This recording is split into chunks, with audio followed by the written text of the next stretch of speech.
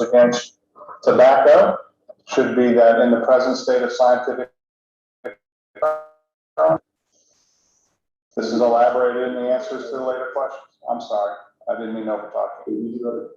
And if you go, certainly. Okay. And if you could read number 6 as well. Number 6 is to have a policy regarding moderation in smoking for responding to requests on this matter. It says regarding queries as to moderation in smoking should be that we believe that smoking is not harmful to normal individuals, and excess in anything may be harmful, that what is overindulgence or excess varies with the particular individual, who the advice of his physician. And at that time, was there any warnings on cigarette packages at that time that smoke caused lung cancer? Not in 1958, no. And what was the industry's position on labeling at that time? Do you want me to read the number or just what the suggestion would be? Or the whole thing? What is the Institute's position on such specific matters as labeling contents of cigarettes, putting on warning labels, adding punitive tax consumption? Matters such as labeling contents of cigarettes, putting on warning labels, adding punitive taxes to discourage consumption, health hazard. The Institute's position on all such matters should be that it has not been proved that tobacco is a health hazard. It is a universal pleasure and relaxation that many hundreds of thousands of people depend on it for their livelihood, and that any surge in consumption of tobacco is unjustified and harmful. Okay. Now, remember we talked about the prior statement that it was people's health was a basic responsibility and paramount to every other consideration of our business. Remember that? And so in this letter from Mr. Hahn to Mr. Hill, where he's discussing the objectives of the tobacco, where in that letter does he talk about saving lives and health of the smokers being paramount? I don't believe. And the next exhibit 6, is PT 02513. Yes. And who is George Allen? He was the president of Tobacco Institute. And what was the reason for this type of statement?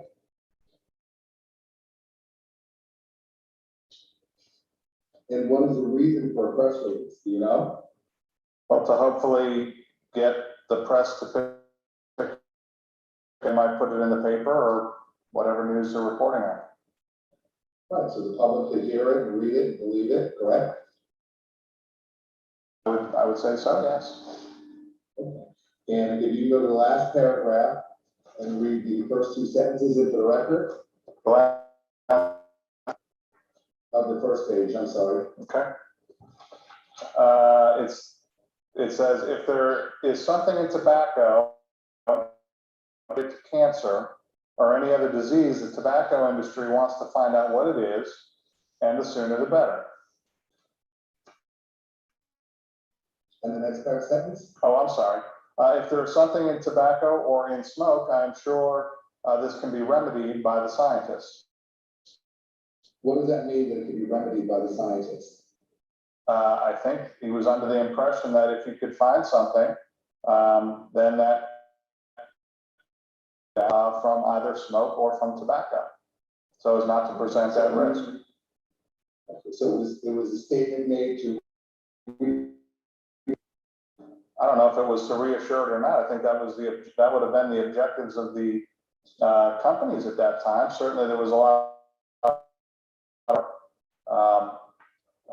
potential toxicants and carcinogens in smoke or tobacco, and remove them.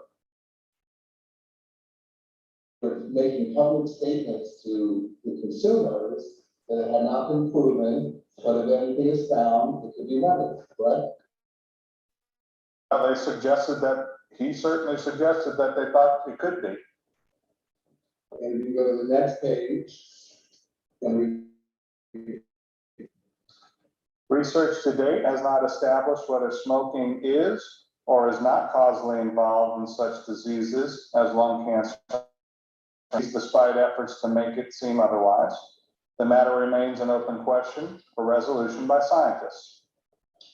so they were telling the public that there was a controversy, correct? I don't think he says controversy, he says that it's under investigation, and indeed it was, or in 65, there was still questions. Well, in 65, that was after the Surgeon General report. Yes. And so, was there any efforts, are you aware of efforts by the tobacco industry, the TIC, R.J. Reynolds, Brandon Williamson, and American Tobacco, to create an atmosphere of doubt and confusion and controversy for smoking? I don't know that I've seen an effort to try to do that. There was certainly research going on at the companies to try potential links were for the association that was seen in epidemiology in the 60s. And there was a lot of effort going on to understand it and remove or reduce toxicants in smoke or tobacco. So you're not aware, you haven't, in the documents, Margaret Reynolds with the most knowledge, you're unaware of any campaign to create doubt or confusion, correct? I wouldn't agree.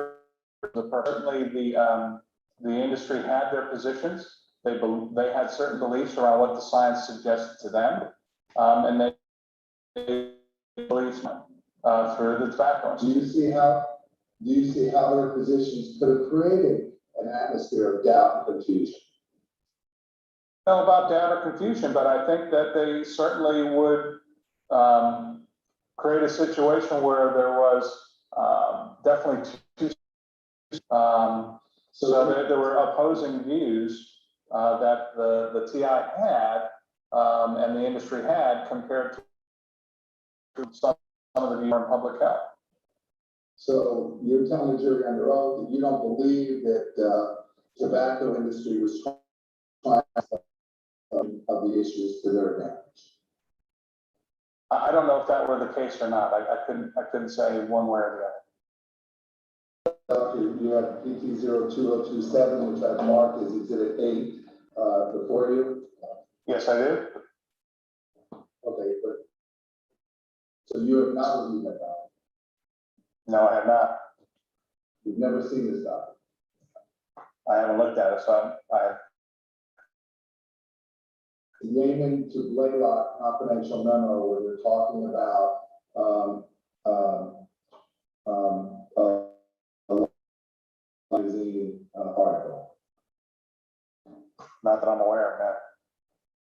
Okay, so in this document, which 027 is going to be in evidence in this case, it's a Yeaman to Blaylock memo that's confidential. It says, obviously, anything we can do to confirm such a situation could work to our advantage. I want you to assume that that is an evidence document. Okay. You agree that it would be wrong to use confusion to the advantage of the tobacco industry to the detriment of the smoking public. I would. And if the tobacco industry is talking about using confusion, you agree that would be highly improper. I don't think it would be proper, The 130, which is Exhibit 16, you can turn to that one. Do you see that? no. I do. So you just told me that you didn't believe that the tobacco company was making statements, misleading statements to promote the. That is correct. Can you read the second paragraph, number 2, into the record from this memo, please? It says the cigarette controversy is subject to the charge and may be subject to a finding that we are making false or misleading statements to promote. Dr. Figure, the tobacco industry, through the Tobacco Institute or otherwise, was making false statements or was making cigarettes, as this memo suggests, you would agree that would be wrong, don't you? I would. And that would be highly cigarettes are, and knowing how many youth in our society are smoking, correct? Again, I would say it would be. They should not lie to promote to make profits, correct? Correct, they should not. Right. And maybe the product was lying about it. Why would that be wrong? That's what I want to know. Do you know why that would be wrong? Well, because it's not the right thing to do, period. And if people rely upon the lies and are misled, they can die, right? You know. I would say that that's certainly a possibility. I mean, I think the lie isn't the deadly part. It's the lying and misleading leads people to continue using a deadly product. possibly, yes. And that's why RJ Reynolds shouldn't do that.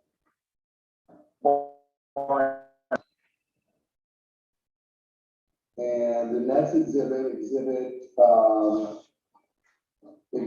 I'm sorry, 1941, which is exhibit 17.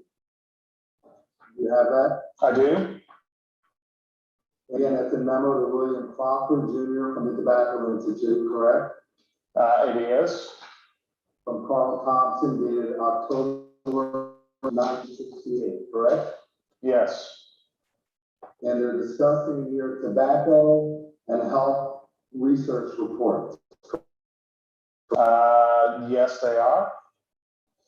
And what are tobacco and health research reports?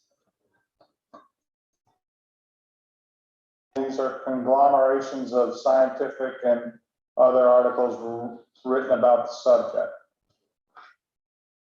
And it was, again, the public health is should still be paramount to the tobacco industry, correct? Yes.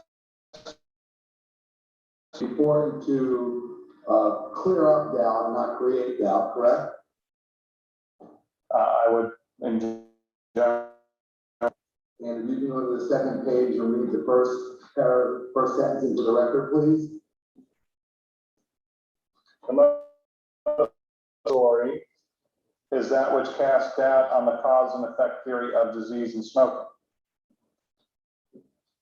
And we can go back and talk about who was the primary audience for these reports.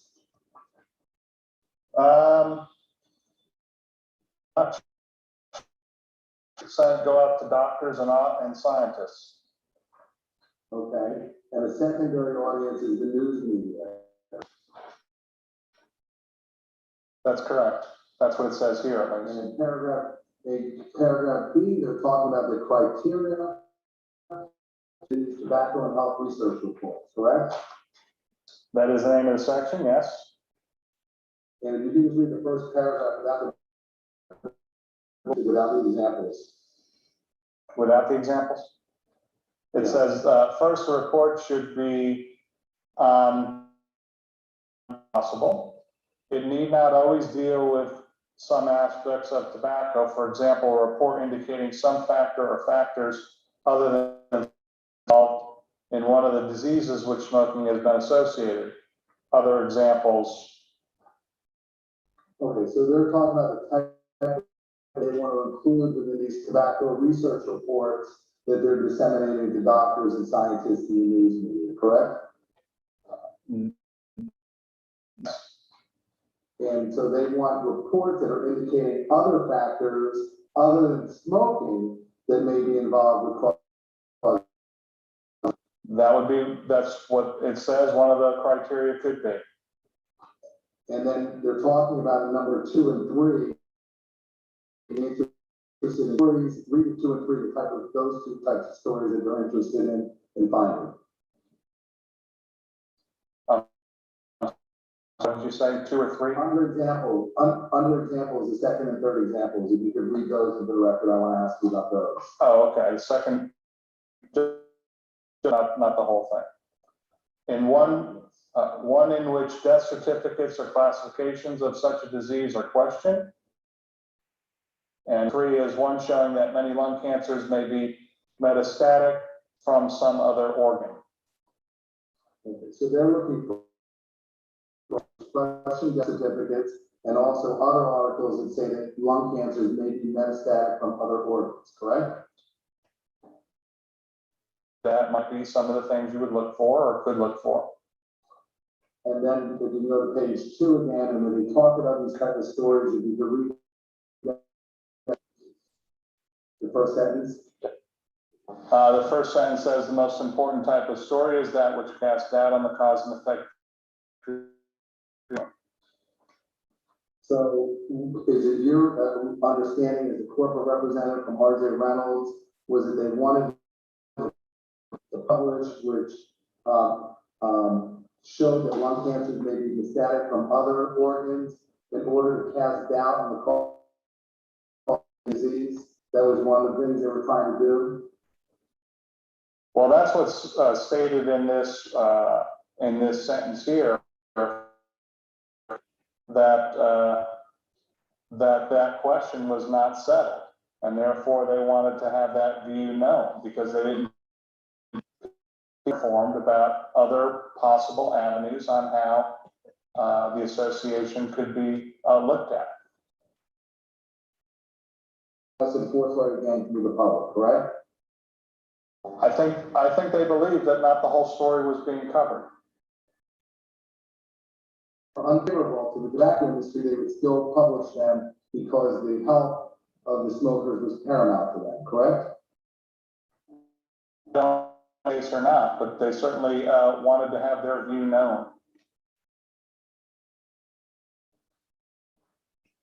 And subsection B, can you read that into the record, please? I'm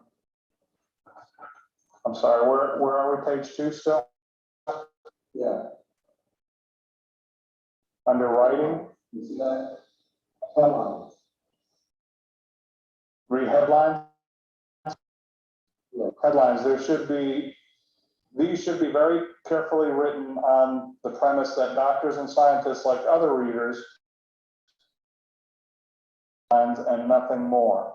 Thus, the headline should strongly call out the point controversy, contradiction, other. Well, they actually have all those with exclamation points, correct? Yes. So they're saying that headlines, there's a controversy, a contradiction, other factors, or unknown, correct? That is what they're suggesting here. So for stories, including stories in which death certificates are questioned, correct? That was one of the potential criteria, yeah. Those stories so that that tell the public that lung cancers may be, correct? That was another one of the several criteria written there, yes. But if we can go back to exhibit, which is 2130, where they talked about our basic position in the cigarette controversy is subject to the charge, and we were making false statements or misleading statements to promote the sale of cigarettes. Remember when we spoke about that? Well, that's what they say about us, but that doesn't mean that that's what it was. Okay, they're actually warning and saying, they're and say that we're making stuff up, but that doesn't mean that that's true. Well, so in 1968, when this individual was writing, may be subject to the finding that we're making false and misleading statements to promote sale of cigarettes.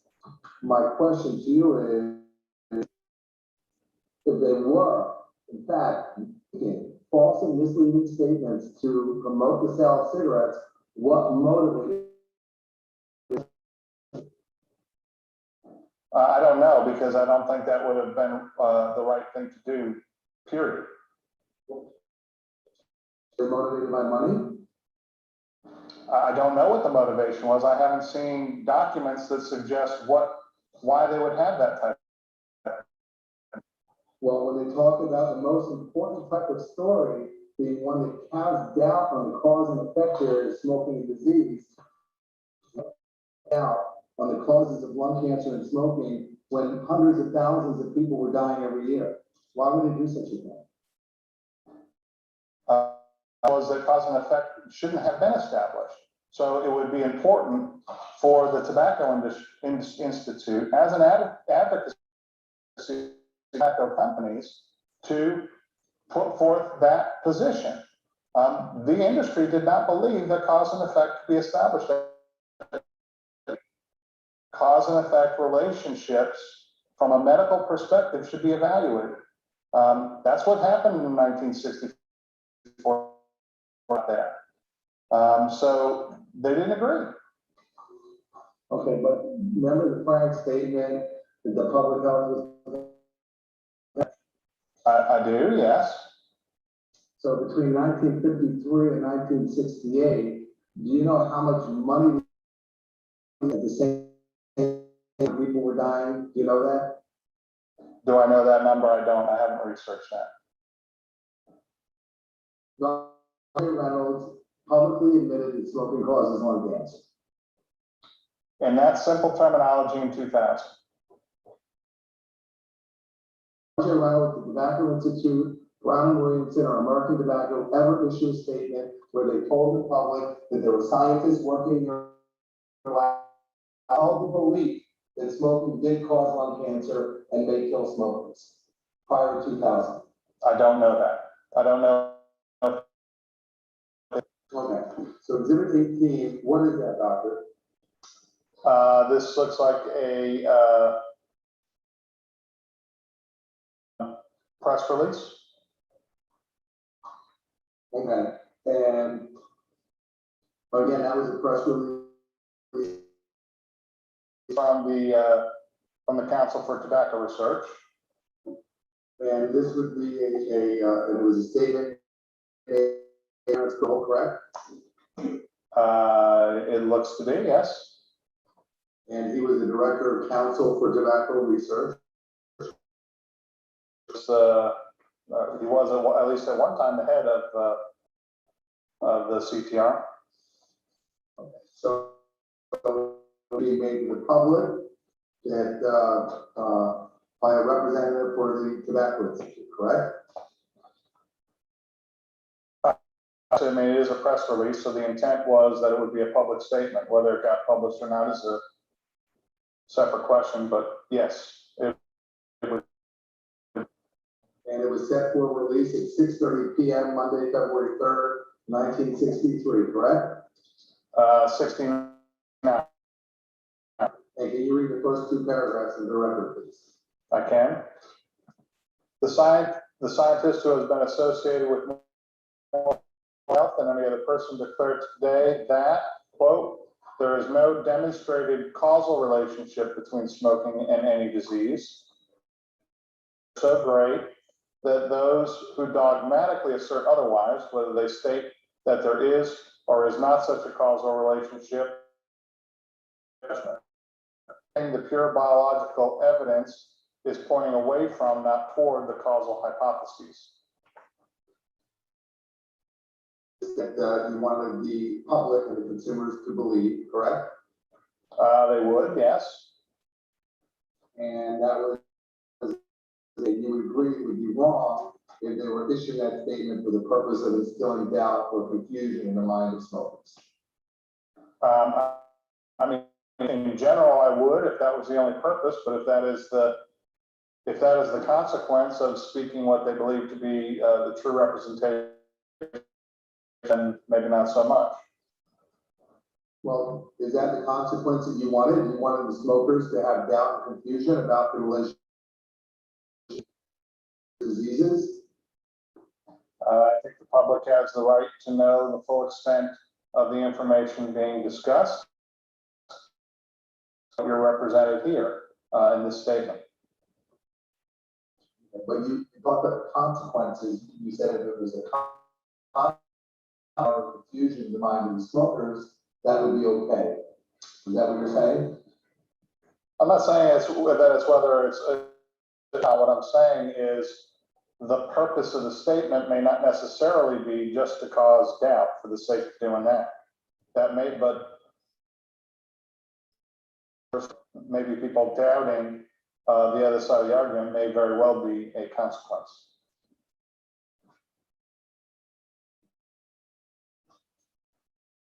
I think the desired consequence was to get this message out. And the message being that it causes lung cancer. Well, that's not exactly what he said, but in essence, similar, yes. Okay. And 25, which is BP 05504-249, that was from February, that's from February 26, 1972, correct? This is the one I was looking at before. I don't know that I see 70, I see 72. But I don't know if the press release was from. Well, it's a February 26th press release where today, Yep. we're talking about it's not right, so it's Yep. probably 72, correct? You got it. That's correct. Can you read the first paragraph of that? I can. It says Little Rock, JCB, Aaron Inga, counsel for the Washington-based Tobacco Institute, said here today that the 1972 report general to Congress on smoking and health, quote, insults the scientific community, end quote, and that the, quote, #1 health problem is smoking, but is the extent to which public health officials may knowingly mislead the American public, end quote. So the public health officials are being criticized by the Tobacco Institute for knowingly misleading smoking and health issues, correct? That is what this particular release says. Whether or not this is out, I don't know, or whether it was picked up, but that's what this release suggests. It may even be a draft. I don't know.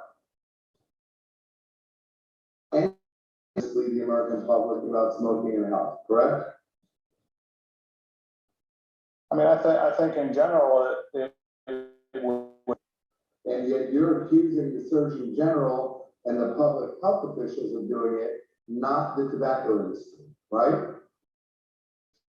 That's what it suggests in this press release, is that the public health community isn't necessarily there. That suggests. All right, you agree though, so that by issuing press releases like these, that you or the industry would be creating doubt in the minds of smokers as to whether smoking did in fact cause cancer?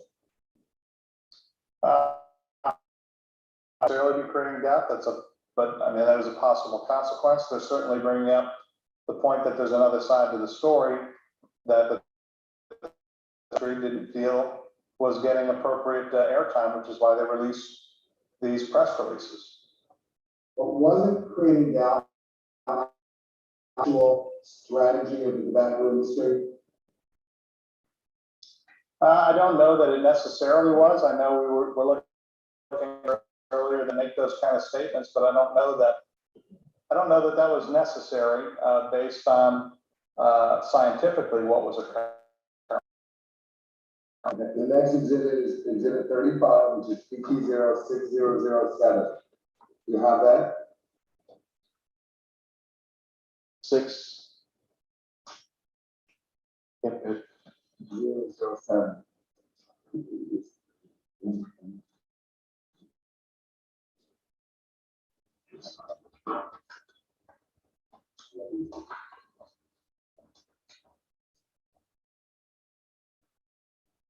And what do you know what that document is?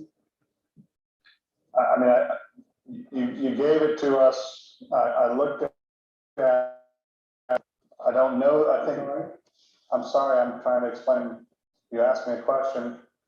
You gave it to me, I read this, it looked like, meeting notes or meeting minutes, or handwritten, it's a handwritten document, I don't, who wrote it, or, Okay, but it's a meeting, it's, notes from a meeting that, Mr. they mentioned Mr. Yeaman, correct? Yeaman is on the list, it says CTR meeting, Yeaman, looks like Hockett, Stevens, Judge. Right, so Yeaman, we know, is with Brown and Williams, correct? Brown and Williamson, yes. We know the judge is with Lord, correct? Well, I mean, based on the memo, I don't know, there might be other judges, but Is with, CTR, correct? maybe. And do you know who Stevens and the other gentlemen are? I might have. Okay. And if you go down where it talks about quality of investigators and the work done, do you see that? I see it, yes. And can you read that in number 1 and 2, please? It says the quality of the work done has improved dramatically because 1, targeted research, 2, availability of federal funds. So tobacco money ain't so dirty anymore. Do you know why they would be referring being dirty for investigators? Maybe because other people in the public health community would be advocating to be used for research. And then if you could read the last 2 sentences on the first page and the first 2 on the next page. First 2 The sentences. last 2 sentences on the first page and the first 2 on the next page. CTR is insurance the tobacco industry can buy, and without it, the industry would have to or would be dead. And do you know why they're referring to the CTR that the industry can buy? Do you know what that all means? Well, based on sitting here today, historically, I have no idea why. And the very last sentence, what does that say? We better know more about smoke components than anyone else. Okay? Why do you think it's important for a tobacco manufacturer to know more about the components of their product than anyone else? You make it. Exactly. So since you make your product, and since you're selling it to people who are smoking it, you Certainly the components of it, yeah. And I think we generally do and have. 70s, when you were saying that you didn't know that smoking caused lung cancer, you would agree that people should be able to know more about it than anyone else. Yeah, I mean, we should know more about our product, but knowing how disease form, I don't know that that's necessarily our expertise. Certainly have opinions based on what we know about our product. The next exhibit about, and by the way, is there any, when we're talking this document, when you review this document, and we're talking about, is there any mention in there, in that entire document about helping consumers or about the public health being paramount concern of the industry? Not those words now. And it was similar to those. Well, I mean, they're talking about, well, I don't know, but they are talking about research areas, but no, not in those words. Document is PT0 is number 40, PT0 1544. Okay, Okay, and, this is a Brown and Williamson industry doc. it looks to be. Okay, and if you could go to the second page, please, Okay, right there. If we could read from originally and down 1, 2, 3, 4, 5, 6, 7 lines, and you could read from originally up to the record, please. okay. Originally, CTR was organized as a public relations effort. The industry told the world CTR would look at the diseases which were being associated with smoking. There was even a suggestion by our political spokesman that the industry would try to root it out. The research of CTR also discharged a legal responsibility. The manufacturer has a duty to know its product. You agree, though, doctor, that the manufacturer does have a duty to know? And do you agree that the industry never told the world that the CTR was merely a public relations effort? I don't know what they told them necessarily with regard to public relations. I don't know that it was. You know that it was? I said I don't know that. So as the corporate representative with the most knowledge from RJ Reynolds, as you sit here today, you still don't know whether or not the CTR was merely. I don't believe that it was. I don't think CTR was. I think the Tobacco Institute, in many respects, was a C group, but CTR as a grant and aid group was not. So again, this is another industry studies who may be mistaken, correct? Quite possibly. If you could read that to the end of the paragraph, please. And suggested that our industry research should enable us to give quick responses to new developments in the propaganda groups. For example, CTR or someone should be able to rebut the suggestion that smokers suffer from a, is widely alleged in the press some few months ago. A properly designed research effort need instant response on subjects of public interest in the smoking and health controversy. Finally, the included special projects designed to find scientists and medical doctors who might serve as industry witnesses. All of these matters and more should be considered in asking what kind of research the industry should do. When the industry is supposed to be concerned with the public health, well, you agree that the industry is supposed to be the public, right? They should be concerned with the public health, yes. And so why is it then that they're coming that the kind of research that they should be doing, the CTR should be doing, should include projects designed to find doctors who may serve as industry witnesses? Well, I mean, I don't know ultimately what that suggestion is in what need they're trying to serve there, other than reading earlier in the paragraph. I think it's obvious that the author believes that there are smokers out there spreading propaganda about cigarette smoking, and therefore they're looking for CTR to have suggest otherwise against the propaganda effort. So, But the proper is the statement that smoking causes lung cancer in people who are smoking.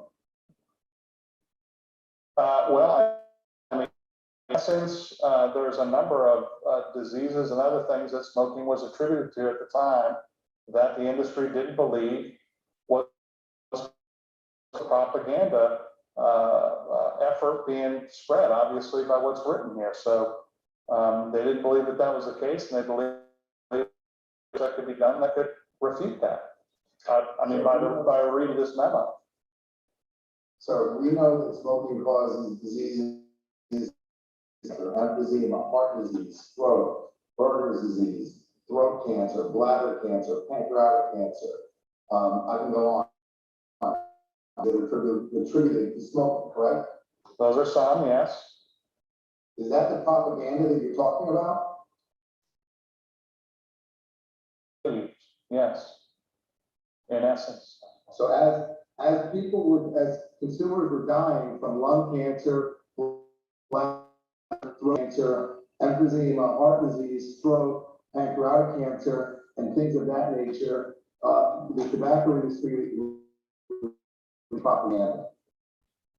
They didn't believe that those, that cause and effect relationships for those types of diseases were established. And they felt in some cases that there was obviously a propaganda campaign against them as this, I'm not. Right, but I just want to be clear, that's the propaganda that you're talking about, diseases that were killing the customers, correct? They're talking about, they said peculiar diseases in here, so I don't know, they didn't specify, but they certainly suggested that there was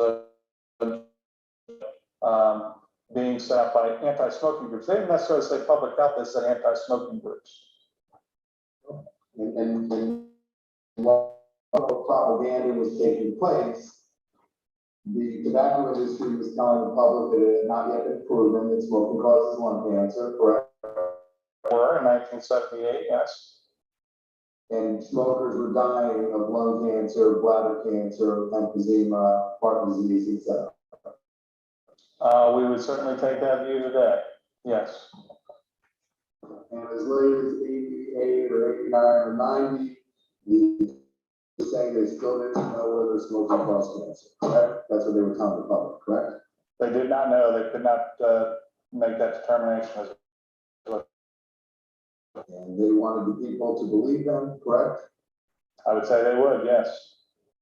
And they were lying about it while people did the wrong thing to do, correct? It would.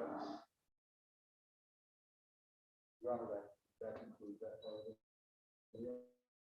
So, at this time, we're going to publish some documents from PT 055, which is already in evidence, and then also PT and MIA, which is in evidence.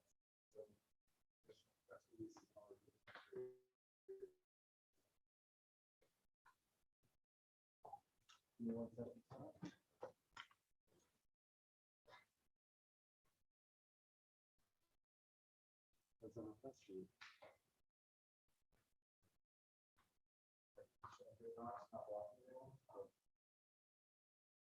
Well, yeah. So these are in evidence. It's a composite of some press before, and this is just some of them that you all haven't seen yet. I think one of them you have seen, so I'll just skip over it.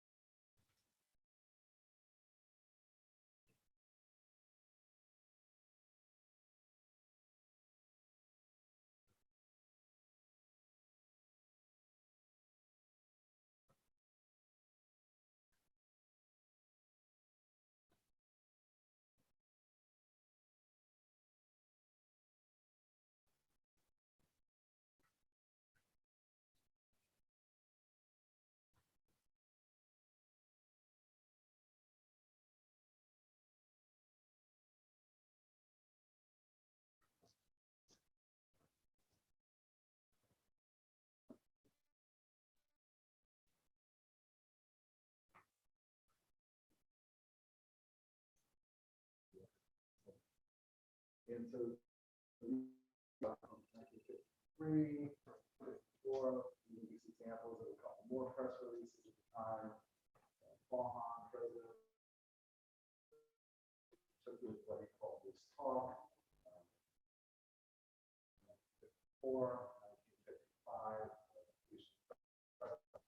There's no convincing clinical or experimental evidence. As yet brought forward that cigarette smoking is the positive cause of all case improved against tobacco and the present state of scientific knowledge on the subject of smoking health. It is not justified those adequately.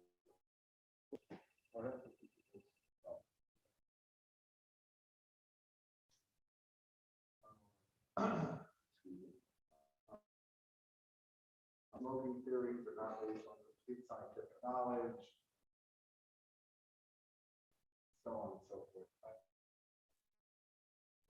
55. The American public should not be misled by sweeping generalizations based on a survey that has been criticized for limitations and inadequacies.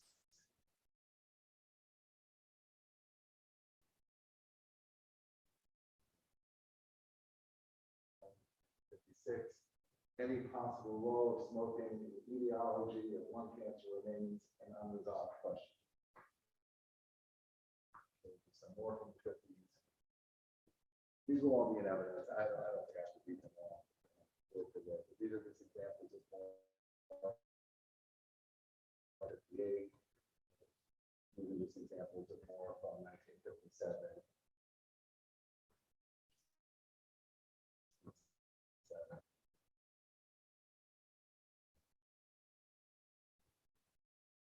Pretty much. There in evidence, if you want to look at them, they're in one composite. These are from the 60s. This position is and has been that much more knowledge on cancer, especially lung cancer, is necessary for the causes to be established. This position is shared by outstanding scientists here and abroad. And then again, these are one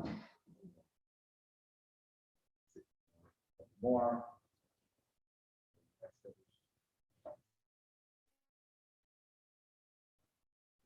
1962. More examples. I don't think I can read.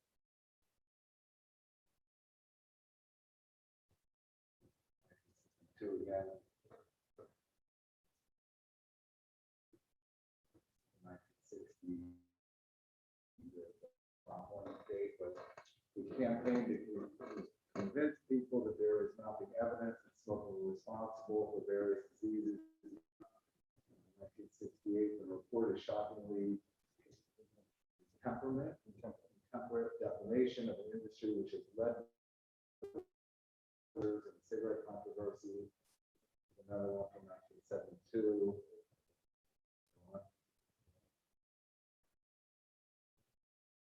Another one from 1903.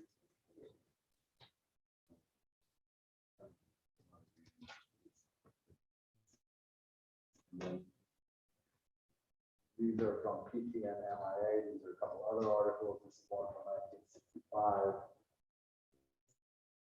Back to the industry fought back Wednesday against legislation which would require cigarette advertising and cigarette packs to display warnings to habitual health. Many distinguished scientists, however, are of the opinion that it has not been established that smoking causes lung cancer or other diseases. Your Honor, I'm a little confused. We'd ask the paragraph 4 of that article be read as well. You have it. Shadows.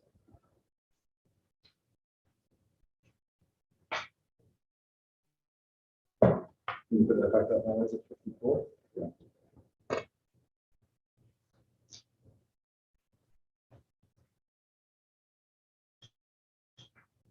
So can you pull up the article or do you don't have to? I think it's what is it?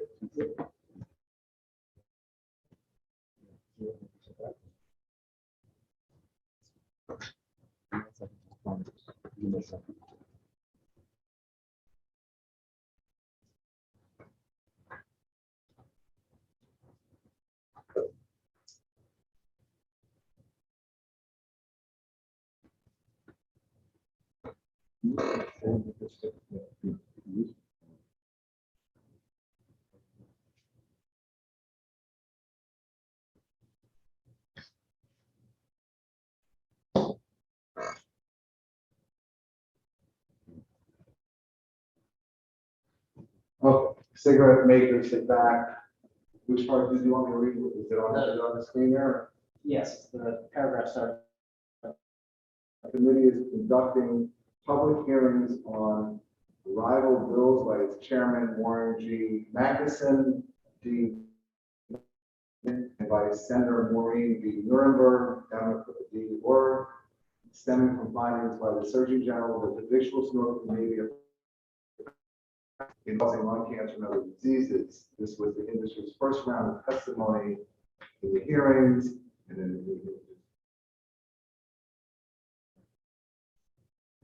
so on and so forth. I do not believe that lung cancer is caused by cigarette smoking, and I do not believe that smoking is responsible for living of life. Anything else? I just wanted that in there.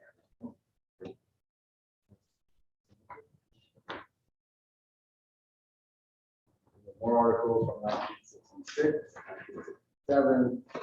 Smoke tied to cancer question. Dr.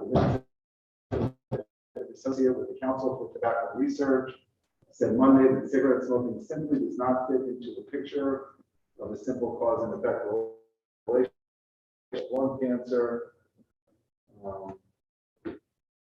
etc.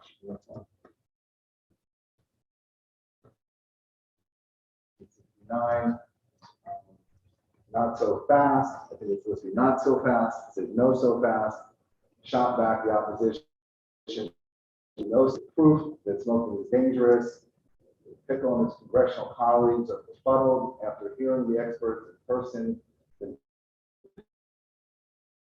The newspaper or hears about it in television.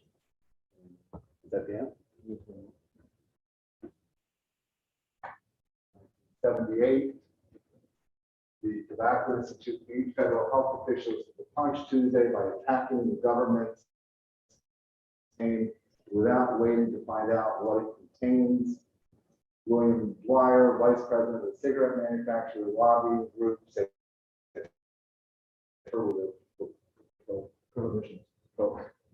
prohibitionist mentality who is using his public power in pursuit of 1979 study on smoking is panned before it's even released. The Tobacco Institute's news report, which they had not seen at the time of this press conference, is a little different than the argument that's made for 15 years. The smoking disease, no one has proved that smoking causes disease. So if you want to read.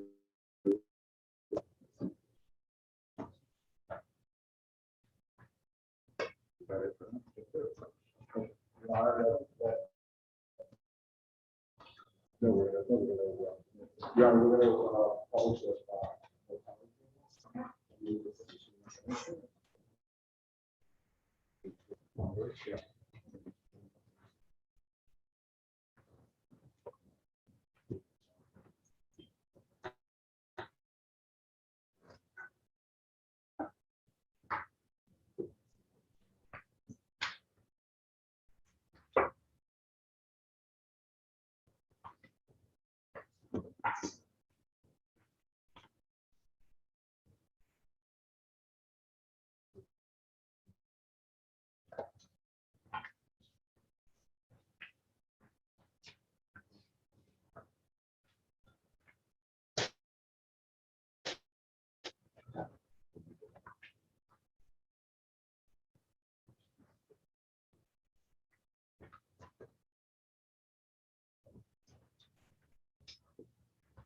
Ladies and gentlemen, according to the life tables as published by the Health and Human Services Centers for Disease Control and Prevention, in 1993, a 72-year-old white male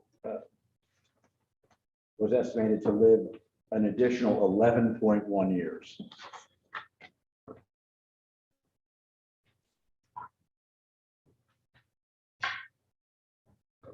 Subject to putting it in this.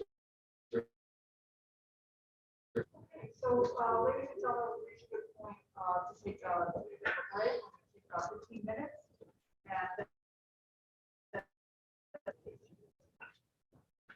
All right,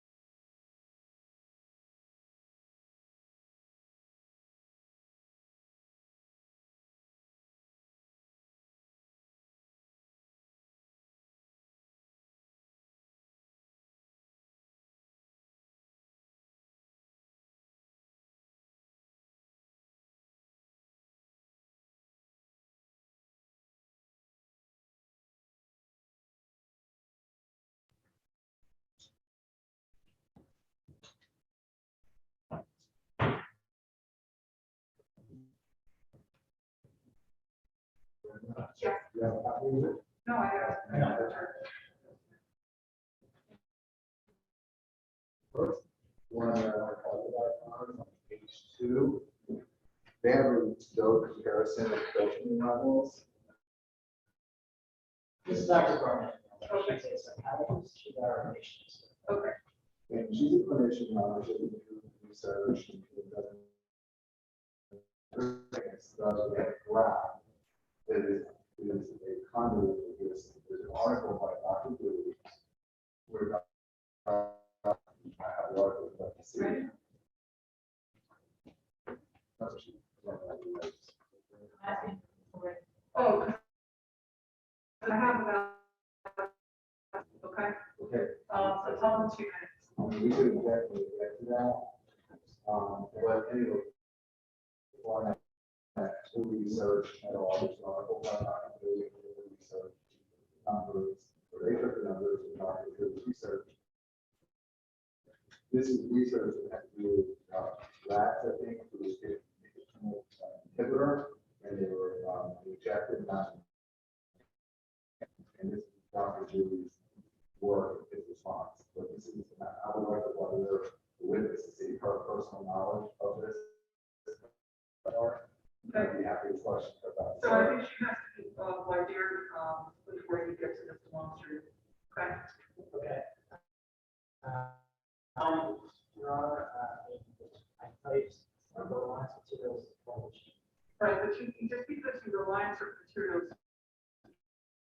Right, so, Yeah, I understand, and I'll let you know when I get that. okay, thank you. What In terms of, and obviously I would love your access presence.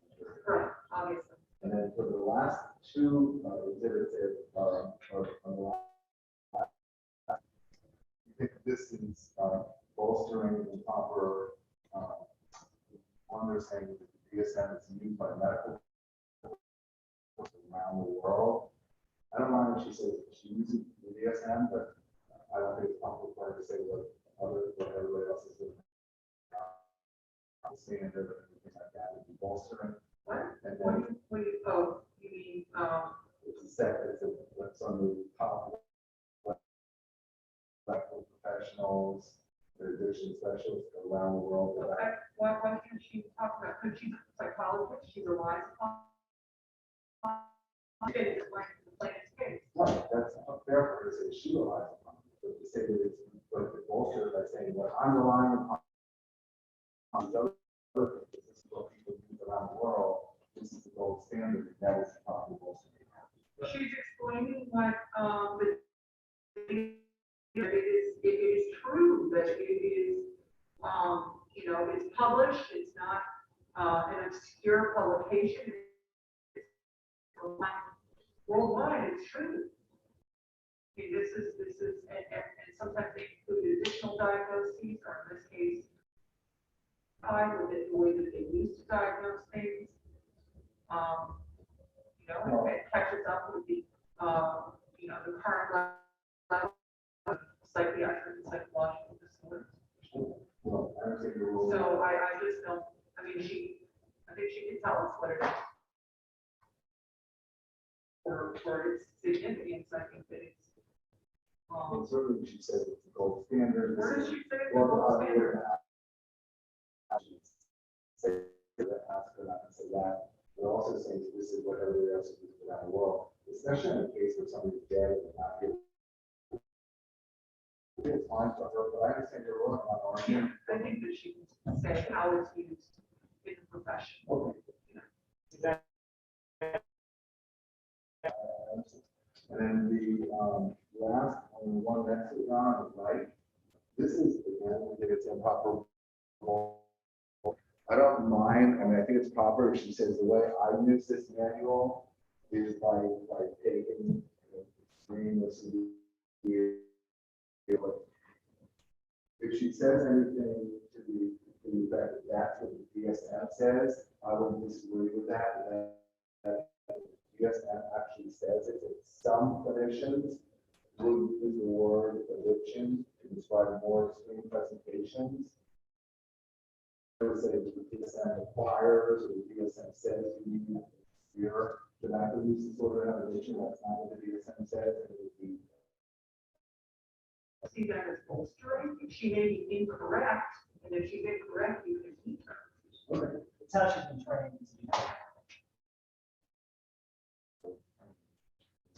I think your testimony on that, I just don't think I invade the witness in that way. Is she wrong? All Right, thank you. Your Honor, one last thing before the back to the jury, before we. Actually, two last things. Two last things. We're moving for direct verdict on separate conditions, subject to. Can you reserve it until we, Absolutely. you know, proceed with your first one? If that's on. Thank you. Are Your Honor, I you think the last thing is we are going to start with publishing an issue of request for issue with the last.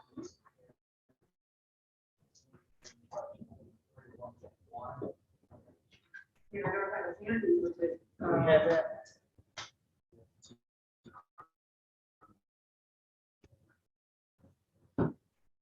Is it the, I got it. the old jury instructions?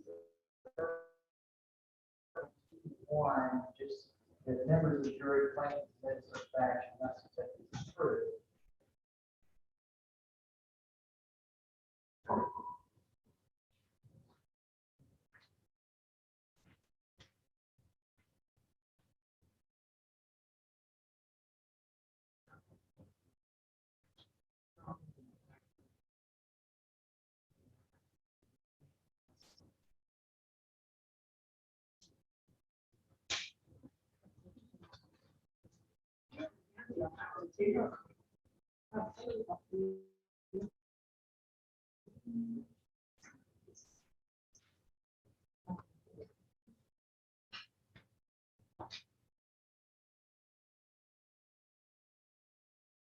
Okay, so 301.2.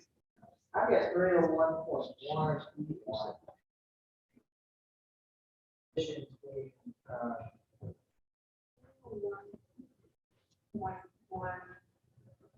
Members of the jury, facts agrees, acceptance facts is true. Yes. And so I just need the admissions, where they, Observe, plaintiff to respond to. I'm going to read those, three admissions that we. I would ask if we wait on that because I know it's not going to be here, I should make that something to add on that. We should. Versus a question mission. The standard inspection. I think the background on this is that they install those issues. well, actually, it's on admission, it's not stipulation. Right. So members of the jury, plaintiff has admitted certain facts and must accept these facts as true, and then the admissions are. Yes, exactly. Okay. And that's what I'm going to do.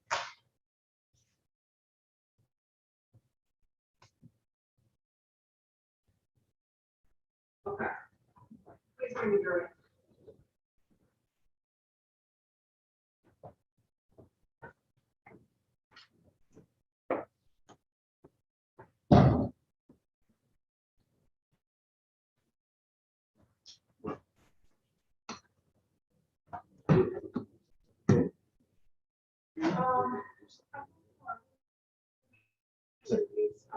Mr. Bassett? Yes. Are you still going to use that little table to sit your witness at, so they're close to the jury?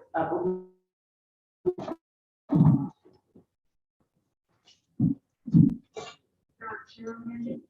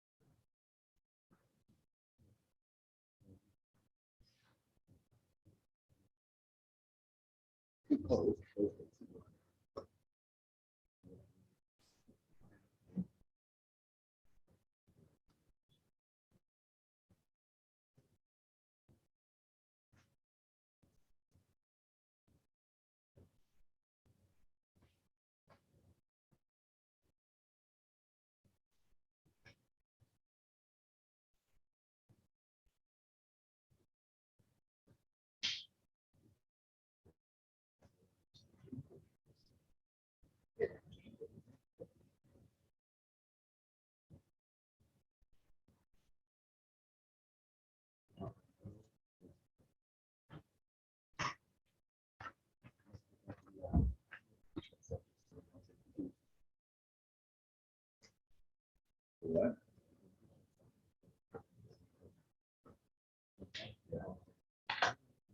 Yeah.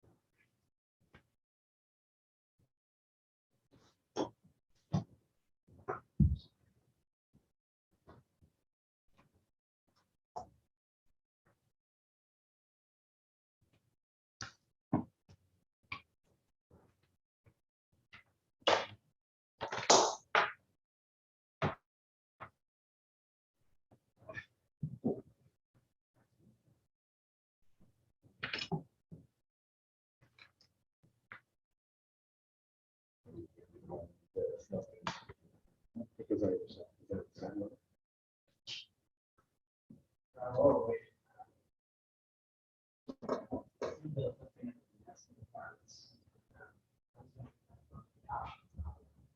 that's fine. Yeah. She also wanted her to explain she's vaccinated. Well, actually, there-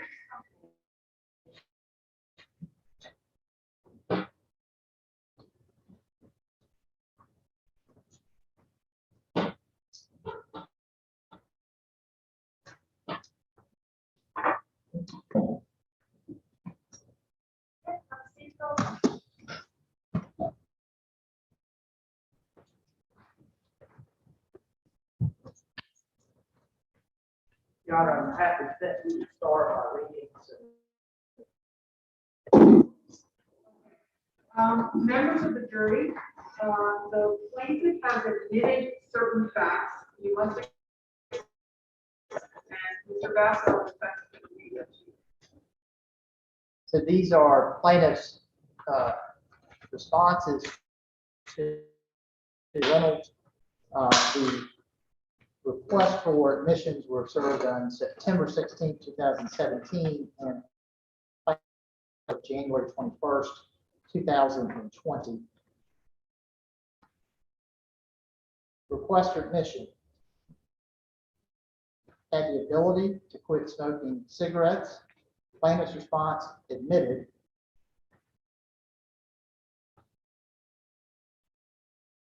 Leo Yount could read and understand the warning labels on cigarette packs. Plaintiff's response, admitted. Request for admission, Leo Yount quit smoking cigarettes in 1991. Plaintiff's response, admitted. That concludes our reading of admissions, Your Honor. Your Honor, at this time, defense calls back.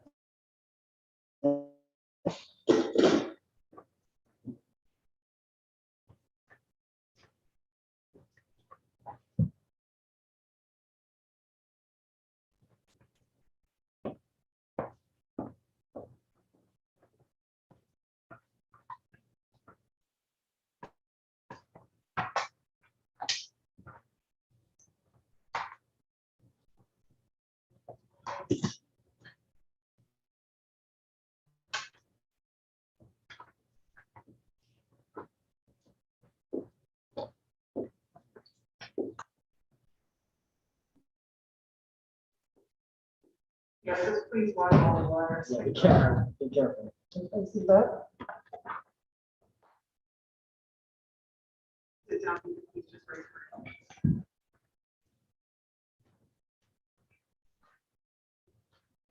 hand. Shall we this question, the whole truth and nothing but the truth, so you know?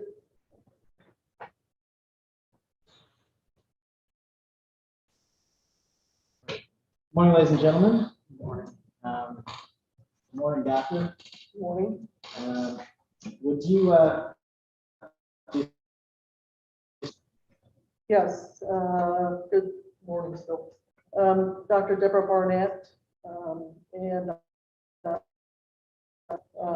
all the way from across the state in Tampa. and are you currently licensed to practice medicine in Florida? And are you a medical doctor? Pardon? Are you a medical doctor? Yes, And what is your occupation? I'm a psychiatrist. And can you tell the jury generally what a psychiatrist is, a psychiatrist does? Sure. As any other physician, you complete in college, then you go into medical school. And after medical school, then of course, that's the to specialize, whether it's in internal medicine or orthopedic surgery or psychiatry. So then after medical school, so after all of that, then that's how one becomes a psychiatrist. And we're going to talk about this more in a bit, but in addition to your general psychiatry training, you have additional specific subspecialties of psychiatry. Yes, I do. And what are those? Psychiatry. I also have specialty certifications in geriatric psychiatry, forensic psychiatry. Now, before we get into the rest of your qualifications, do you also show what questions you've been asked to evaluate in this case? Yes, I do. Check out that. So, can you just explain this and tell us what the questions are and what you evaluated for this case? Certainly, as I would, certain things that go into it, you know, that you want to hit on, be able to address in the course of this analysis. So, and nicotine and smoking, physiological effects, the biological effects of nicotine, and whether just addicted to cigarettes containing nicotine. Then whether Mr. Yount could control his smoking when he wanted to do so. And then finally, did an addiction, if it occurred, cause Mr. Yount's illness illnesses or death.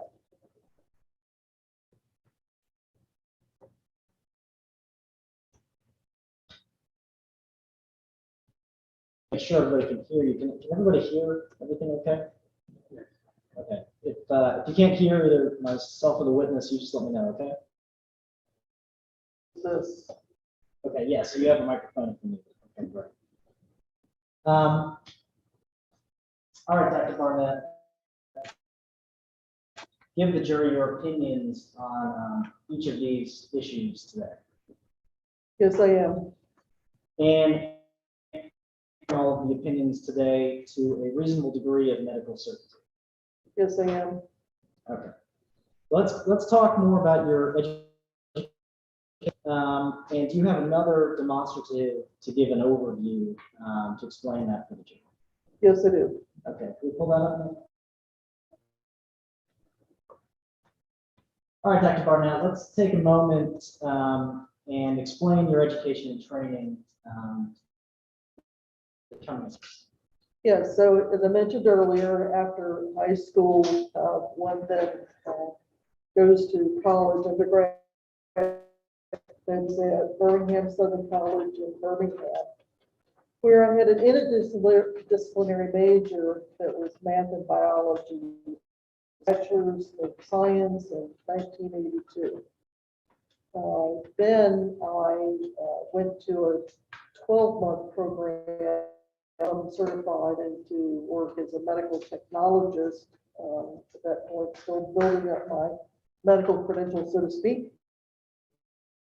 I was allowed to enter medical school, which was at the University of South Alabama, College of Medicine, which is, and there I attended from 1985 until 1989.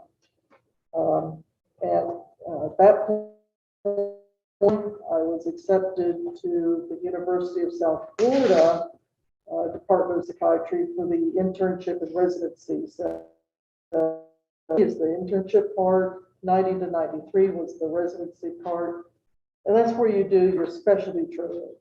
And so I can, let's see, June of 1993. Since then, because I am so involved in addiction work, to get training and certification as a medical review officer, which I did, let's see, that 2014. Now, did you receive any special awards in medical school? Yes, I did. What did you receive? So in medical school, I worked with the neuroradiology department, and I won an award through the Department of Radiology. During your internship and residency, did you during that time? Yes, I did. And were any of your rotations specifically for it? They were. Can you estimate for the jury how many patients you treated for addictions during your internship and residency? A pretty broad estimate, but certainly hundreds and hundreds. I would say probably 4,000, but quite a number. And so following your medical education, you became a clinical psychologist. Yes. Okay, and are you the type of psychiatrist that treats patients, or are you the type of psychiatrist that performs research? I am that treats patients. And do you spend your professional time sitting in the library and writing and publishing in journals? Do not. I'm primarily patient oriented. I have an office practice. Why do you choose to do that? That was my primary choice. That's what I wanted to do. You know, there are some people that in their training, say in the world of academics, they want to do primarily teaching, and usually in academics, there's a lot of research involved, more of the hands-on. And even though you are a clinician doing hands-on work with patients, do you classes? Yes, I do. What do you teach? Approximately 2 years ago, you know, in Tampa, had just started up a program training physician assistant.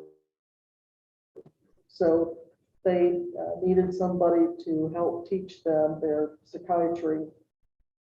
So initially it started off a preceptor, and what that is that in their second year of training, they actually do the hands-on experience as a experience. And so they spend right around a month with me learning about the different things. And then in addition to that, then I've also started, which was in the very beginning of 2020, the first year students with actual lectures during that didactic year. Can you tell us about patients in clinical practice? My clinical practice, I see really a variety of different types of patients and psychiatry. These include the more common kinds of things like depression and anxiety, some of the less common kinds of things like schizophrenia, and then within all of that, fairly commonly a variety of substance use disorders. And there's many more that just appeal to the kinds of patients that typically are encountered in a psychiatry practice. And can you estimate what percent of practice involves substance use and abuse issues? Yes, so I treat substance use through my program. So substance use disorders represent approximately 35%. Yeah, you can take that. Now the jury has heard about board certifications. Are you board certified in general psychiatry? Yes, I am. And what does that mean? The number of examinations that one does is one goes through the medical training. There's, of course, some basic medical time that you're in medical school, and then when you're in psychiatry training, a number of examinations. Then following psychiatry training, then you're for the board examination, which at the time that I did it was written as well as then more than a year process for that. And then it's been very, so that certification now is every 10 years, but actually is changing even as we speak. They're going to change. As you know, the jury is here to decide issues about addiction, and that's what your testimony is going to focus on, right? Yes. And you're certified not just in general psychiatry, but specifically in addiction psychiatry. Yes. Now, do all addiction psychiatry? No, not all psychiatrists are board certified in general psychiatry, and even those that are only a small portion are additionally certified in addiction psychiatry. You have to be certified in general in order to be certified in many of these subspecialty areas. Do you have additional training in pharmacology of addiction substances? Yes. And does that include the effect on the brain of certain substances? Yeah. And does that include the effect on the brain of nicotine? Yes, it does. Expertise on addiction behavior. Yes, I do. And can you describe that training for us? Anything in addiction or really in psychiatry, the training comes from not only book learning and lectures, going workshops and seminars, but also from experience.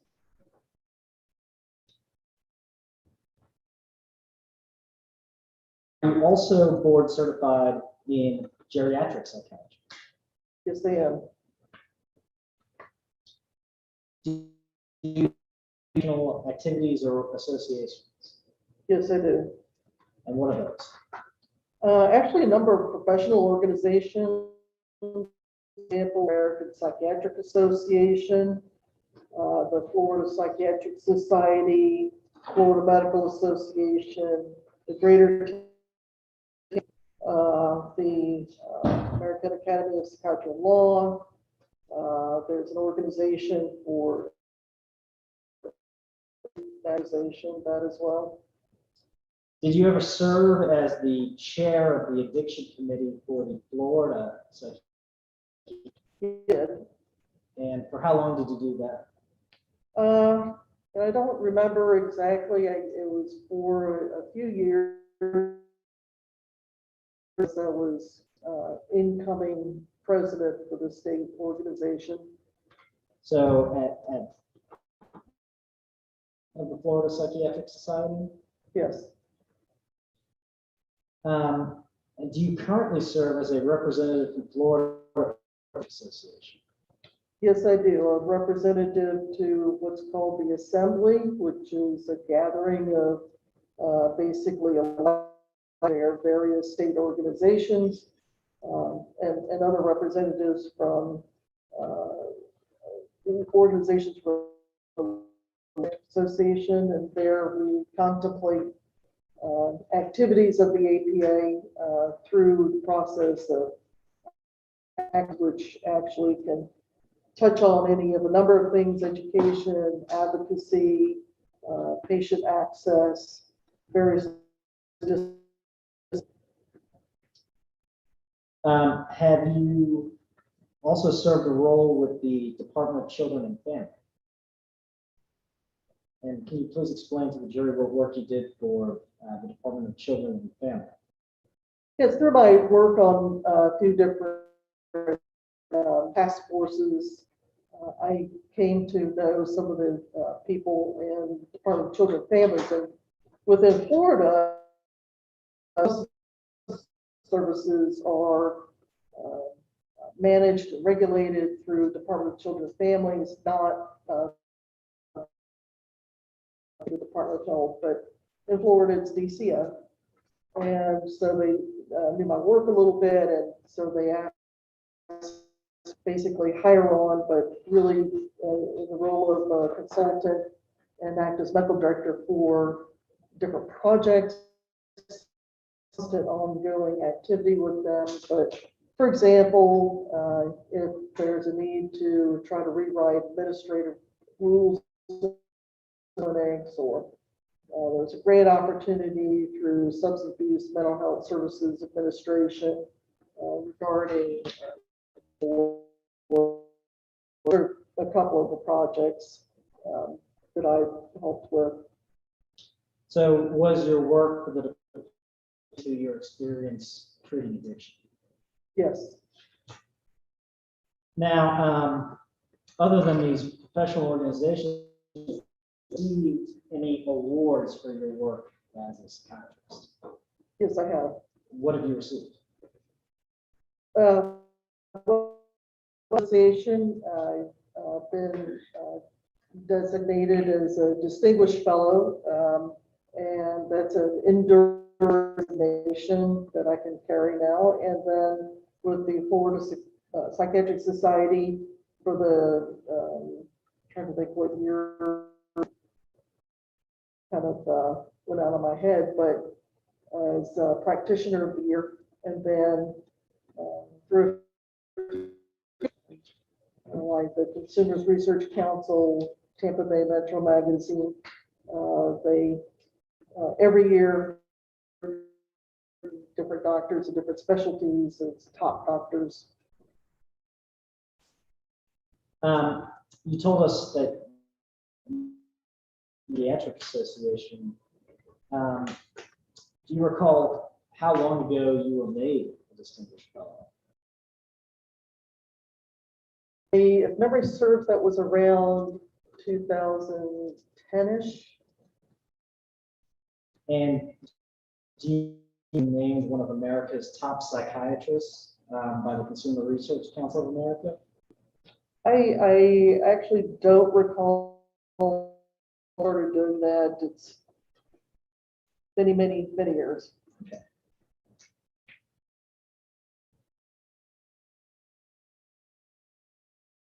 Now, we talked about 3 of your board certifications. You actually have a 4th board certification. Yes, And forensic psychiatry. yes. Okay, can you tell us what forensic psychiatry is? Sure, I'd be glad to, because for a lot of people, psychiatrists, they think of the forensic crime shows, that somehow I do that kind of work. Not so much as to involve oneself in some area that involves both legal issues, and that could be a variety of things, really. And so what does a forensic psychiatrist do? The variety of things that a forensic psychiatrist could do could be expert trial work, kind of like what we're doing here today. I also do what are called fitness for duty evaluations, that is for people that are alleged or either psychiatric or substance use issue that may affect their ability to work, particularly if it's in a safety sensitive position. It could involve questions of disability related to psychiatric issues. I also do work with the public defender's office on capital murder cases. When there's a question again of something, the issues at hand that might be of a psychiatric or substance use kind of nature. And so forensic psychiatric practice. Yes, it is.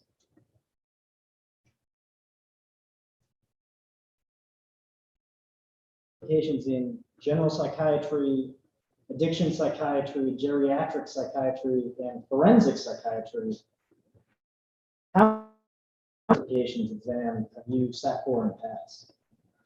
I think the number is somewhere around 14. And have you passed every exam you've taken for your boards? Yes.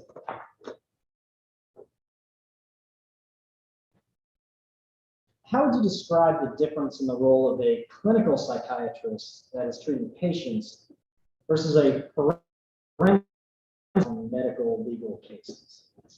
Yes. So with in a clinical practice, somebody comes to you for treatment, usually, so they're treatment seeking. And so the issue at hand is generally to do that assessment, to diagnostic assessment, and then to figure out what's going to be done in terms of management or treatment. Forensic work, there is a question, and it may involve a question about diagnosis, but more also involves questions of cause or causation. You have to take a much more objective at evidence, so to speak, from a multitude of angles, versus in the clinical practice, you're typically information from a person, probably doing some, at least in my practice, screening instruments and rating scales, discussing the result, which is something you don't really do in a forensic practice. The process by which you, as a forensic psychiatrist, analyze a case in order to answer the questions that are put to you. So in a lot of these cases, the analysis involves getting a hold of as many relevant witnesses, corroborating information as much as you can, doing an analysis, because disconnect somewhere along the way between the records of different kinds of witnesses, and really trying to what is the reason for that difference? And then, sometimes the difference may not even be all that significant in terms of issues in the case. Is it important to you as a forensic psychiatrist to do this? Yes, it is. And are you still using your clinical set? You're using clinical skills to the extent that you're trying to understand the actual diagnoses. And so there's an overlap there because you're still applying the same clinical judgment, diagnostic criteria either way. You mentioned that the role of a forensic psychiatrist is to evaluate the inconsistencies in the evidence that you see. How do you make those determinations? How do you make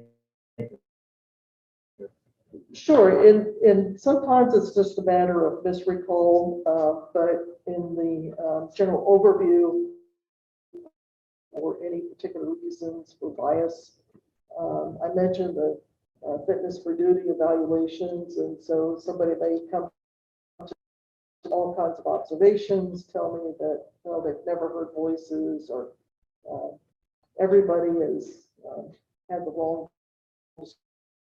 So to that extent, sometimes I really do have to resolve these differences, and it just the way that it goes. Now, do forensic psychiatrists analyze behavior and the basis for those behaviors in the decision-making process? Yes, and a lot of forensic work, that is one of the questions that's called into play. And why do you analyze behaviors and actions in a case like this? Well, as I mentioned, part of it is trying to deter but a lot of the different work, there's personal reasons why a person at certain times the way they can do. It's important for me to understand that. In these kinds of cases, it's important to understand different reasons they're doing, and they're relevant to the ultimate answers I'm trying to address in the case. Forensic psychiatrists like yourself assist a jury in understanding the issues involved in a case like this. The way involved that in this particular case, there are questions of addiction, and it's an area of familiarity, but really not maybe as much familiarity. Plus, the whole terminology can be confusing, and what the terminology means or what they think that it means, when in reality it's certainly a medical issue, a scientific issue. And even aside from that larger question, there are still a lot of nuances in terms of applying criteria, the different effects on substances and different effects on cognition and motivation, role, whether you're actually treating a substance use disorder or doing an analysis in a case like. And this is not the only tobacco case that you've worked on, right? That is correct. How much of your current forensic caseload consists of?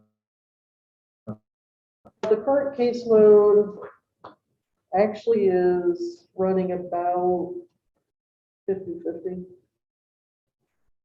50% tobacco, 50% other kinds of cases. Putting aside the tobacco cases that you've worked on, do any involve substance use or addiction issues? Yes, they do. Can you give us an idea of what type? Sure. The work that I do with the public defender's office, oftentimes there are substance use issues. I deal with legal work as well. I've done cases that involve standard of care where somebody was treated at a facility for I've done a case involving family or child dependency. The concern there was also involving substance use. Now, have you ever testified? Yes, I have. How many times? Those are not numbers I easily keep in my head. I've positions in trials, and the number 16 comes to mind. I'm not sure. Their deposition or trial. Right. Now, in these cases in which you have testified at trial, I always found that case was not. Yes. Now, have you reviewed cases that you weren't called to testify at trial in which you found the smoker was addicted? I reject that approach. Sure.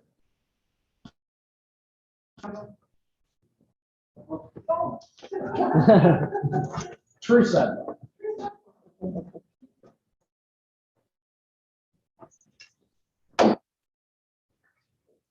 Oh, that part.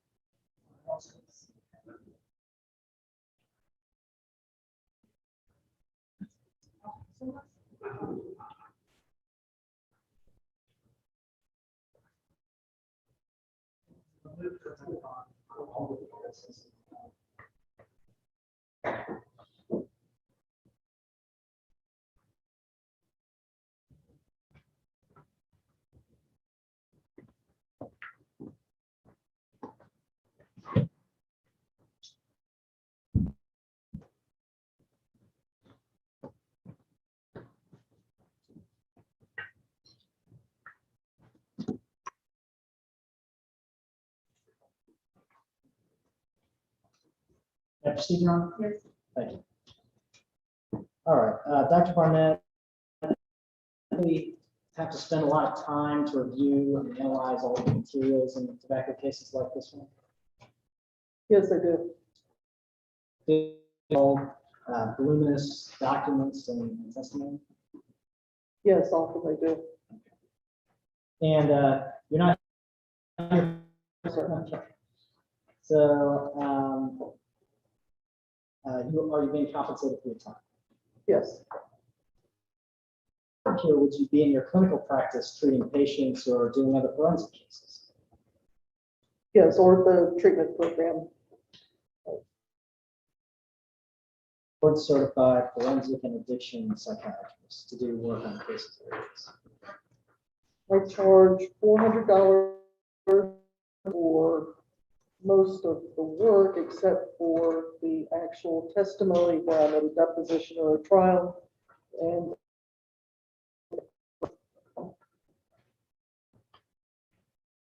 do you recall approximately how long you've been doing memory serves, I started the work around 2000. Taking into account all of your work on the tobacco cases, from reviewing a case to testifying in the case, about how much money have you?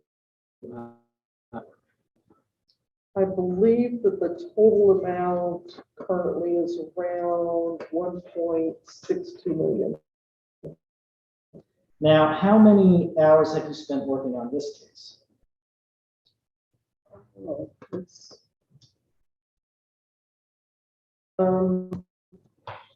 I've actually forgotten.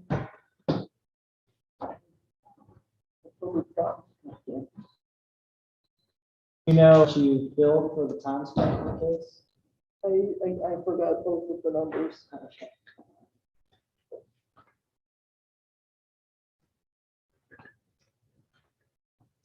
Well, as you know, two of the issues the jury will have to resolve was addicted to nicotine and cigarettes, and whether an addiction caused his illness and death. You understand that, right? Okay. So with that in mind, let's talk about your experience diagnosing and treating substance abuse. Now, first, your practice involves treating substance abuse. So it's around 35%. And can you tell us? A variety, really. All of the common substances that you would think about: alcohol, certainly cocaine, methamphetamines, even hallucinogens, and other kinds of pills, tranquilizers, but and then certainly tobacco.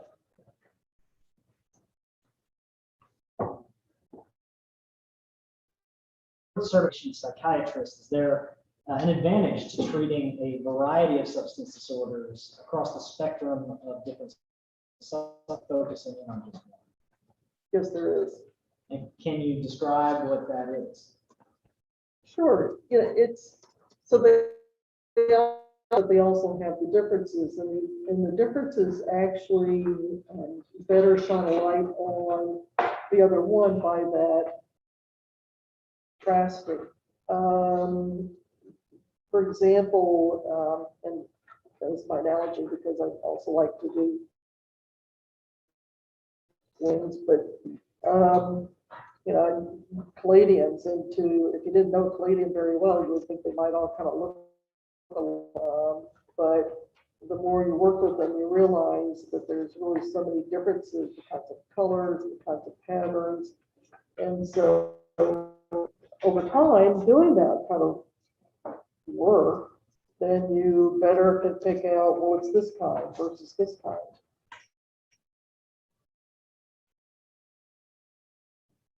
Do the effects on behavior among various substances as a forensic psychiatrist? Yes, How so?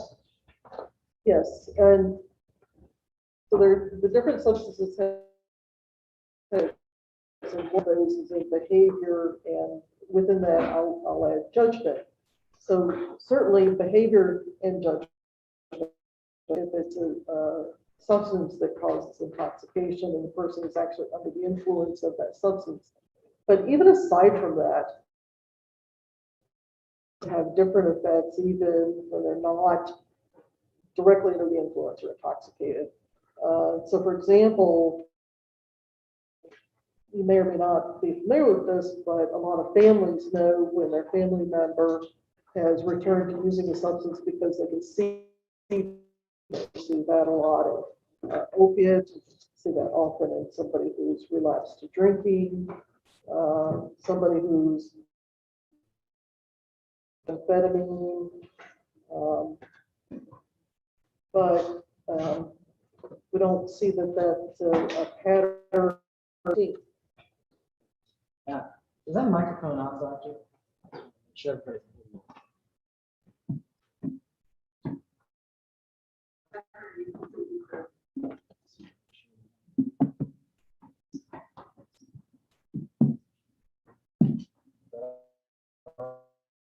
Is this better? Is that better?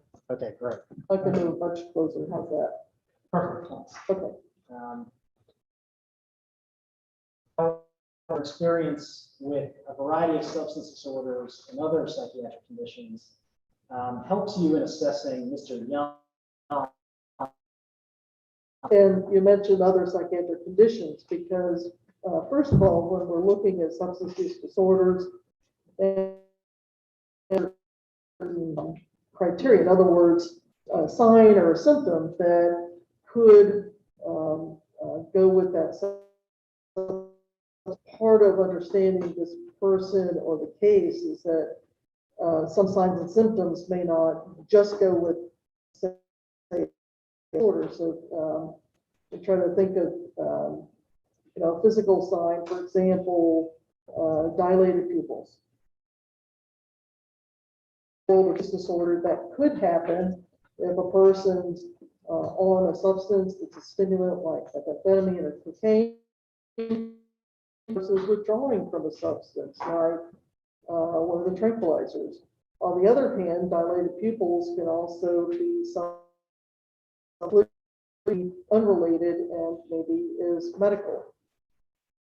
By the same, so likewise, a particular sign is something that makes sense to belong to the substance use disorder, does it belong to the psychiatric disorder, and what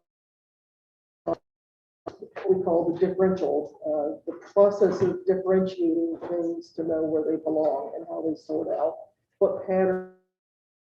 And that's exactly the kind of analysis that needs to be done in a case like this. So you described dilated pupils. Same analogy applicable to behavior characteristics as well. Yes. Yes. So anxiety or being agitated. So it could be something that relates to use of a particular substance. It could be something influence. It could relate to maybe a withdrawal phenomenon, just if you look just within the world of substance use. It could belong it's related. It could be related to another psychiatric disorder. It could be related to a personality style, and it could be related to something that's a part of what we call the differential. Do patients always listen to your advice to stop? Unfortunately, they do not, as much as I try to be as engaging and encouraging, motivating. And do you know why not? For each person, the decision down to their own personal priorities and factors and experiences. It is ultimately their path. Do you also see patients who smoke? Yes, it is.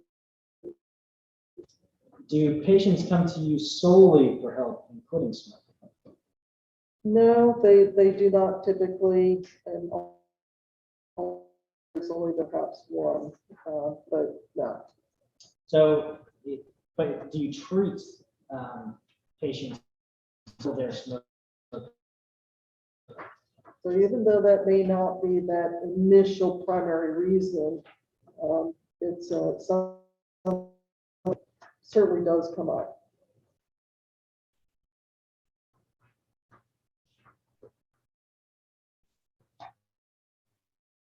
That that most smokers that seek help to quit smoking by their primary care physician.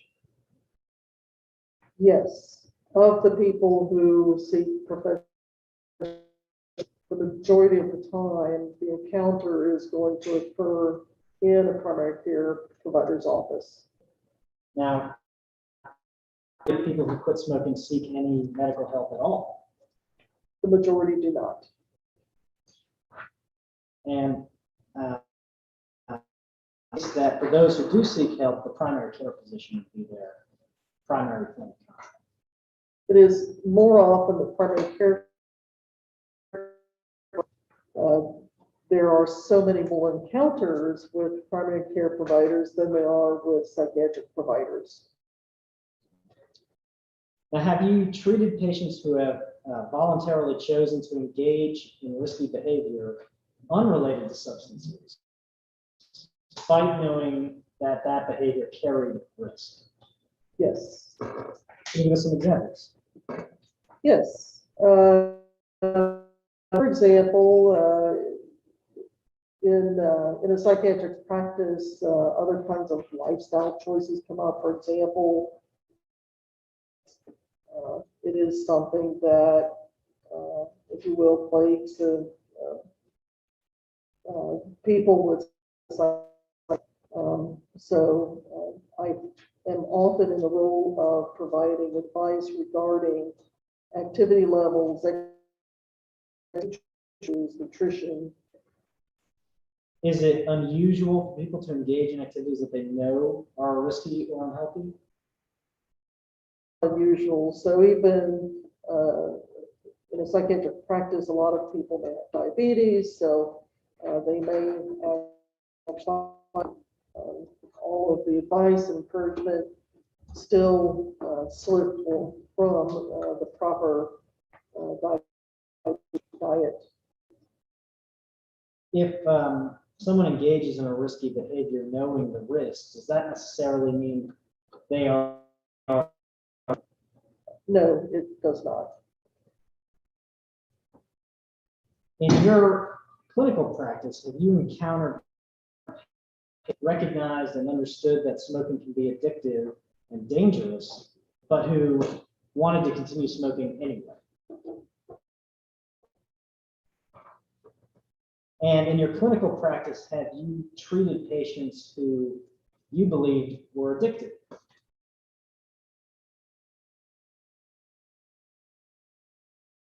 If a patient knows that smoking is a health risk but continues to smoke, does that patient is smoking because of an addiction? No, there are a variety of reasons why people will smoke. Your patients ever decline your offers to help them quit smoking? Yes, they are.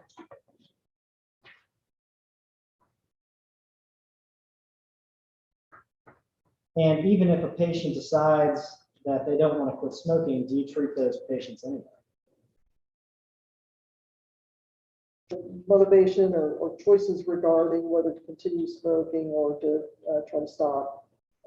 It's for a lot of people, it may take some time, and certainly there are often other reasons and other priority issues to address. Maybe in a way that they feel stable enough to take on a quit. How many patients for sources of recruiting? I would generally estimate a few hundred. And you treat those patients for smoking cessation regardless of whether they are addicted to the nicotine, right?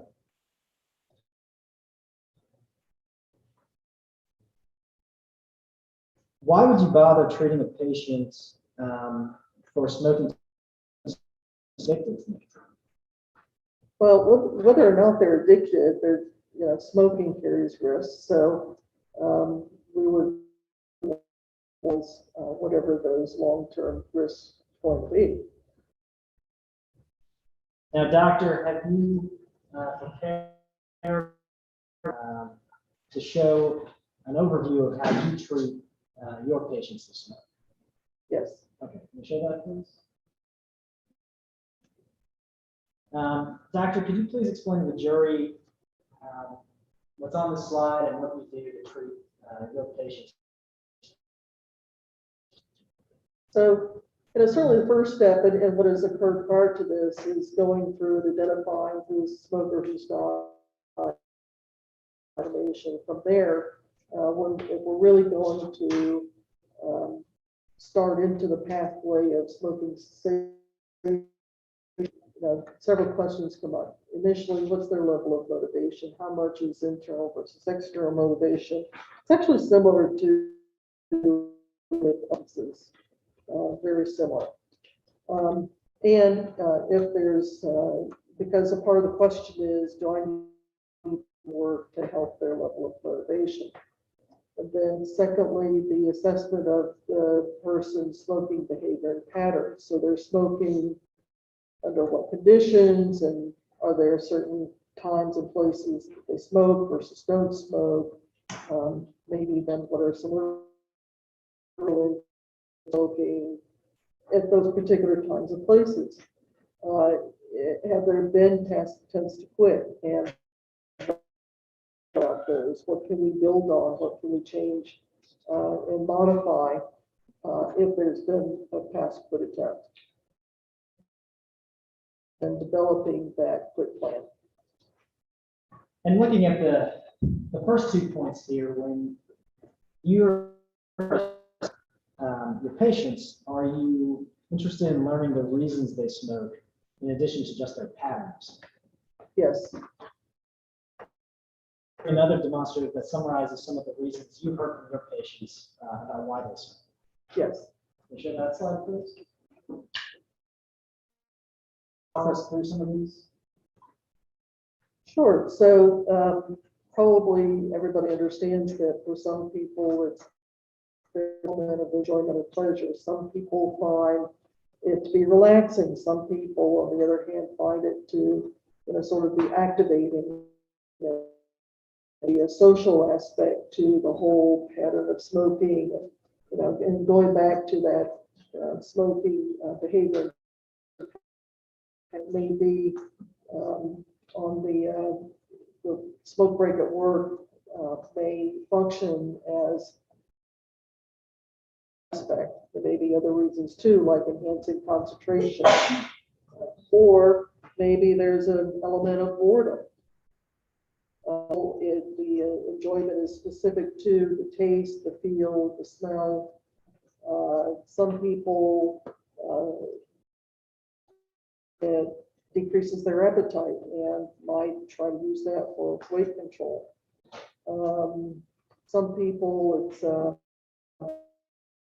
bread or cooking a pen. It's sort of a fidgeting issue, something to hold in the hand for their hands. And some people may couple their times of smoking with other things they like to do, like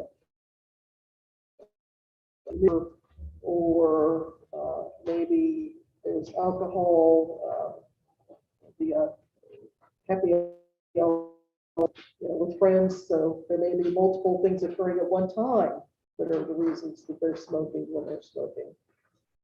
Why understand the reason why an individual may be smoking? Well, what I'm trying to do is understand their personalized needs, because for whatever the reason is, or in their mind, whatever the reason is, we can work on changing that. So for example, that smoke break at work, we can still use that break at work, maybe not with the smoking, maybe take that opportunity to, while we're improving health, to take a walk, likewise improve concentration and improve focus for the rest of their workday.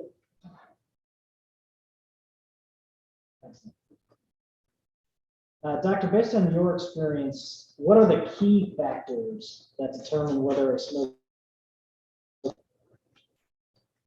Key factors tend to be motivation, and I'm going to throw the word persistence in what I mean motivation.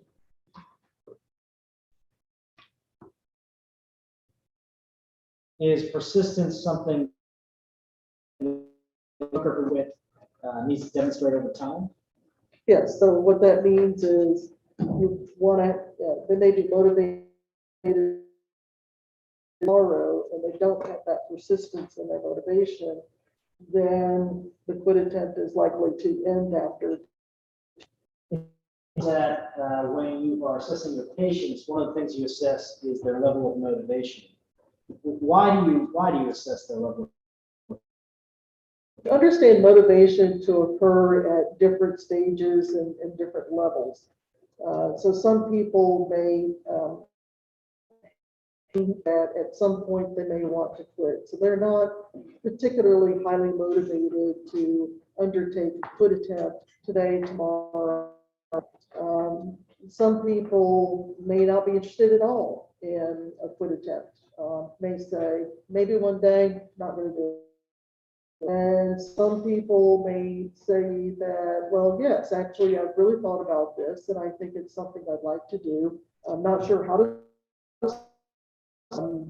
Then that's a person that we can specifically work with to help them get started and to take action towards smoking cessation attempt. And for the people who are not up to that point, who I described, who are not, go ahead and initiate a quit attempt. There are some techniques that, as an addiction psychiatrist, I have. It's called motivational enhancement. Now, if someone is aware of the dangers of smoking, really motivate them to quit smoking. Well, it can, and there's a lot of people, a lot of reasons that people will develop motivation to quit smoking, and part of that may be awareness of risk, but there are other reasons too. I prepared another demonstrative showing examples of behaviors that you have seen with motivated individuals who want to quit smoking. Okay, show that. So, doctor, can you just tell us what some of these behaviors are motivated? Yeah, so first of all, we talked about that assessment, and so it's mostly at that point sort of an inquiry and getting motivation is. So there may be people who say they want to quit, but have not actually made or taken any actual steps to quit. So really, they're the person who maybe is not up to that, more full. But see, the kinds of behaviors and steps and activities that really do reflect a level of motivation can be, first of all, again, part of that assessment was, what is it that you want, so trying to quit, whether it's smoking or any other substance. Making a quit plan. If you're telling me that you're motivated, not ready to actually make a quit plan, then that tells me that maybe the motivation isn't as high as what we're doing. That quit plan involves setting an actual date. So that's part of the commitment. So setting a date means you're actually going to do it. The date is going to be in the near future as opposed to a month from now or 6 months from now or years from now. Another part of behavior that would reflect actual motivation to make this change would be getting rid of the cigarette ashtrays, the lighters or matches, whatever it is that they're using, because the idea with quitting is that you're not going to be smoking stuff that are going to be needed. Potentially use nicotine gum or analyzing those past quit attempts. So if you've tried several times before and found that, add to that now, we're going to embellish that plan, and that may involve use of nicotine replacement, involving friends and family. So if there are particular aspects that you found difficult before, not only that, but if friends or family are also smokers, then part of the plan involves what you're going to do around that. Asking doctors or other kinds of professionals for help. Again, part of the support, people like myself can offer that motivational and that persistence of motivation. And then finally, maybe this involves a full cessation program. Involves the professionals provide motivation enhancement, maybe some behavior therapies, group therapies, things of that sort. Your Honor, you think this is a good time to break? I think it is. So, Yeah, that's fine. it's about noon right now. I'm actually gonna ask you all to be back. 1:15, we may take a couple minutes with, just a little tiny bit of legal housekeeping. We should be ready to start.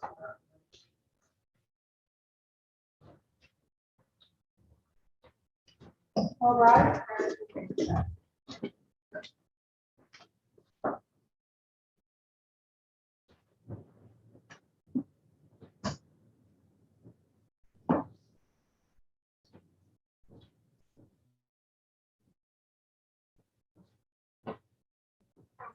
Right now, if you want to ask her those questions, see whether there's an issue, and we can take that from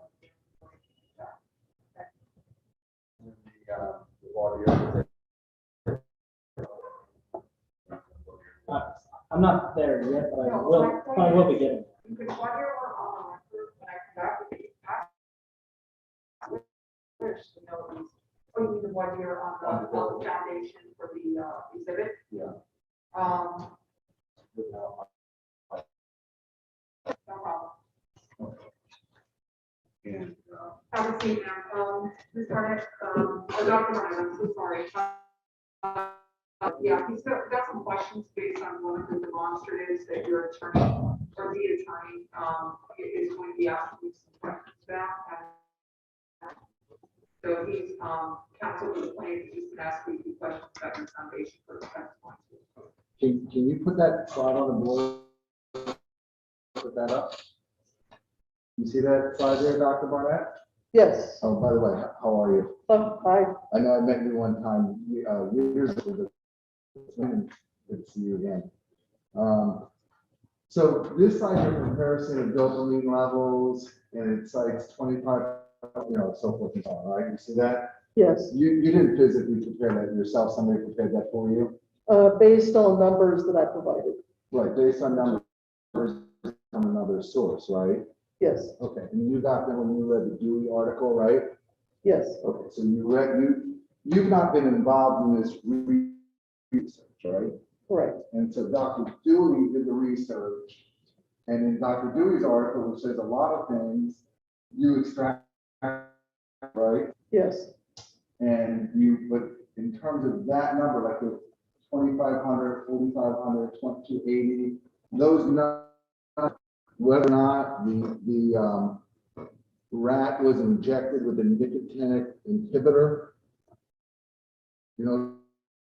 are you talking about specifically with nicotine levels? No, I'm talking about in this, you understand we're here for a cigarette case where somebody inhales inhale a smoke, it's different than injecting a substance, right? When you, Right. for example, if somebody snorts cocaine, they have a different inject cocaine, right? Well, the time to onset is certainly much different. And so in this case, this doesn't the article that Dr. Dewey wrote when he was researching the effects of nicotinic inhibitors, right? And not smoke, right? It was actually, as I recall, peritoneal injection. Okay. Like microfiber analysis to test that specific part of the brain that Right. is a company. But you know, don't you? Look, what is a nicotinic inhibitor? Well, I mean, basically, it's a substance that would block Right. nicotine attaching to a receptor. You've all seen the studies, haven't you, where they don't use a nicotinic inhibitor and they measure dopamine levels with people without nicotinic inhibitors. You've seen those studies. They're quite different than that, isn't it? No, a number of studies I've seen actually are really the same kind of ballpark numbers. Which study have you seen where they inhibitor and they have these same results? And let me back up, because my understanding of this study is that with these substances, it was a peritoneal injection. So you're right, they didn't smoke nicotine, caffeine, alcohol, cocaine, and methamphetamine. Right. Was the peak of the dopamine release. However long that peak was, they captured the level at the peak. And so they're looking what that peak was compared to the basal dopamine output. I understand that, but I'm asking studies that show dopamine releases without the nicotinic inhibitor. Which ones have you seen? Tell me the names of those studies. I don't actually, but I recall probably 2 or 3 other studies. But you didn't do those studies. No, You're using them. of course. You read this one, right? Right. And then you're here kind of today as like a conduit to kind of tell us what you read, right? Is that correct? Okay. So as a conduit, you're here as a conduit for what we call hearsay, right? Objection. Okay. You're here as a conduit. What do you mean by that? Well, actually, you're the one that. Right, but when you agreed with it, what do you think that means? I'm passing along information, just like passing along information about DSM-5, information about how people respond to nicotine, just like I'm passing along information about effects of dopamine. But again, you've not done the research yourself. Let me ask you this. Have you seen studies where they compare smoke cigarettes with other drugs and they do brain scans? Have you seen those dopamine levels? Yes. Okay. Did you bring a chart of that with you today? No, there are a few spec studies looking at those using raclopride, but no. Have you spoken to Dr. Dewey about this? Do Do you know if Dr. Dewey is available, if he's still around? I do not.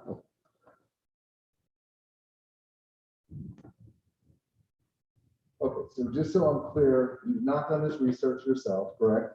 Correct. You're aware that they don't use nicotinic inhibitors, correct? And again, this was done looking at the peak level of nicotine. I think to say that they're looking at it in the context of or in the presence of the inhibitor. Well, let me read you. I have no idea what a nicotine inhibitor is. Okay, tell us what a nicotinic inhibitor is. So again, it's just, basically would bind to a nicotine receptor and block it. It blocks Not it, it allow- blocks the nicotine. That's a nicotinic inhibitor to block the nicotine, right? Right?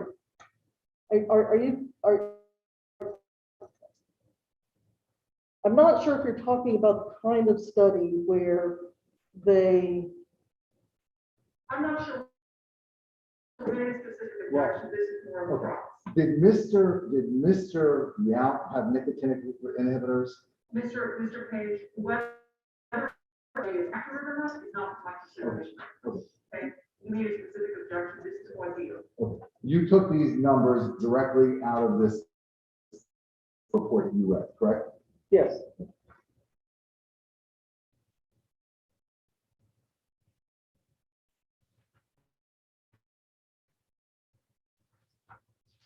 All right, Your Honor, then- Okay, do you need to ask any questions to, qualify for the testifying?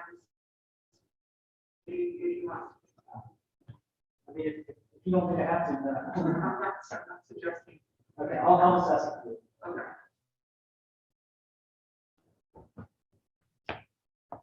Okay, Dr. Barnett, hello again. Okay, so asking you about the Dewey study. And is the Dewey study the only research that you've reviewed on the issue of dopamine levels in the brain with respect to substance exposure? Can you describe some of the other research you've seen in that? Yes, so that group actually, this style of looking at these different substances here, other groups have looked at nicotine, opiates, and compared those. And then there's some studies that use the SPEC scans.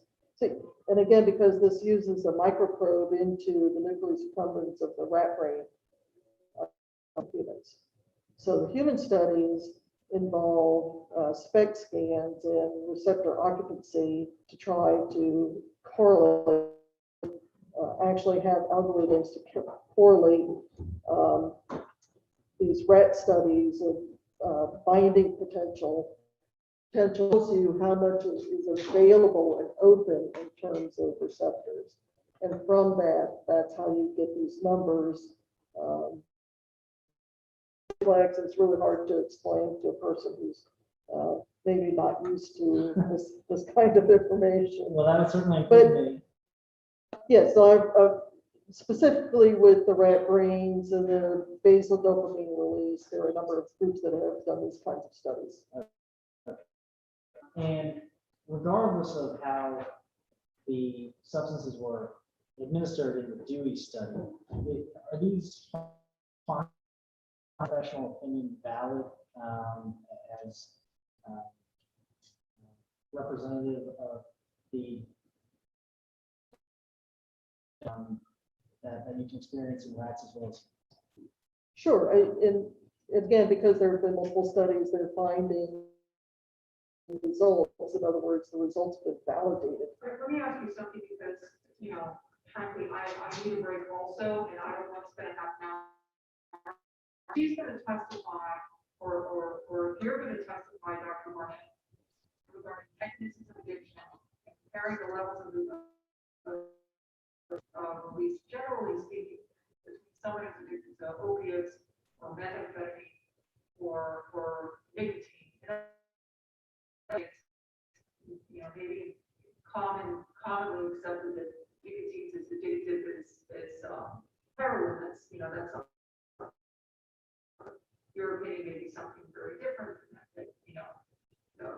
the levels of the pleasure response from this drug versus that. Low. Is that more or less what your opinion is going to be? Yes. Okay. Could we, with your, you can ask, I need a break, okay? So I'm gonna ask, your witness if you can step outside, you may wish to confer with what he's done, but I. Okay, that's fine, Your Honor. Thank you, Doctor. Thank you.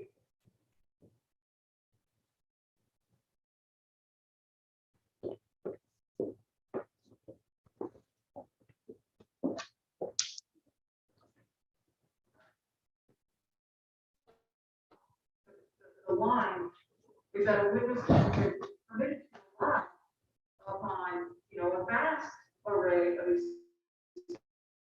expertise, education, et cetera, in rendering expert opinions, but they cannot become a conduit for hearsay. The objection specifically was precise numbers, because the way she has these specific numbers is because she read the study and she's parroting the results. So her opinion is going to be, I would agree with the plaintiff that that is one of the classic, conduits of hearsay. But she may have a wide variety of, other things that no, nicotine is not as quote addictive as heroin, et cetera. For this substance versus that one are significantly higher. Would you agree that that is permissible?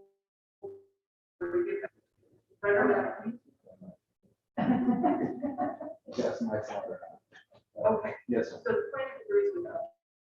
That's the law. That's why I offer the question that way So now. I don't think this should be used.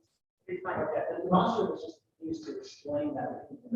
Because the information in the, if you will, the article, the Dewey study, Because she is the different substance released dopamine at greater levels. Correct.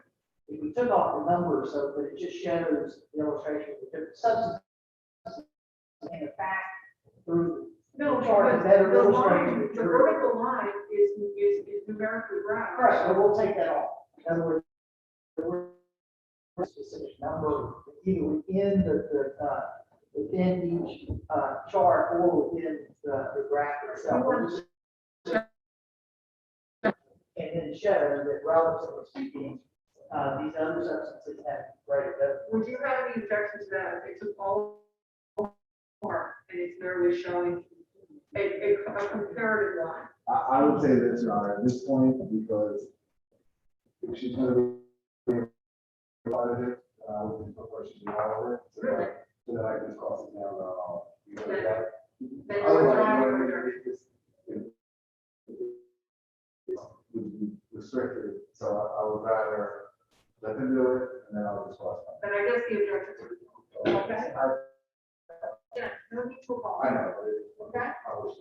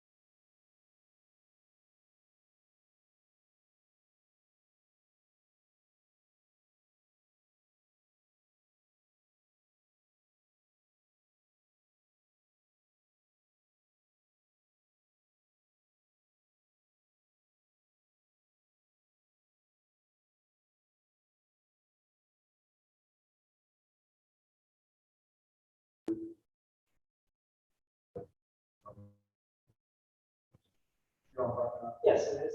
What was the question? It was the question about, whether she had used it to account. But where she had not been disclosed or testified. Those are the cases where she had not been disclosed or testified. The one, yeah, she had not testified at trial. My understanding from Mr. Dade is that it'll cost not as I get into it on the right. That's the situation. On cases where she did not testify. Right. I'm gonna obviously talk about. No, I understand, that's a separate issue. All right, and I know that this, but I do, on a rare turn of punctuality, have all the jurors here. So if you want to proceed with your witness and then it's, how extensive. Yes, done it, but I'm going to. How much is your argument?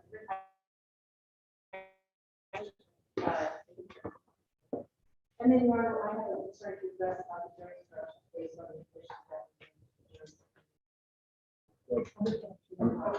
Drew, why did you think you were not gonna do it? Probably. I'll just move it back.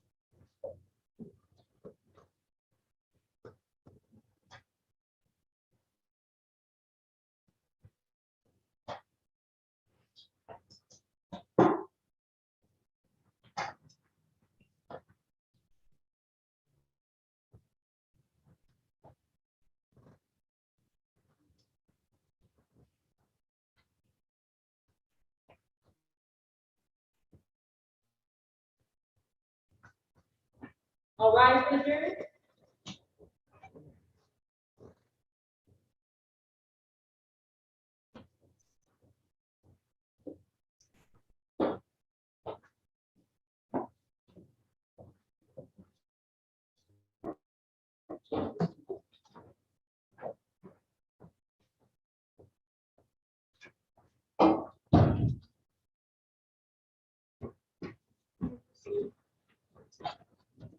Thank you, Your Honor. Good afternoon, ladies and gentlemen.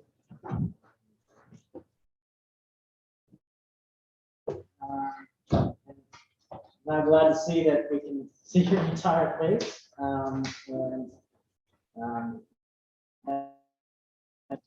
COVID protocol here at the courthouse. And just so that no one on the jury is concerned, you have been. That's correct. Okay. We don't want anybody to feel uncomfortable. But with that, are you ready to proceed? Yes. Okay. Motivation before lunch, you recall that? Yes. All right. Now, when you want to quit smoking, what do you do with those patients? First of all, it probably falls under the technique of motivational enhancement. And it really starts with that that is assessing their specific goals and the reasons behind those goals. And then it's issues, if there are any particular barriers, if there's some educational process that I can rely then that's generally the process. And in your experience, if a smoker does, will that smoker quit? No, and again, this is all motivational enhancement because for them to go through whatever steps need to be gone through to make whatever changes need to be made in order to quit smoking.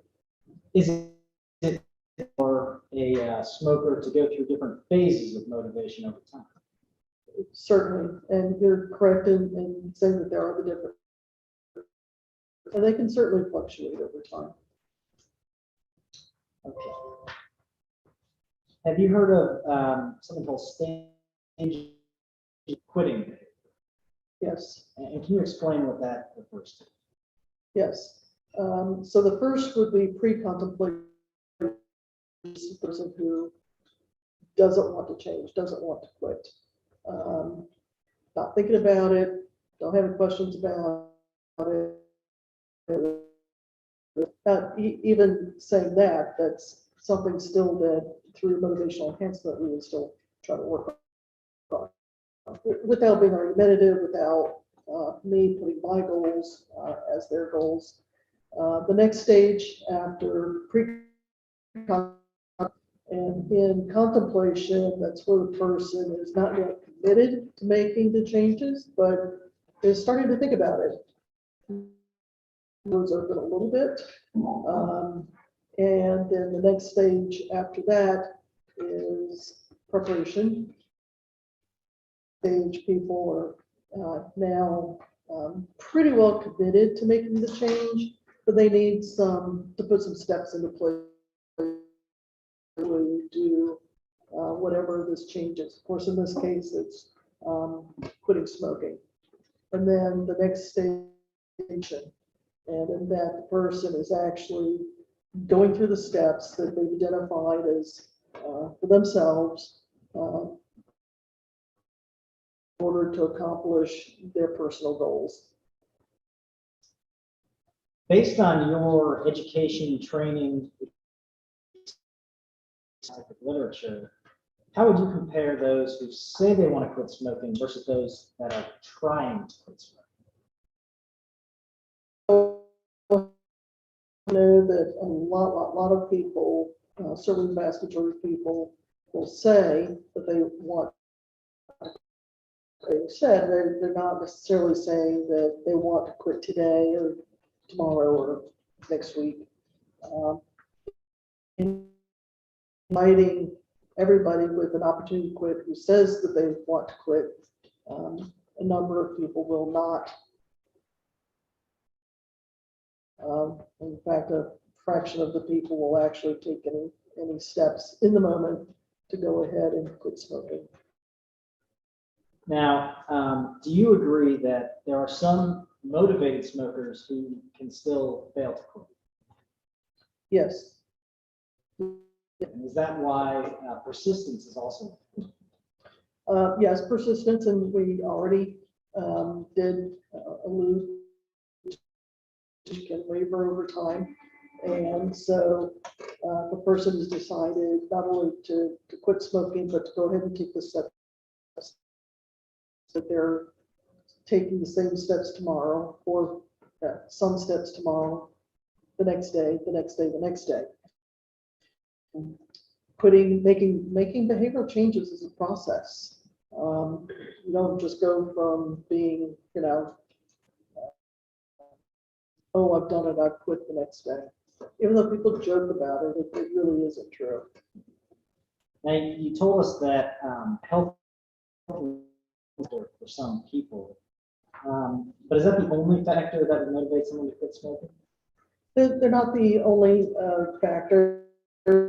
A lot of people, they'll cite their health reasons, but a number of people have quit smoking who cited things like price of the cigarette or pressure flare, family, to name a couple of examples. And for someone who is concerned, in your experience, is it necessary for that person to know every detail about the risk that then can be dangerous. No, yes, there, and certainly, tobacco and nicotine can have many different effects on our, on the body. But it's sort of a threshold thing. You need to know probably this much to know that it's something you need to do, and really need to do without here to know everything there is under the sun to know about smoking, tobacco, nicotine in order to make that decision. This doctor, does simply saying you want to quit indicate a true motivation to quit? No. And this is that I've encountered not only with smokers, but in treating people again with a variety of substances. In fact, there's a scale that's developed level of motivation or stages of change. And people will say, oh yes, I've wanted to quit drinking. And this, for example, was in the case of somebody whose family actually obtained a petition to a treatment program. So I would say that I could think of many examples of people who will sit there in front of the council. Of course, I wanted to stop, fill in the blank, but certainly nobody took steps and probably didn't really want to. And based on your,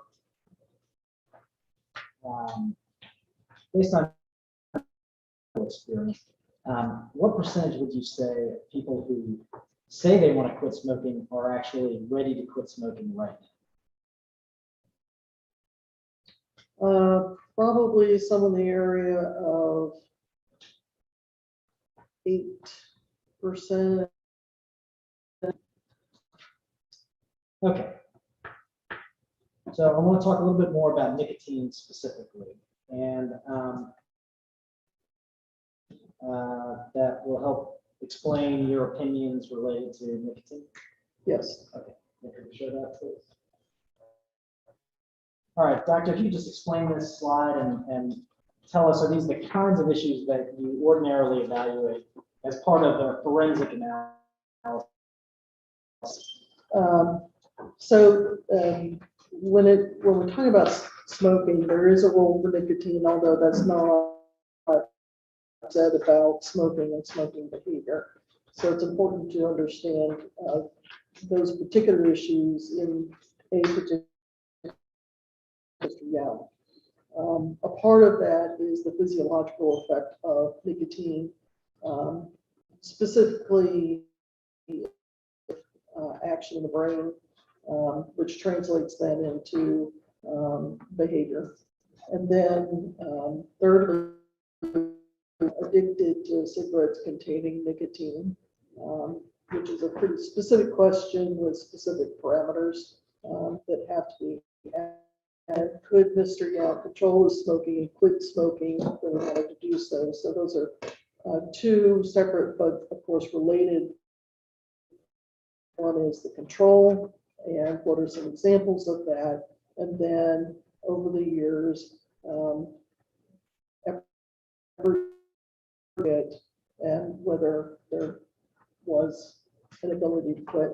And then ultimately from all of the, and then analyzing some additional factors, did an addiction, if there was one, cause Mr. Yancel? So let's go and focus on the first two. Ask you clearly, is nicotine addictive? Yes. Okay. Now, is everyone who smokes on a daily basis? Oh, I'm sorry, go ahead. Yeah, it's just not all. Is nicotine the only reason? There are a variety of reasons that people smoke. We've already covered some of those previously, the reasons that people smoke. Well, you're familiar, of course, with nicotine gum and nicotine patches. Yes, I am. Okay. And use nicotine replacement therapies like the gum and the patch in the same way they do cigarettes. No,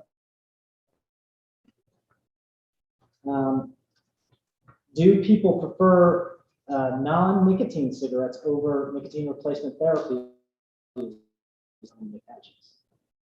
let's say it again. Do people do smokers prefer non-nicotine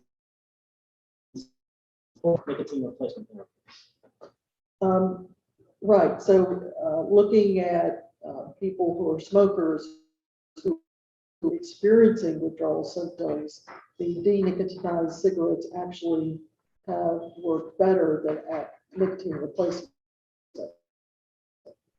As part of your education, training, and experience, are you familiar with the pharmacological effects of nicotine on the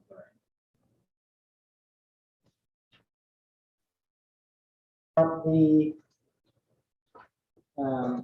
The jury has heard about a brain. Are you familiar with dopamine? Quite, it plays a role in many, many, many different psychiatric disorders. Well, so just tell us, what is dopamine and what does it do? So dopamine is one of a number of brain naturally occurs in our brains. It actually has a number of different brain circuits that it's involved in.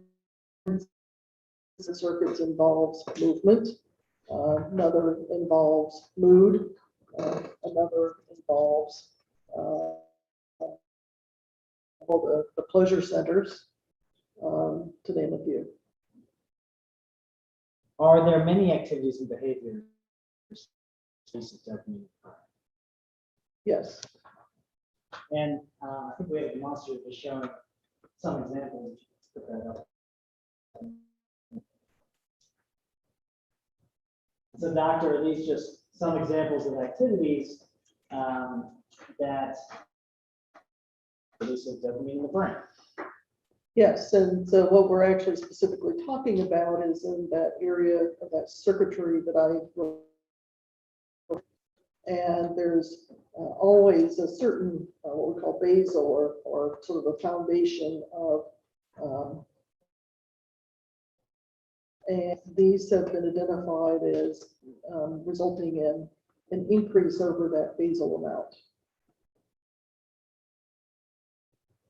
Now, what role does dopamine play in a person's smoking? So in turn, there is dopamine release that is a result of nicotine attaching to brain receptors that in release of dopamine. And so, just as dopamine is released when a person smokes nicotine, dopamine is also released when engaging in one of these activities or many other activities, right? Yeah. How are brains releasing dopamine while we're talking to each other right now? Yes. Now, you told us about your experience treating a wide variety of substances, not just nicotine. Are there differences between nicotine and hard drugs and alcohol concerning intoxication? Yes, there are. In terms of intoxication, a number of substances cause a syndrome that we call intoxication. And I'm familiar with what intoxication means, but under the influence where there's some change in what we call your ability to interact with the environment through hearing, seeing, feeling, also affect your balance and your judgment and impulse control. Substances that are notorious for creating intoxication include alcohol and tranquilizers. There's even an intoxication syndrome that where you don't look lethargic and slow down, but instead you look excitable, an intoxication that goes along with, say, cocaine and methamphetamine. However, we do not, it is have high levels of nicotine that would make you feel sick, but there's not this intoxication syndrome. Between nicotine and hard drugs and alcohol when it comes to withdrawal. So the withdrawal syndrome is very different. There are a couple of withdrawal syndromes that can even be in their more severe stages, life-threatening. So to severe withdrawal from alcohol, from tranquilizers, often from moderate to severe, almost always we would want to have the withdrawal occur under medical supervision where you're receiving medical care and you have nurses and doctors working with you and giving you the medications to treat that in order to prevent consequences like seizures, hallucinations, DTs, and even death. There are some withdrawal syndromes that just make you feel like you're deathly ill, and that when you're feeling so bad, incapacitated for a number of days. Primarily, I'm speaking about opiates like oxycodone, heroin, withdrawal from stimulant types of drugs like cocaine and methamphetamine. A person is extremely hungry, switching over to agitation usually after 2 days, but that acute withdrawal syndrome monitored usually unless the person experiences suicidal thinking during what they call their crash, which is often. However, with nicotine withdrawal, we certainly do identify that about half of people perhaps experience withdrawal symptoms, but it is hardly ever to a significant degree incapacitated and really does not require, say, that 24-hour medical supervision like alcohol. How does nicotine compare to other drugs that you've been talking about in terms of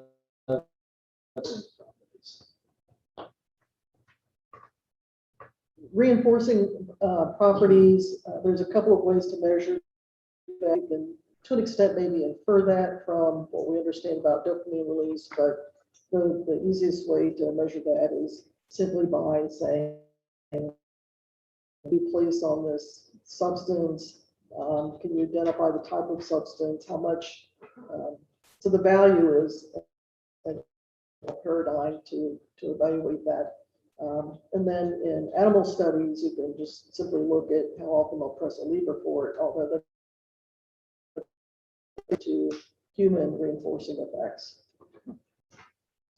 So the certainly reinforcing. Now, you brought up methamphetamine. Are you familiar with the levels of dopamine release the brain exposure to a variety of different substances? Yes, I am. Did you learn about that as part of your education in addiction psychiatry? Yes. Now, just to be clear, does exposure to alcohol all cause a release of dopamine in the brain?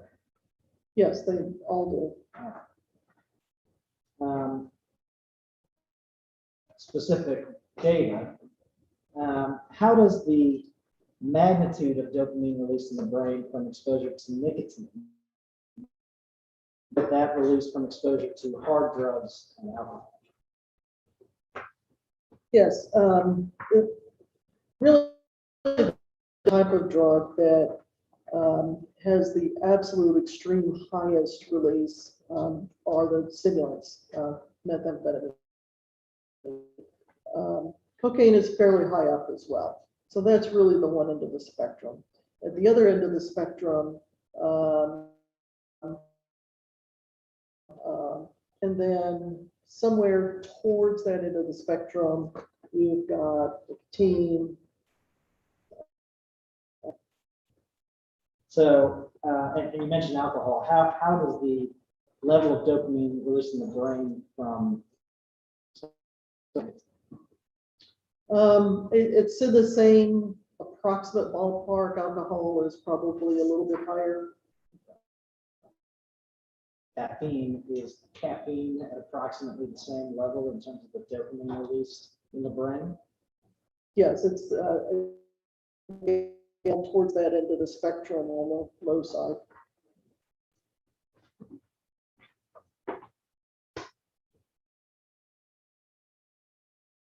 Compare the level of dopamine released in the brain from exposure to nicotine to heroin or cocaine.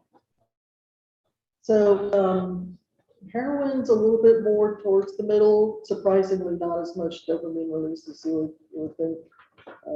But cocaine is more to the end of the spectrum, closer to methamphetamine. Certainly not as high as methamphetamine.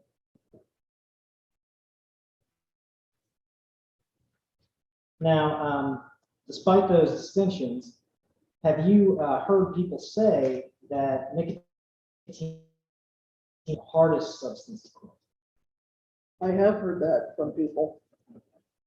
And in your clinical experience, is nicotine? No, and it's funny because when I have a patient who says that, I'll ask them, because it's typically occurred in somebody who has had an experience with substance use disorder. It was an opiate, maybe they had, I can think of specifically like heroin, methadone. And when it came time for you to quit whatever the substance was, what did you need to do? You know, I had to go through this lengthy treatment program, and I stayed in treatment for, you know, all these numbers of months, and actually years after that. And then what did you do then to try to quit smoking? There was, I mean, the comparison was pretty striking because in order to quit smoking, they had to the cigarettes, not buy any more cigarettes, ask their spouse not to smoke around them, but they didn't have to go to a treatment. And it's been my experience time after time after time, and I think it's something a lot of people will say and include them about their actual experience. It really isn't true. Now, speaking of quitting, as a medical doctor, are you able to prescribe medications to help smokers quit, like Chantix? Yes, And do you in fact prescribe Chantix? yes. Are you aware of whether Chantix acts? Well, it's funny because it's considered to be a partial agonist, and because one of the things about a partial agonist, what that means is that it can partially activate, but they time partially block. So a partial agonist antagonist kind of works both.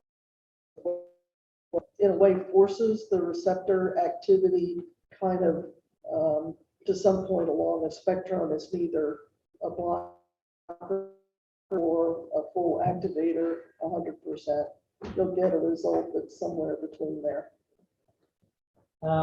Let me ask you about what goes on in the brain when a person is exposed to nicotine. First of all, is it that nicotine permanently changes a smoker's brain? No, not really. And temporary changes. Yes, And can you explain how those temporary changes occur? yes. So the temporary change We actually already talked about release of dopamine, but specifically with nicotine receptors, there's a process that's called up. That is for a period of somewhere between 21 days and between 4 and 6 weeks. In higher numbers. That's the upregulation. Now, do nicotinic receptors?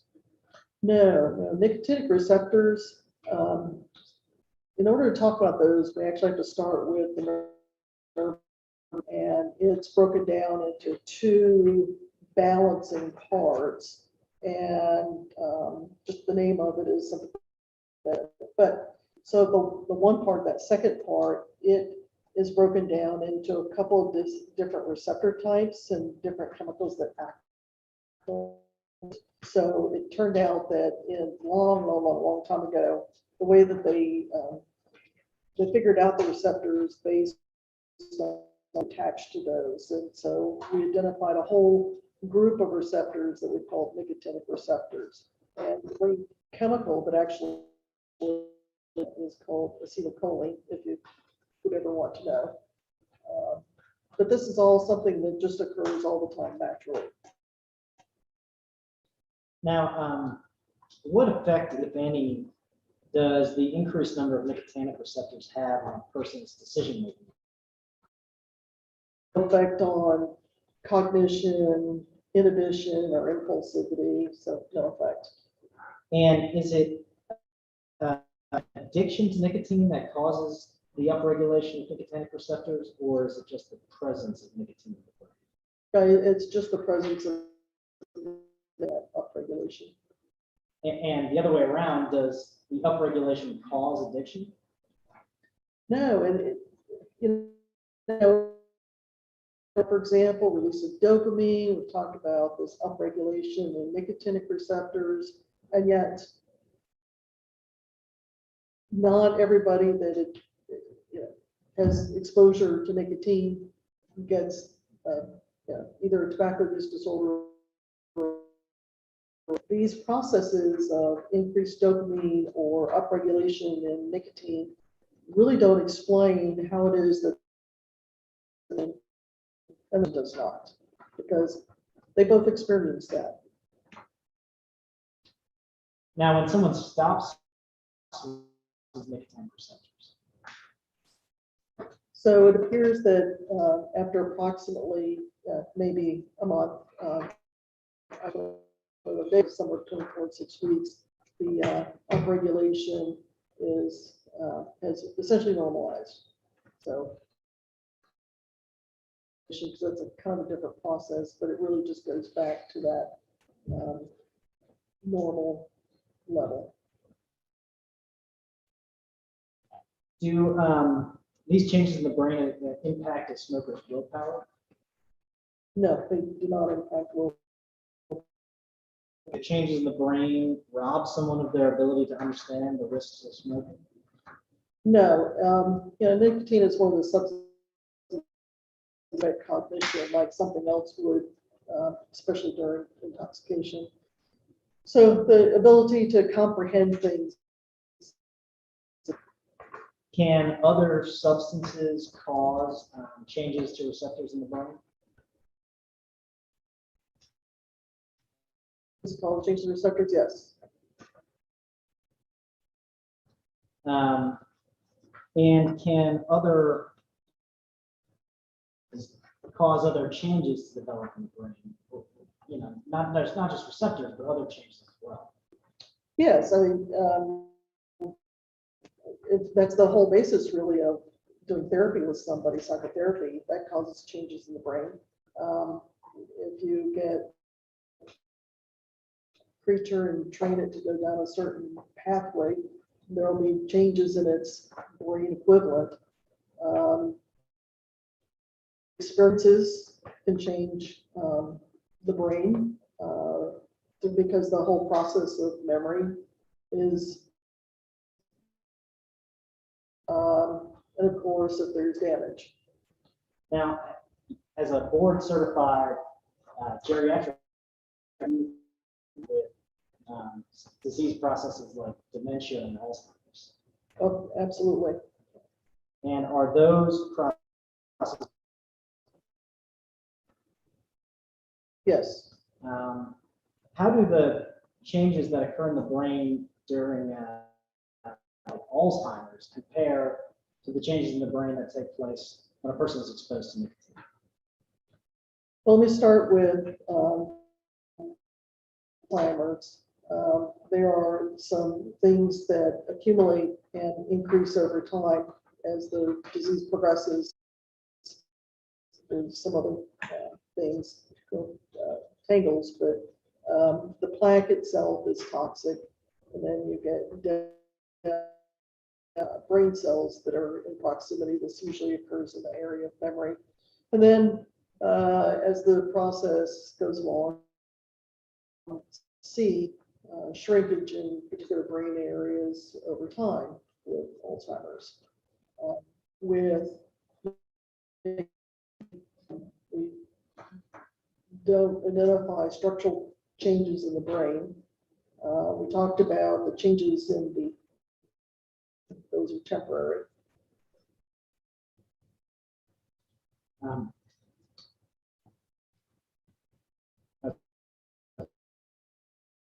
Changes in the brain as a result of nicotine exposure. No, not in terms of structure. The experience create memories, and that's a process that the technical term is long-term potentiation. Biochemically based, but it's not a structural change that is, so to speak, pathological. Does nicotine have any effect on a smoker's ability to process information? No. Or addiction impair a smoker's ability to understand information about the dangers of smoking? Does not.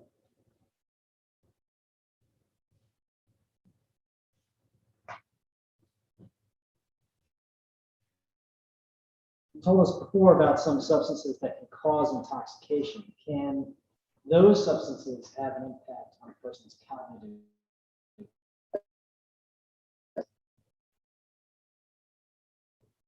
Do addicted smokers have the ability to decide to quit smoking? And do all smokers, whether or not they're addicted, have the ability to quit smoking? It varies in degree of difficulty from one person to the next. Obviously, there are some people who, but ultimately, yes. So there's a few caveats to that, and that is they have some that not due to the smoking or nicotine, but from some other source. May become another issue. And do you agree that quitting smoking can be difficult for some people? Yes, I do. We have evidence that addicted smokers are able to quit. Yes. And what is that? Well, I've worked with a lot of patients over the years who identified as having addiction, and statistically, the national epidemiological studies have demonstrated that is the number of people who quit, some number of those would have had addiction. Let's discuss tolerance.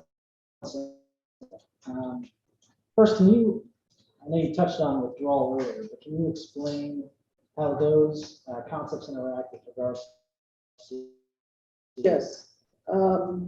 So when we talk about substance use and substance disorders, in use, we can sometimes see them develop tolerance and withdrawal. These are physiological phenomena. These are their bodies and brains may make in response to repeated exposure to a substance. to be an addictive substance. This process can occur with a variety of substances. Possible for someone to have tolerance or withdrawal to a non-addictive substance. Yes, and sometimes we as a substitute for the term tolerance. But for example, withdrawal, indication for rapid heart rate, which the term for that is a beta blocker. If you were to medication, your heart rate is going to rebound. Rebound is a withdrawal phenomenon, and it's a rapid change in some cases receptor sensitivities. We don't typically actually call that a withdrawal, but it is a withdrawal phenomenon. Give an example for tolerance. Yes, with tolerance. So all that means is that over time, they may need more and more of a medication to continue to have the same effect. We'll loosely apply that to maybe this accommodation that is your medication that initially becomes sleepy, but over time, the tired and sleepy effect goes away, and you're fine on the medication. And withdrawal, the physiological responses to a substance addictive, whether it's addictive or not. Yes. Now, can someone be considered addicted based solely on experiencing tolerance or withdrawal? No. So there are people who develop substance use disorder, have tolerance and withdrawal. There are people who develop severe substance use disorder addiction who don't have withdrawal filters. There are people who have tolerance and withdrawal, but don't have a substance use disorder.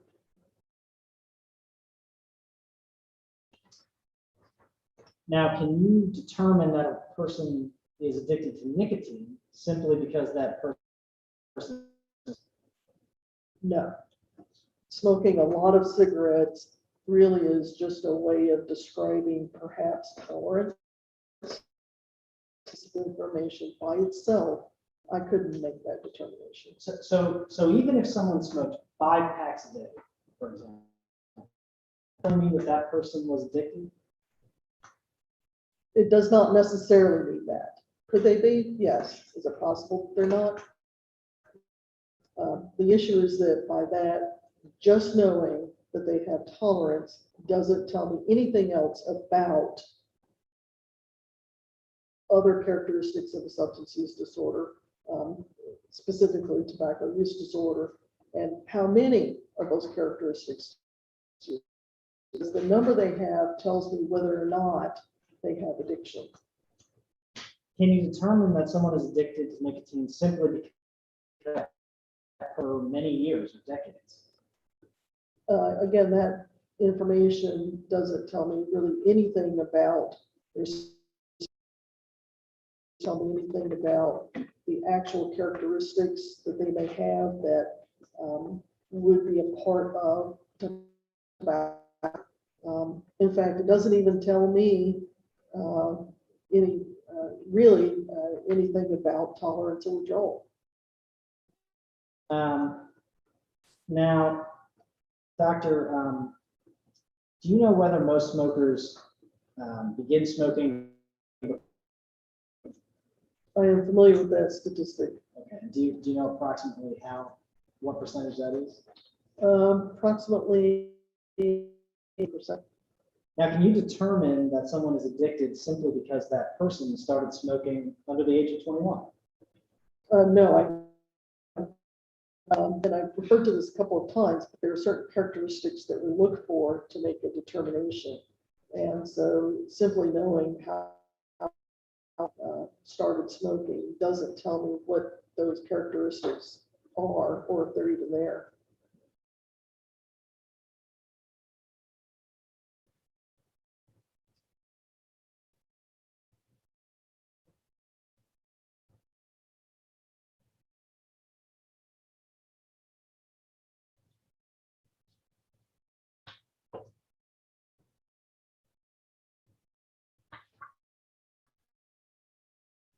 All right, let's turn to the analysis you did for Mr. Young.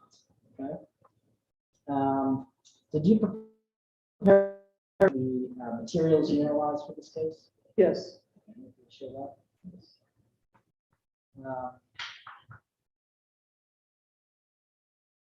And can you just explain your view of the case based on these materials?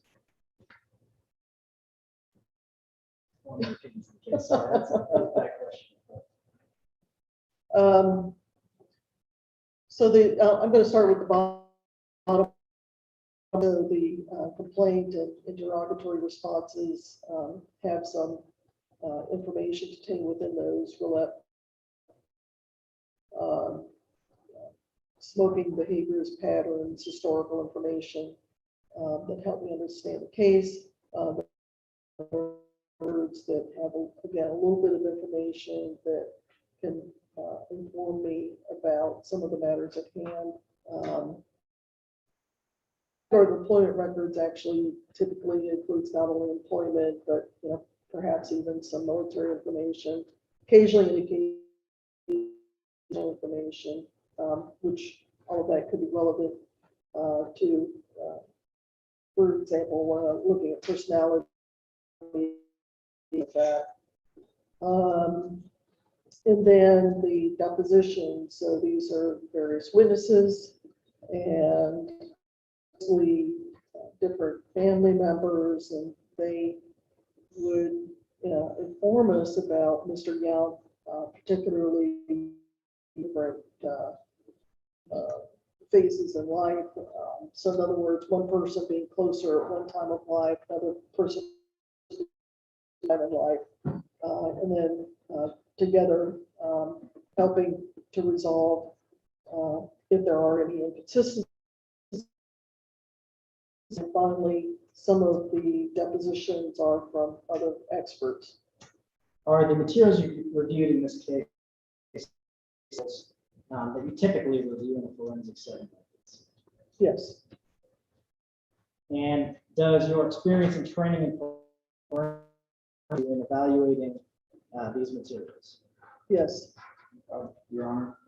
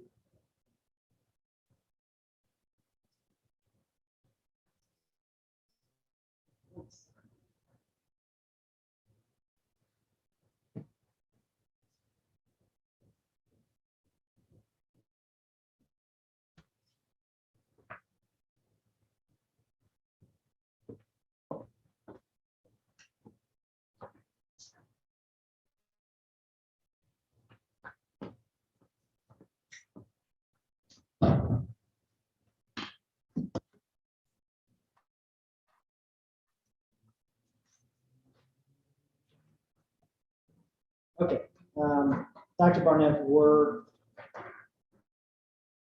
you inform your opinions to a reasonable degree of medical certainty? Yes, I was. Regarding whether Mr. Young was addicted to cigarettes containing nicotine. I did. Okay, and what is that opinion? My opinion is that Mr. Young was taking nicotine. Did you also formulate an opinion regarding whether Mr. Young had the ability to control his smoking? Yes, I did. And what is that opinion? And my opinion is that Mr. Young was able to control his smoking and that he had the ability. Did you formulate an opinion regarding whether addiction to nicotine caused Mr. Yount's lung cancer? Yes. And what is that opinion? Well, my opinion is that he did not have addiction, therefore addiction could not have caused his. Let's go over some things about Mr. Yount's smoking behavior that we saw in the record. What was the evidence amount Mr. Yount smoked? Well, there's a range of amounts that were reported. Three of the witnesses that indicated 3 packs up to 4 packs, although in one of those cases, which indicated that the higher amount was probably when he was not working and at various activities. There were actually some witnesses reported 2 packs per day. Enough. And I believe it was Richard reported that even though he thought it was 3 or 4 packs a day, Mr. just with him, which typically if you are smoking 3 packs a day, they'll you through the day. So in my mind, that didn't quite get it to 4 packs per day, at least not as a routine. But regardless of how much Mr. Yount smoked, did the amount he smoked affect his ability to quit? No, it did not.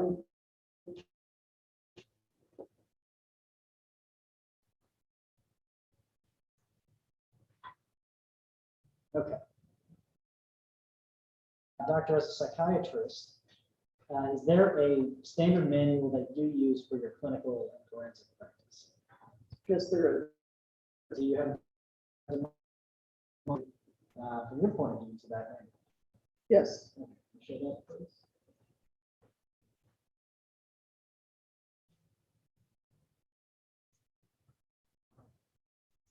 Doctor, could you explain this slide, please? Yes. Front cover, it is the 5th edition. It's why it's called the DSM-5. So there have been various editions over the years, starting in 1949 with the 5 was the edition that came out in May 2013. It is published, they've all been published by the Society. The purpose of these is for use by medical professionals such as myself and addiction specialists, not only in this country, but actually around the world. And it contains information in this manual about psychiatric disorders, including a chapter on substance use disorders. Now, do you use any of the prior editions in your practice? No, I do not.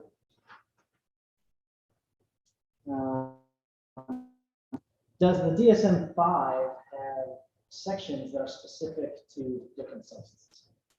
Yes, it does. Is the DSM-5 used by clinicians with patients as well as in legal procedures like this trial? Yes.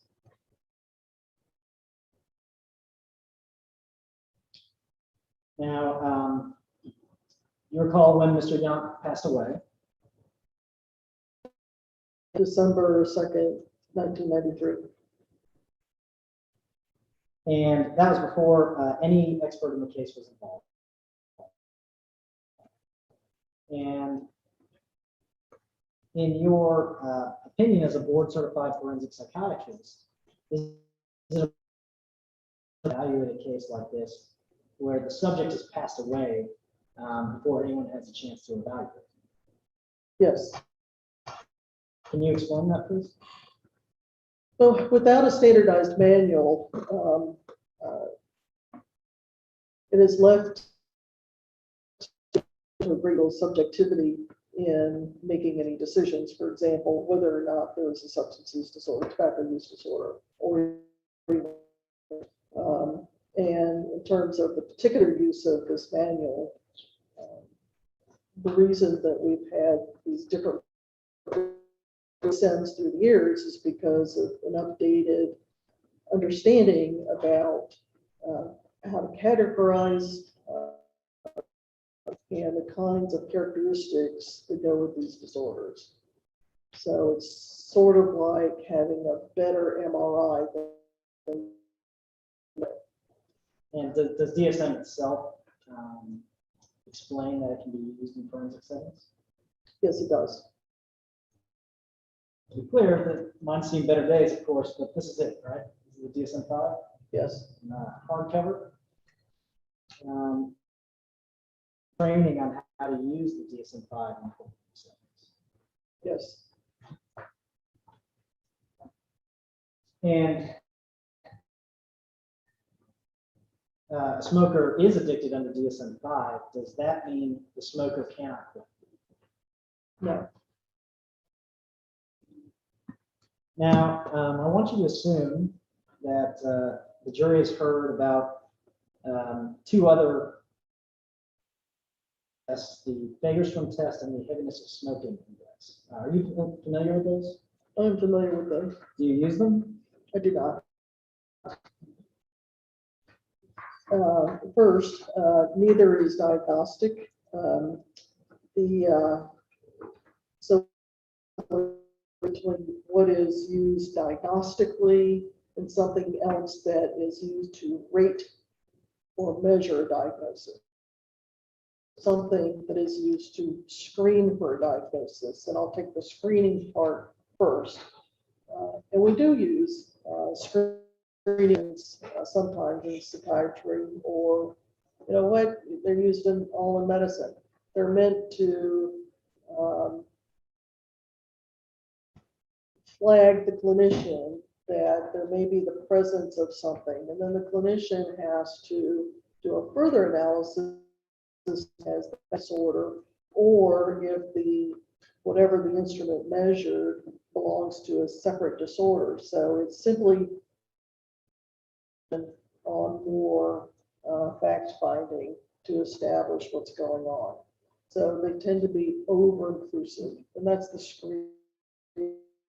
Measurements are after the fact, after you developed a diagnosis or identified the problem. Now you want to measure that problem as you go along. You want to measure perhaps a baseline, perhaps you want to measure, put that as you're going through treatment.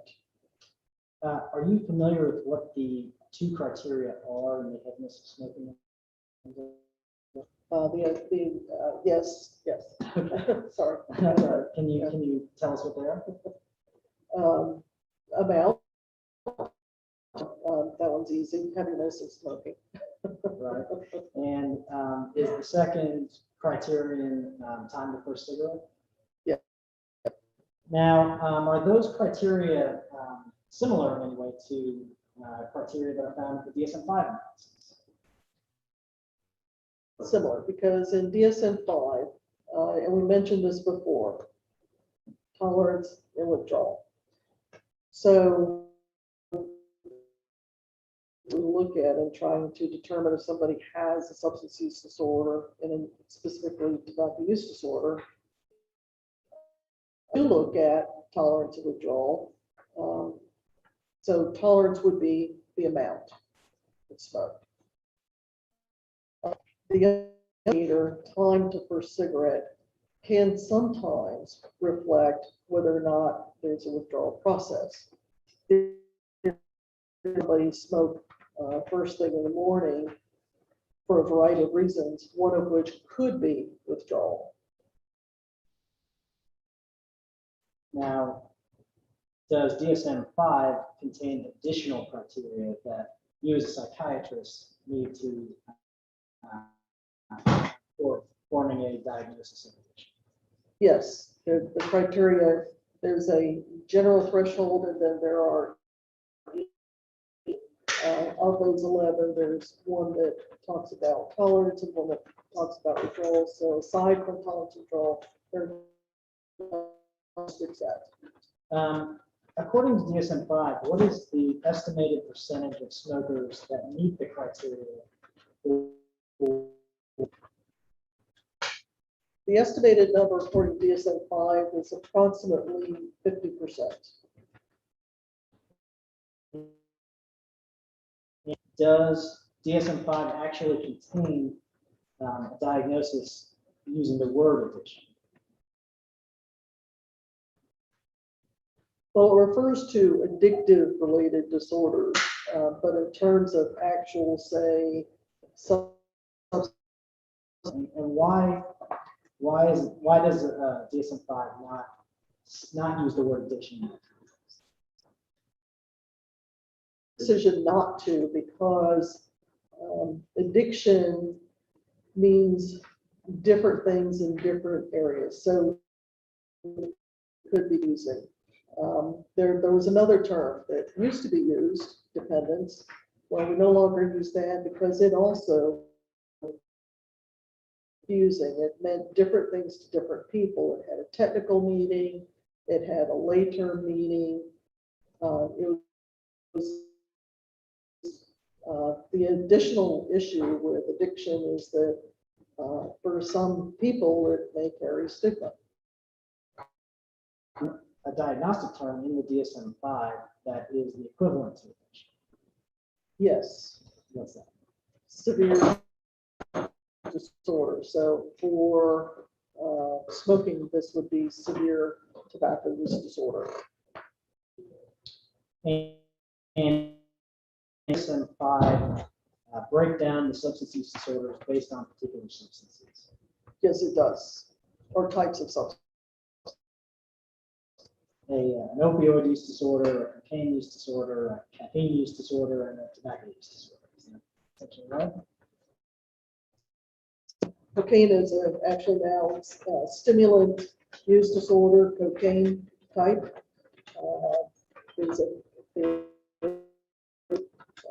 There is alcohol use disorder. So there are different types of substances. And you said that addiction in DSM-5 would be equivalent to a severe tobacco use disorder. Does DSM-5 levels of severity? Yes, it does. What are those categories? The categories are mild, moderate, and severe. Now, generally, how does a person meet a diagnosis for tobacco use? Disorder starts off with a problematic pattern of what's a clinically significant impairment of distress and criteria that are met within a 12-month period of time. And it has to be a minimum of. You mentioned clinically significant impairment or distress. What does that mean? Clinically impairment generally would be negative consequences in terms of social life, leisure activities, something that, and clinically significant means that there is some clinical judgment that's applied to determine if it really is a threshold to indicate actual real. And the distress part has to do with, and this is clinically significant distress, could be somebody who is distraught or upset about their substance use. They're now willing to do something about it. They realize that it's having their life and that they need to perhaps get some help or at least try to stop using the substance. Can you take this down?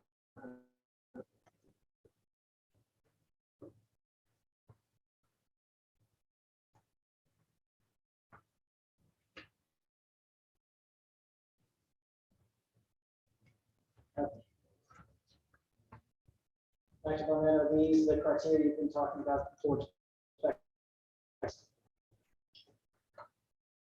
Does the fact that someone develops a smoking-related disease automatically mean that the threshold of clinically significant distress? No, it does not. Why not? Well, there's a couple of reasons. develop smoking related disease, not even during the time that they're using the substance. What we're looking at is these are directly related to the use of the substance. And as we go through each one of the specific criteria, you'll see that just by virtue of it actually fit any of the criteria, unless, which is number 8, the person is still smoking despite causing their problem or is making their problem worse.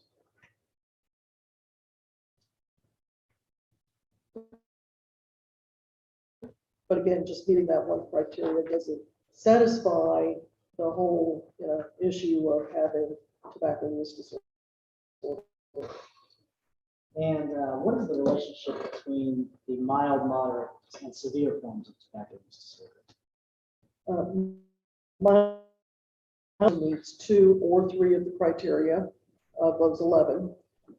The moderate would be if they meet 4 or 5 of them, and then severe would be 6 or more. Is it at the threshold criteria that clinically significant impairment or distress can be met simply by meeting any particular number of the following? Yes and no, because I already alluded to impairment as engaged in clinically significant impairment in terms of work life, social life, leisure activities. And so some of the criteria do speak to that. I say that they have any of those. And those are numbers 5, 6, 6, 7. They don't have any of those impairments, no clinically significant. There could be some of the others that lead to distress, but it could be that there is no distress. Regarding what DSM-5 said about addiction. Yes. We were talking about this, some of this earlier, Dr. Barnett.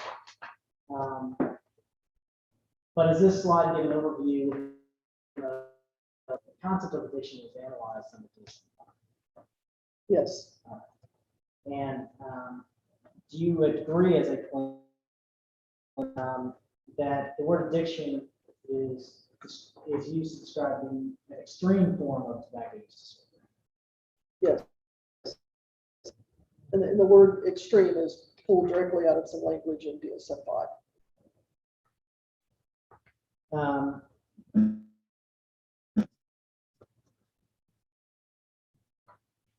Now,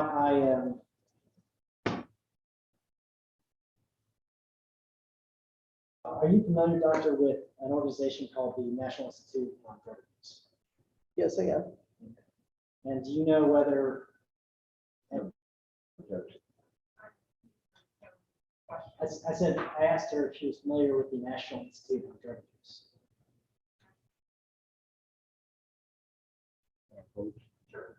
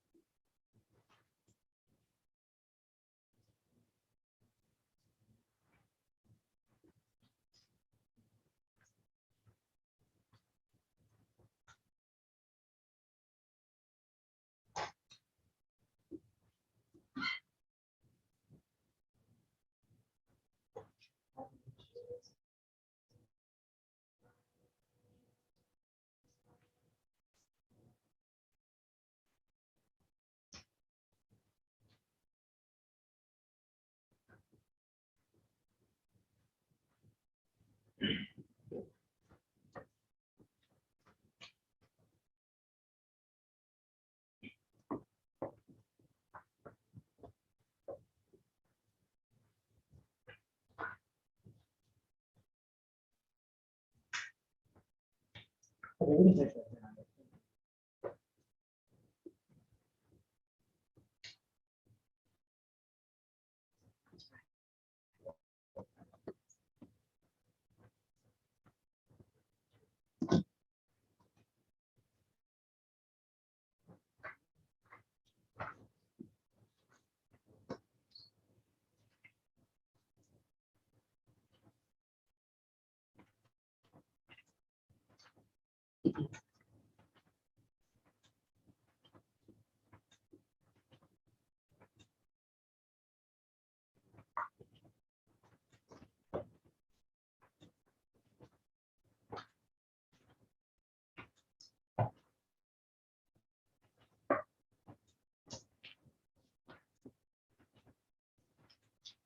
Okay, Dr.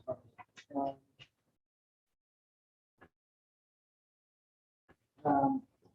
Did you see any evidence that smoking had ever interfered with or posed a problem for Mr. Young? Been having a hard time here. Oh, I'm sorry, I speak up.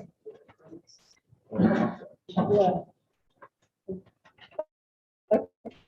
Just to be efficient, I'm sorry. All right, but yeah, can the you hear me? microphone would probably be better. I don't think it's on, but I'll try to speak up. Any evidence in the record that smoking ever interfered with or posed a problem for Mr. Young in his day-to-day life? Did Mr. Young ever give up any activities because of his smoking? Did not, Did his smoking did not, was there ever any evidence that Mr. Young broke any in places where smoking is not allowed? no, Was there any evidence that Mr. Young was unable to fulfill any because of his smoking? no, So after reviewing the evidence, in your experienced clinically significant impairment or distress, no, because of that, could Mr. Young be diagnosed with any form of tobacco use disorder? no, Well, even the clinically significant impairment or distress, I do want to address just some of the DSM-5 criteria. And did you review those criteria? yes, I did, Did you find that Mr. Young satisfied any of them? yes, I did. Yes, I found that he satisfied the criteria for tolerance and that he satisfied the criteria that has to do with current use in physically hazardous situations. We agree with the criteria.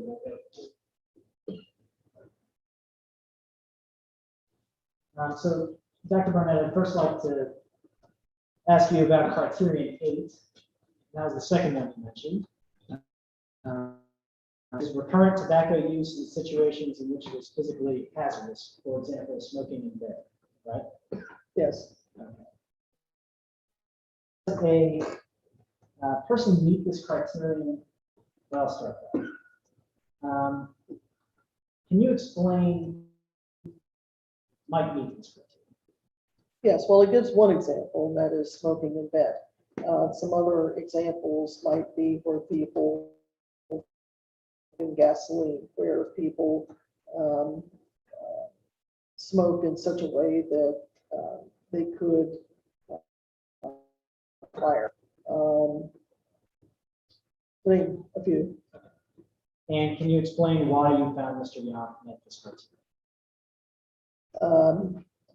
Based on testimony that from two people actually, and he would fall asleep and while smoking in the lounge chair, and that there were burn marks in the lounge chair. Another issue was that while on long boat trips with gasoline containers in the boat, that he was smoking, and Richard reported that there was even an odor of gasoline, and that there could potentially be a fire. Now, was there any evidence that any of that gasoline was in open? No, But nevertheless, you found you satisfied. yes, Let's go to the second 10, which is tolerance, right? yes. Can you explain how a person meets this criteria? Yeah. It has two parts. One is that in order to get the desired effect, that a person escalates their amount over time. They use more and more. In this case, of course, it would be more smoking. And then the second part, which a person is not increasing the amount, that if they're using the same amount of the substance, in this case, cigarettes, that they have a loss of effect or markedly diminished effect. So And did you find Mr. Young met this criteria? I did. Even though it appears that he smoked the same amount for a prolonged period of time, just by virtue of smoking even 3 packs a day, that means that at some point he did actually escalate the amount that presumably for a particular effect, but that nonetheless over a period of time the amount escalated anywhere. So obviously in the beginning, unknown amount, at some point to a daily smoker, at some point a pack a day, and at some point 3 packs.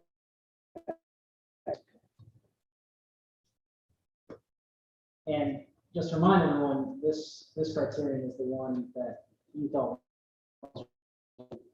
the amount smoked criterion and the heaviness of smoking, right? Yes, that's right, that correlates. Okay, let's talk about the area that I did not think Mr. Young met. I'm not going to go through them all, but let's just talk about a couple of them, okay?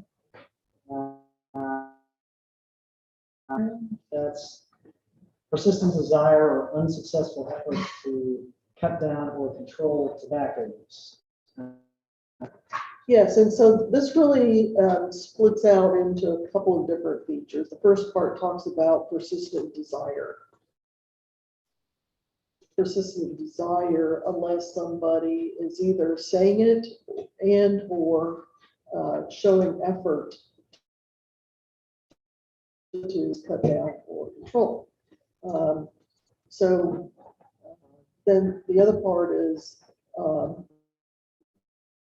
control. By the way, all of this is subject to that 12-month period of time, occurring within a 12-month period of time.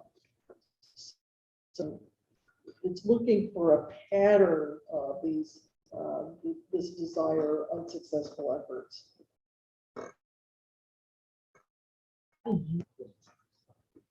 So a quit attempt is where somebody's, for one thing, doing something different the day of quit attempt versus the day before. So if you're doing everything exactly the same, that certainly would not be verbally as a quit attempt.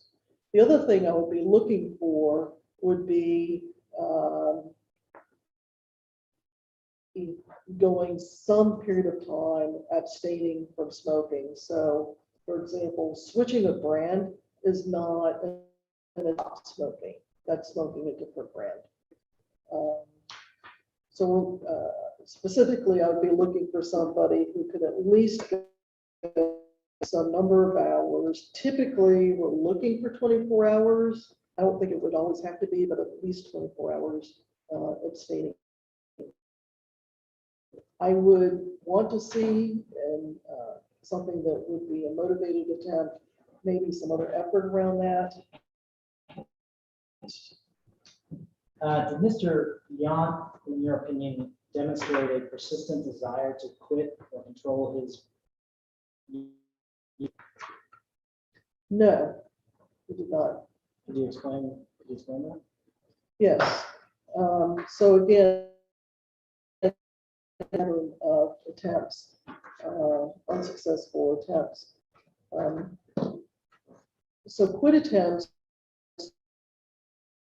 certainly don't reflect any persistence in desire or pattern of unsuccessful attempts. Is inconsistency in what people can recall in terms of the number of quit attempts, anywhere from the one quit attempt which was successful, which was in 1991, versus Mrs. Yount, and from Douglas, and also one other witness that talked about perhaps one other, maybe two other quit attempts occurring in maybe the 1970s, in the 1980s. So in your view, did Mr. Young meet criteria number 2? No. Go to criterion 3. That one is a great deal of time is spent in activities necessary to obtain or use tobacco. Can you please explain this criterion? Yes, and there's, in addition to the actual listed criteria that you see here, there actually is some narrative and brief explanations that the DSM adds and some paragraphs associated with this. And in that, there is some language that is pertinent to this third one, which is the great deal of time. And it references somebody who is chain smoking. And one of the issues is that while a person may spend time smoking a great deal or not, they're typically engaging in other activities. In fact, they do it while they're working, they do it while they're fishing, watching TV. So it's not that this is out of their day just to do and do alone, which is in contrast with other substances. Typically, we're looking for whether or not there's chain smoking. Now, They did not. and why is that?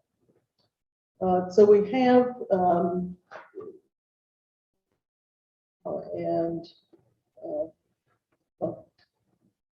there were two witnesses that said that there were, on occasion, which, by the way, is one of the definitions that we would use for chain smoking.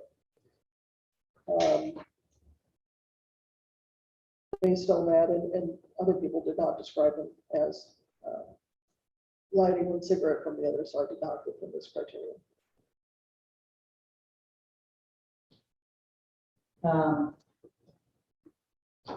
Let's go to criteria 4. A strong desire or urge to use tobacco. Could you explain this criteria? Yes. And working with people with a variety of substance use disorders, they are adamant that there is a real difference between urge or craving. And to each and every one, craving is really strong front of mind over other kinds of thoughts and mental activities. The DSM describes it as such a strong urge to use that I don't think of anything else. And what evidence, if any, did you see that There was none. And is that why you felt that Mr. Johnson? Correct. I'm going to go down to number 11, withdrawal. About withdrawal in general, but specifically how somebody meet the withdrawal criteria in DSM. So light tolerance, it's references a withdrawal syndrome. So there's a separate section for each type of substance that describes withdrawal syndromes. There's a syndrome that's associated with smoking that's described in DSM-5. And it has a number of in order to determine if somebody has that. And then secondly, the second part is that is used and it relieves or takes away those withdrawal symptoms, or it may be used prior to even the onset of withdrawal symptoms in order to avoid having the withdrawal symptoms. How long does it take for nicotine to be out of a person's system once the person stops smoking? Typically, it varies from person to person, so the range would be somewhere around 10 to 12 hours. Do you know what percentage of smokers will experience withdrawal once they stop smoking? So I usually stated 50%. There's actually a range. If you were to try to look at bunches of different studies and all. But by and large, it all falls into the range somewhere plus or minus 50%. If a person does experience some, the typical course for those withdrawal symptoms. So the typical course would be an onset within, could be as soon as a few hours, perhaps not in everybody, but it could be. And then some of the for a week. In some individuals, a few symptoms might last 2 weeks, but it's actually for symptoms to persist past 2 weeks. And have you, in your clinical practice, seen people withdrawing? And what kind of symptoms do those people experience? The kinds of symptoms could be depressed mood, anxious, irritable or agitated or short-tempered. It could be restlessness, difficult to increased appetite. Not sure. I wasn't keeping track as I described if I went through them all, but those are. Now, the DSM-5 breaks us down to 11A and 11B, right? Yes. Okay. 11A refers to characteristic withdrawal syndrome. And can you explain what that is? Yes. So substance category, we've discussed all the different substance types in the substance use disorders chapter. So there's an alcohol withdrawal, opioid withdrawal syndrome, and there's one that's related to tobacco. And it lives criteria, just like we have these 11 criteria. So there are criteria that need to be met to have it for this specifically 4 of the criteria, and they have to occur upon increase in use. And did you find that Mr. Young experienced characteristic withdrawal syndrome? Now, 11B refers to tobacco used to relieve or avoid withdrawal symptoms. And I think you mentioned earlier, smoking index criterion for time to first cigarette may be related to this criterion, right? It could be. Okay. What evidence did you see regarding Mr. Yant's time to first cigarette? The description was that he would swing his leg, reach to the nightstand, and get a cigarette in the morning, from awakening. And could that have Yant smoking to avoid withdrawal? Well, it could be, but again, there are different reasons that people can do that. And so really, to be accurate, one would want to know why. That is it because of having the symptoms? And if that's, and really, if there are withdrawal symptoms, you would expect to see it not only occurring under those circumstances, but any other circumstance abstained for a period of time. It could be other reasons. Some people, it's a craving issue. Some people, reasons we talked about regarding why people may smoke. So what if it's part of a social thing, a social habit? Paired up, for some people, it's paired up with coffee, not swinging his legs on the side of the bed, but just in that wide world of what are those possibilities? So if Mr. Yonk were smoking early in the morning to avoid withdrawal symptoms, would he have met?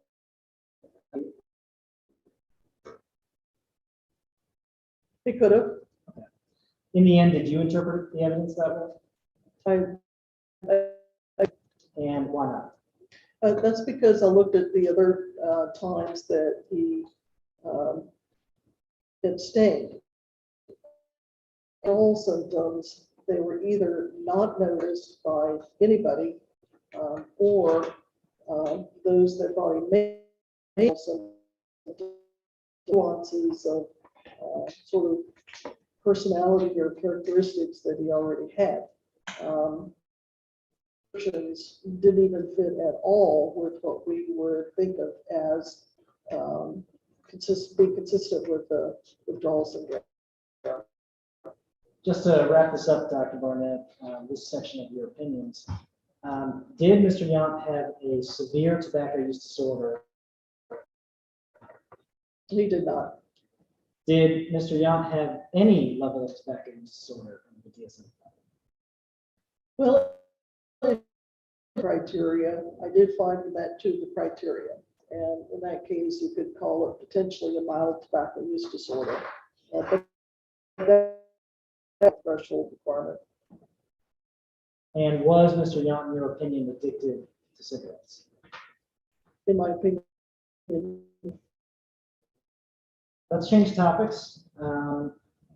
We talked at the beginning that the jury has to decide not Mr. Yonk addicted to cigarettes, but was that addiction a cause of his lung cancer, right?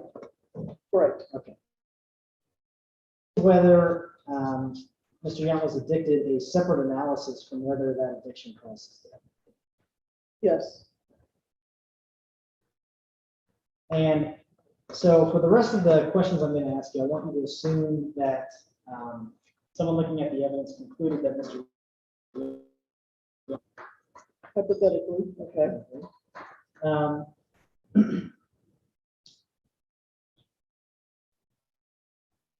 Mr. Yonk was addicted and developed a disease.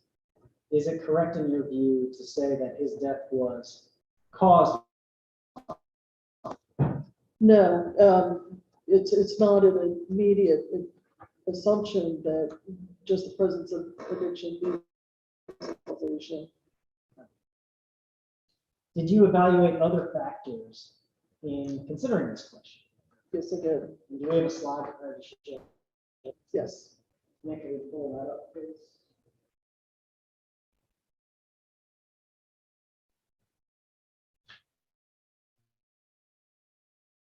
Walk us through the factors that you assessed in analyzing whether an addiction caused Mr. Yonk's death. So this is sort of a general overlay of the parameters that are looked at, and because even if you were was addiction, it still really doesn't inform you about things like decision-making ability, about cognitive ability, personality factors, which there are personality factors that can play into how well a person can make lifestyle changes in behavior. A part of this, maybe a little bit related to cognition, is awareness, and that's what the consequences can be, in particular harmful consequences can be related to smoking. And then mind-looking behavior, that motivation to quit smoking, to change behavior. What information do you consider when you're evaluating a person's cognitive ability and decision making? The kinds of things that I would look at to understand decision-making are to look at, well, history, that is past patterns of decision-making, the kinds of decisions, how they make decisions, the cognitive function, how well do they function in life, what kind of work did they do, what kind of educational background. As a psychiatrist to even, sort of make a general estimate of somebody's intellectual abilities. And specifically, look at the cognitive issues that would have been barriers. What evidence did you see about Mr. Yount's education and intelligence? In terms of his education, he graduated from high school, apparently did fairly well academically. He managed grocery stores, ran businesses on his own, was highly awarded in the military that he had not had prior to going into the military, and that is being a pilot. That actually takes a fairly did you ask me else about decision making? Yes. Okay. Yes. Sure. In terms of decision making, he's only made a lot of important life decisions along the way. I mean, getting married is a life decision, the kinds of work to go into, joining a decision. In particular, he made decisions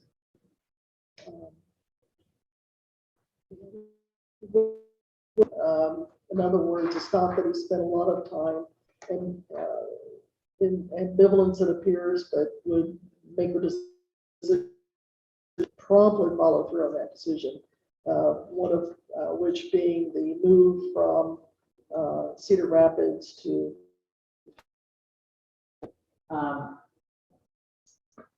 Did you see evidence in the record about when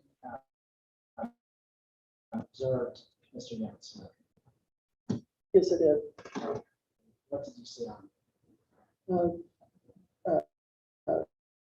That she noticed that he was smoking the first day that they met. Okay. How old was Mr. Yount?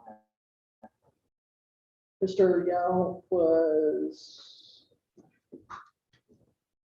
let's see, it's born in 1921, 38 or 39, 17, 18. Did Mr. Yount's smoking at that time impact on his cognitive abilities? No, it did not. Did it have any impact on his decision? Let's move down to the second point here, and that's personality. Is evaluating someone's personality a normal part of evaluation for you? Yes, it is, very much so. And why are personality characteristics important? Well, some certain personality characteristics may make it more difficult to carry through on decisions. Some personality characteristics actually may even give you a higher level of make decisions and follow through on them. And what was your assessment of Mr. Yount's personality? Several things, several features. I think he had a high level of self-efficacy. Make a decision didn't seem too much equilibrating, didn't need to go to a lot of people, seek a lot of opinions, would make the decision from Cedar Rapids to Florida and follow through on it. And it was just full sociable. They certainly had other children and neighbors and friends. And, he was the kind of person who wouldn't necessarily share feelings. So maybe a little bit that part. From the evidence you saw, was Mr. Yount someone who liked being told what to do? Or actually comments along those lines. What are the comments that you remember? what I recall is that if somebody would tell him not to do something, he would be And did Mr. Young, not liking being told what to do, include not liking? yes. You mentioned Mr. Young's military service. Did Mr. Young's military service help shape his personality? I believe it did, which is understandable and really expected.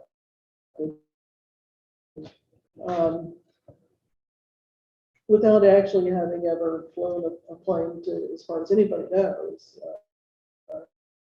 enlisted and learned how to fly, became a very capable pilot, going on pretty dangerous missions, and having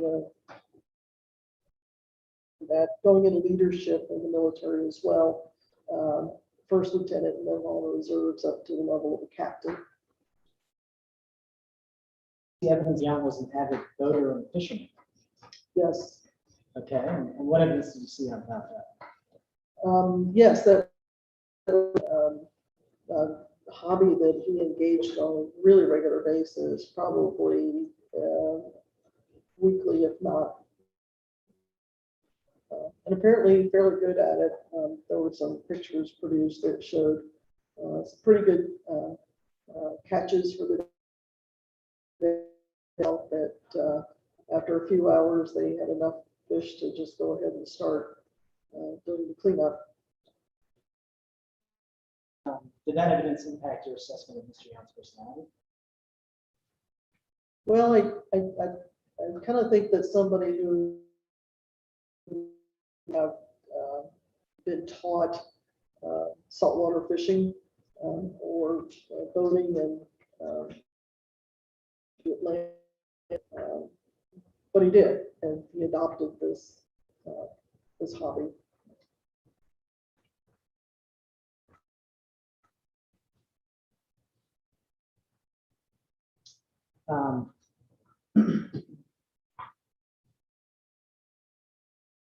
At the end of the day, how do Mr. Young's personality characteristics, in your opinion, affect his ability to control and quit smoking? So in sum from all of that, this is somebody who would make pretty weighty decisions and was very determined once he made that decision, followed through with it. Again, not a lot of equilibrating on those decisions. And I think that fits very much with somebody who's in that particular kind of military life. You have to decide things on a pretty rapid basis and even sometimes on limited information and then act. Could have dark consequences. But anyway, yeah, so that was a part of it. Self-efficacious, I would rate him again, taking on projects and not only doing them, but being quite successful with them, i.e. career choice and managing grocery stores. Okay, let's talk about the next point here. The risks of smoking. Why did you want to examine what Mr. Young knew about the risks of smoking?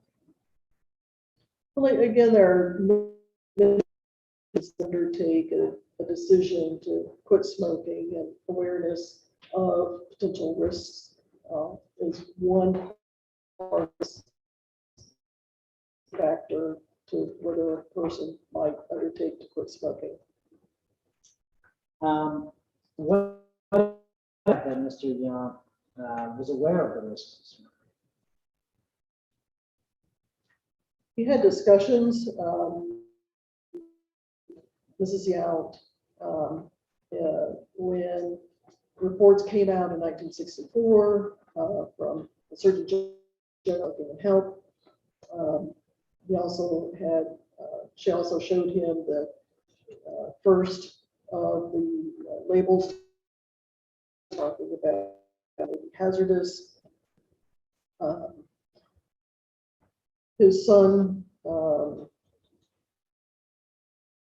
actually came to him on multiple occasions, including as early as the 60s and the 70s and 80s, about the negative health effects of smoking and the consequences.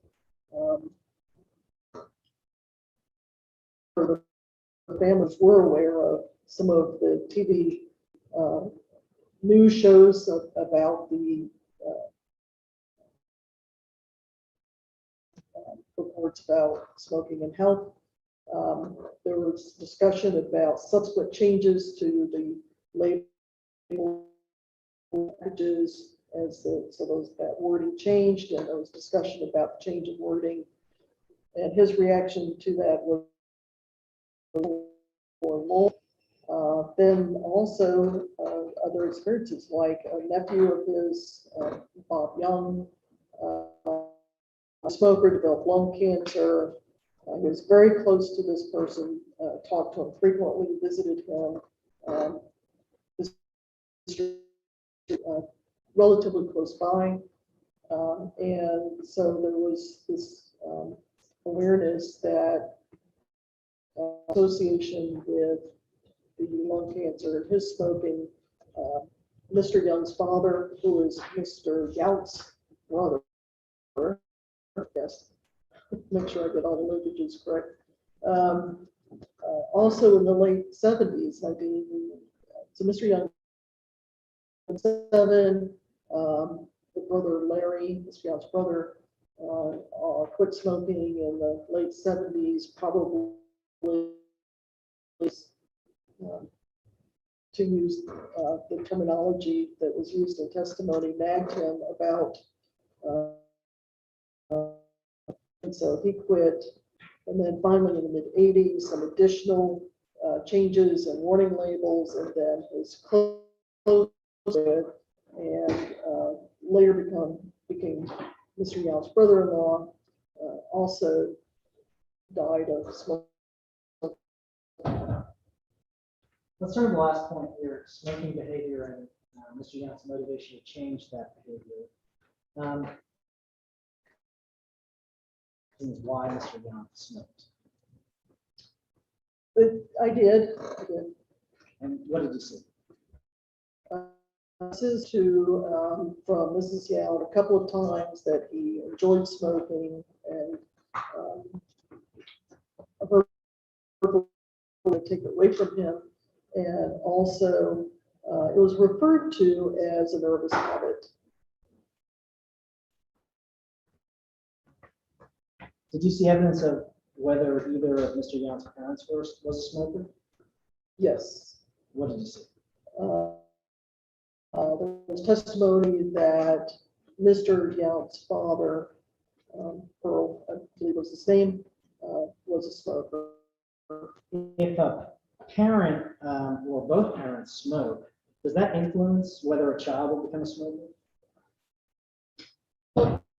The influences or influential factors, they're beginning to understand genetic patterns about it. That being said, it's really not all about genetics. There's parents' model, in part their beliefs about certain behaviors, and that's another area for.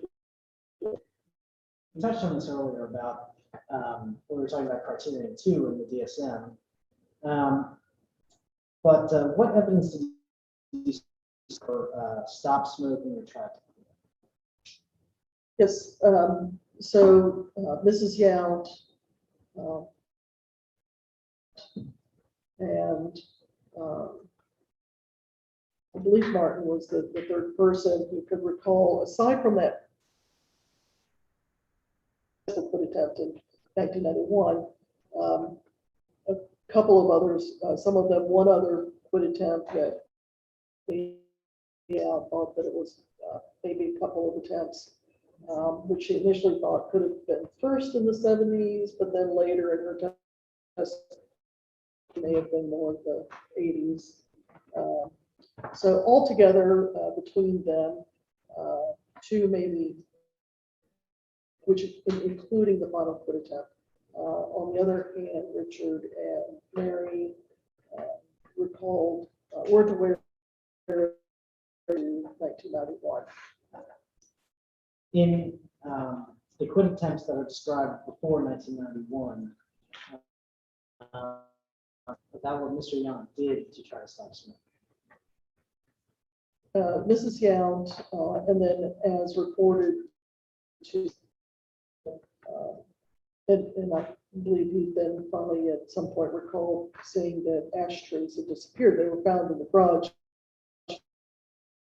Of perhaps 5 days, the ashtrays were gone during that time. So that was the clue that smoking, and they commented that we don't think he's smoking right now. And then at another point, he was chewing regular gum, not nicotine replacement gum, just gum, which they associated with cigarettes. Mrs. Yount recalls that the other 1 or 2 attempts may have lasted days. In your opinion, did that evidence show a persistent, motivated attempt to quit smoking? Did not. Did you see any evidence that Mr. Young asked any doctors or anyone else for help in quitting smoking? Did you see any evidence that Mr. Young ever threw away his cigarettes? I did not. Did you see any evidence that Mr. Young ever threw away? I did not. Did you see any evidence that Mr. Young ever set a quit date? I did not. Did you see any evidence that Mr. Young smoked? Did not.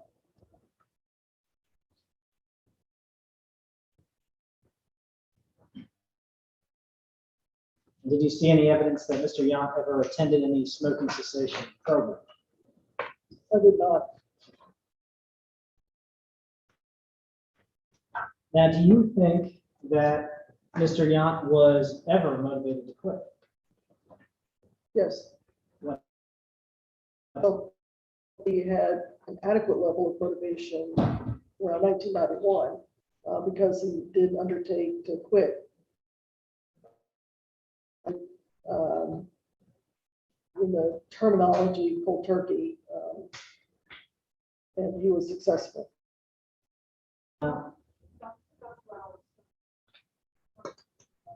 Okay, thank you.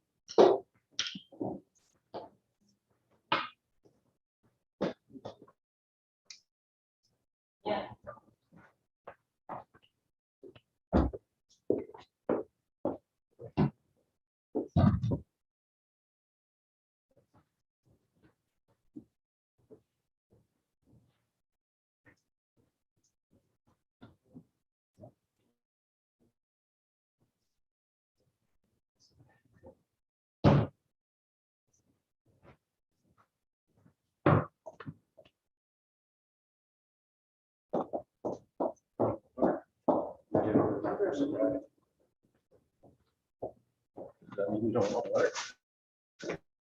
Use this bottle and that's not.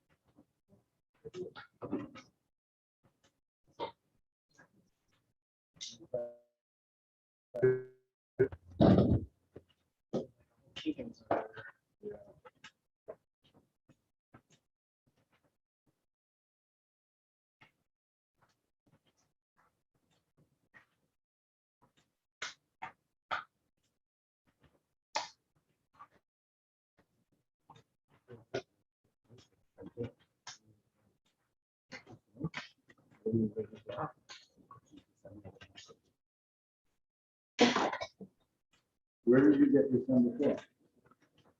Why is it? I don't know that.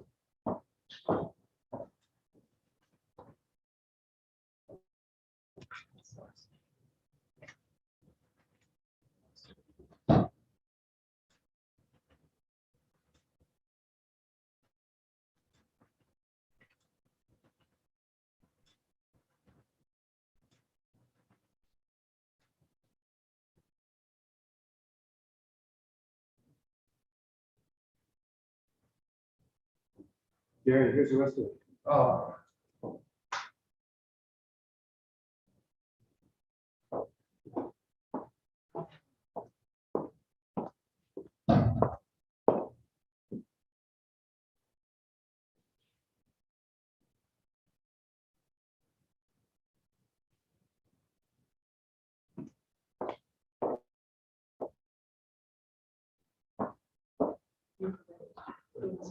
I'm trying to.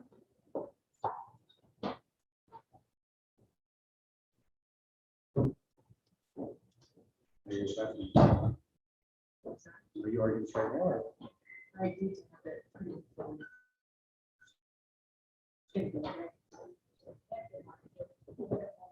Three copies.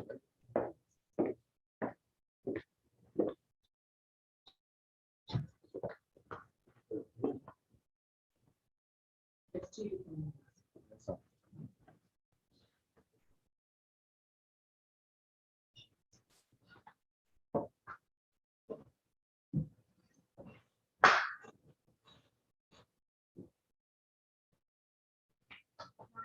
That's the argument we use now. I'm Richard's I best. didn't mix it up.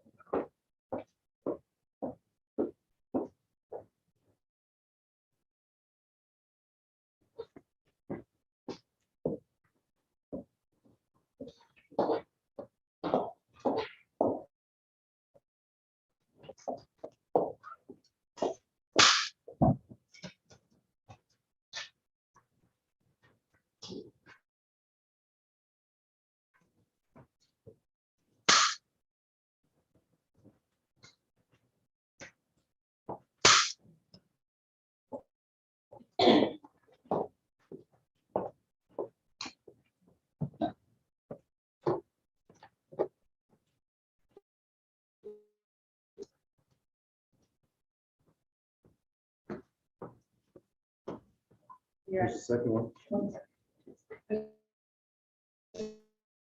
Everyone's ready.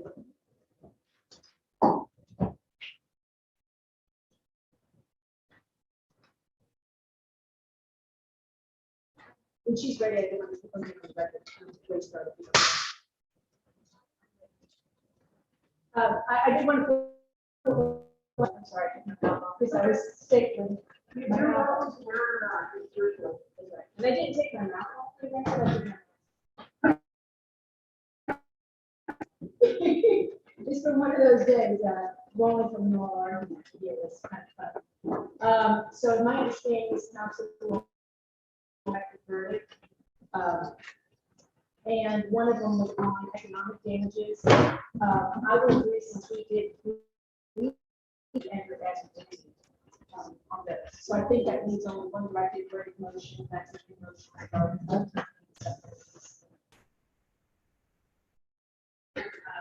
We have to the records that are granted by agreement, but not with another motion for non. For all the just happened in 2005. So this is the non.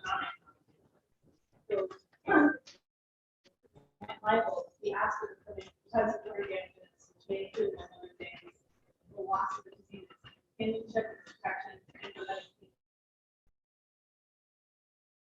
The survivor directed verdict on such grounds, I think if we did provide some evidence, which was very good, quote, intelligent and considered. That's a case called Queen versus Giussani, 99, 7, 2nd, 491, that's in the 50s again. This is because based on mere guesswork or speculation, but must be without another explanation. Without some evidence of likely pregnancy, how would be better information? Surviving. Their point is that, human suffering. By the life expectancy. Yes. And what's the evidence of that? Only the mortality tables, and then, 1993, like people were submitted for someone that was doing out saving race would be until 2005. That would be the upper limit for us.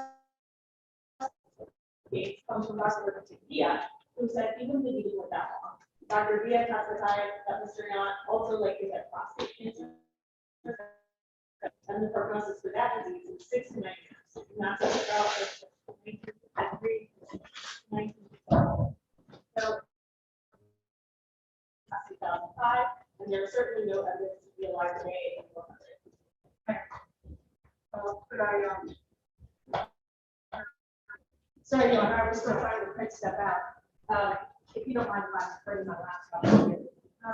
So there's really actually 2 points here. The underpinning of what they're saying, they're attaching pain and suffering only to loss of distortion.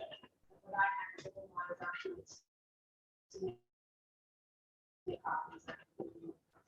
there's 2 separate damages being sought here from this judge. One is obviously loss of data to where they live. But separate and apart is the mental anguish. And this is actually an issue that I addressed in an RJ reference case.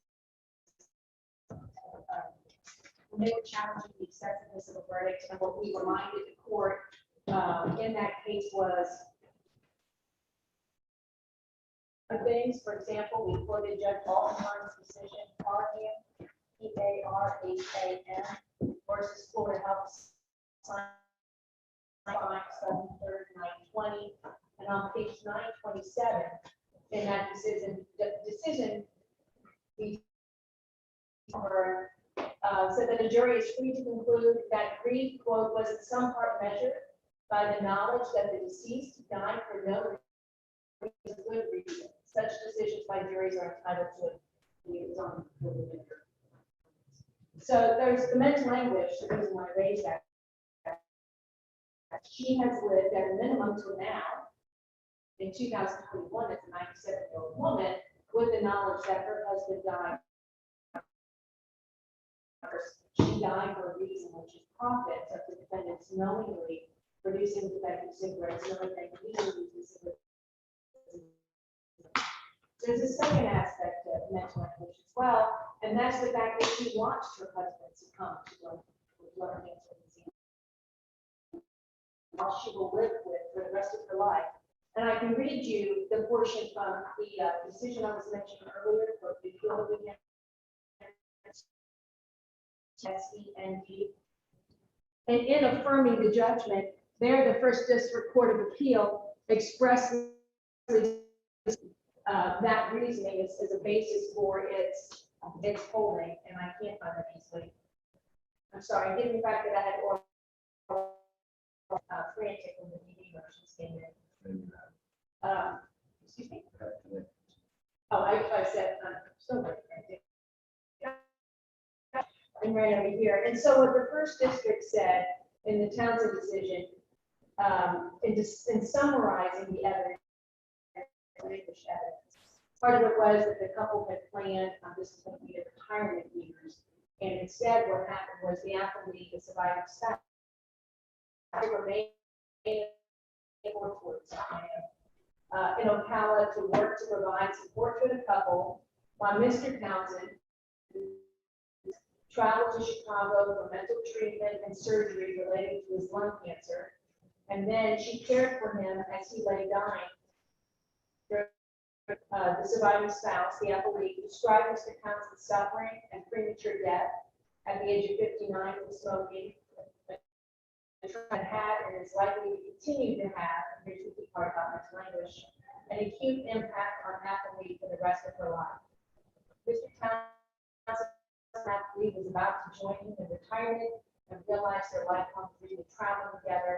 Applicant is not married. So the undercurrent. How do you with the part that is corrected with the consortium? So well, let's do the consortium. As to I think the point is the fact that there's no mortality. And that's the only point that does have some basis, frankly. I mean, it's all been commented on to Mark that she's not. We didn't reduce the petroleum gas records because they're only for at most a couple more years. But we do have the best of any kind of mortality gas records, like people who do that stuff, is she has lived to 97. So there's the notion that they are asking to cut is wholly improper. And her loss of consortium is sensitive. I'm sorry.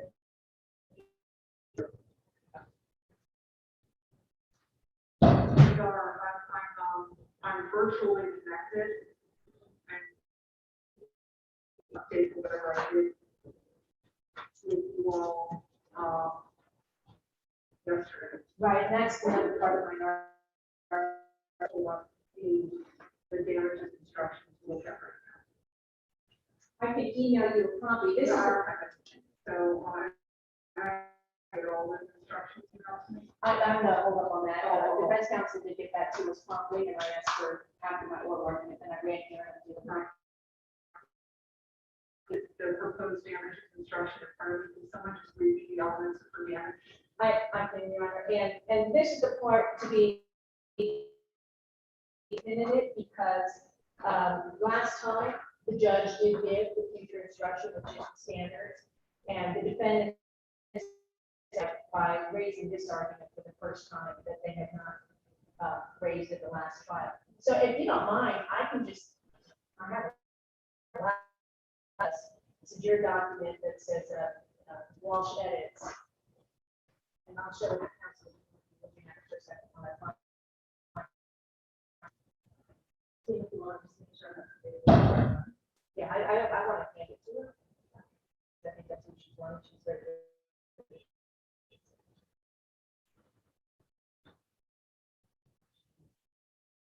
I think I have what I sent to you. That's what I did. It's yours to mark that. I don't know why, but The technology is wonderful, so you need it to finish. the yeah, I can't see the live stream at the same time.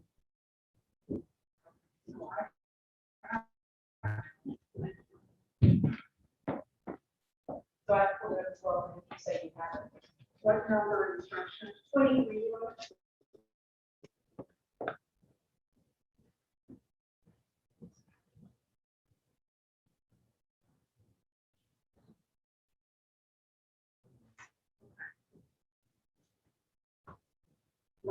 Leo Young's loss of Leo Young's companionship and comma, and their mental unit suffering as a result of Leo Young's lung cancer death. So there are two elements of damages. Lois Young's loss of Leo Young's companionship and protection should be counted 2005 because she would have been denied this companionship and protection concept. So, the council, and if you look at the standard jury instruction, it says along with other evidence. And so, one reason that is important is remember what happened. That is a correction that I had worked with council on. That's in instruction 24A. So it says the evidence may be considered, comma, together with the other evidence in the case bearing on the health, age, and physical condition of Mr. Young, and determining how. And of course, you know, my counsel would say better than me, but you know, the evidence here, he was healthy, of course, most of his life. So let us not take care of it, Ms. The instruction that follows on the mortality table is together with all the other evidence in the case, and you can argue now all the other cases that the duration of the losses sustained by Lois Young, is spelled there. Companionship and protection are capped at 2005. The defined case of the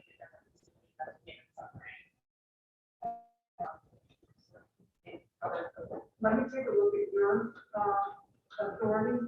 Yep. Is that, hang on.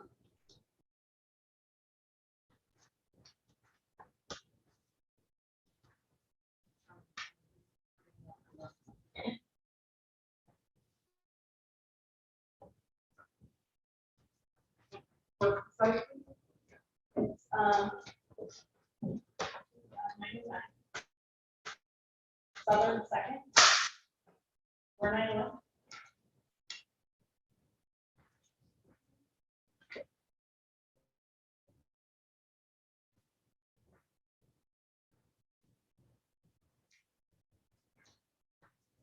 Where your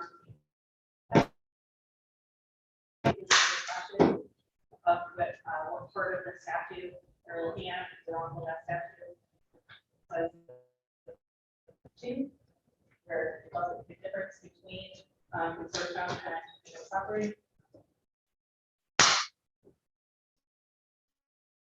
Interpreting that whole without making a decision.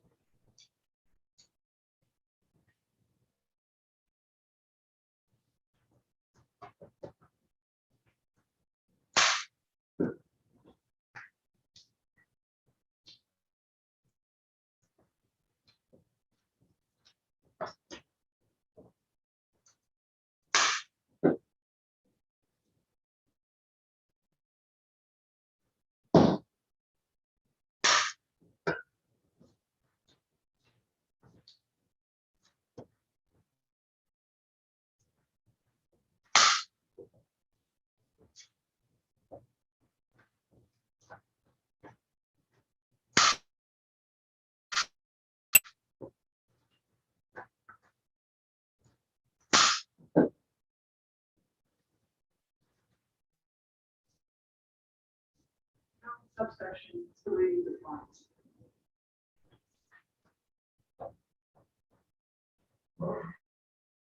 There's subsection 2. This is really,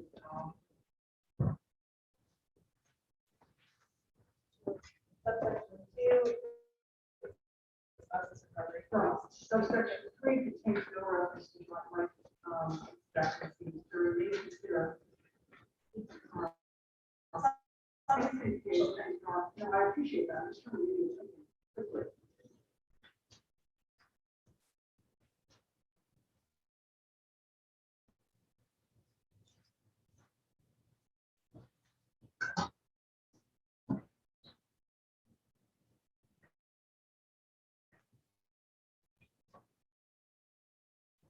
I don't mean to trouble you, but. Wait, the jury shall, look, the as to the instance made under subsection 2, the meets forth reference to presumptive symmetry intended by the register among subsection 2, survivor recovery and or parents recovery. Florida standard jury instruction 6 will be on available where subsection 2 provides similar that the jury shall consider the following elements dealing with wife's loss from the decedent's companion as a result of the decedent's injury. To determine the duration of such losses, the jury may consider the joint life expectancy of the spouse, life expectancy of the surviving spouse together with the other members of the case. So I understand that because she clearly, being alive is certainly evidence of her life expectancy. So I don't understand how this case would consider joint life expectancy. So at 496, it says some evidence relevant to joint life under section 768.212. The remaining inquiry concerns whether or not there's substantial competent evidence in this regard. So that is a substantial competent evidence to, joint life expectancy or not. So this case also focuses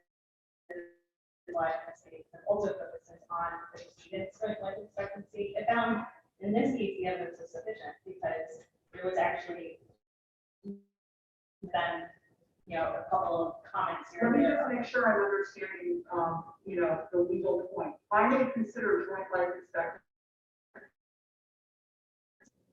Yes? Yes. So I don't understand how I can cap it off in 2005 because joint life expectancy clearly exceeds that.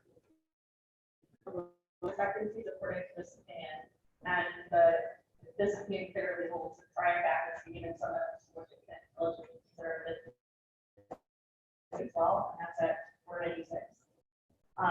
And the reason for that is because if Mr. Yant had not even the mortality tables would have not put his joint life expectancy with his wife. But the expression for future as an alternative argument to cut it off even past 2005 future damages, there's absolutely no evidence that he would have lasted until he was 100 years old. Maybe I don't understand the concept of joint life expectancy. So you have to have a look at evidence to see if there was evidence that both of them would be alive today, not just Mrs. Young, but also Mr. Young. Insight is also 496, and this is the reason why the DB motion survived, because the jury had competent evidence in which it could consider the probable life expectancy of the decedent. But the entire piece is the fact that there was evidence of both the decedent and the survivor in the record, because again, you're asking the jury, if he was still alive today, at some point, he naturally would have died had he not had cancer.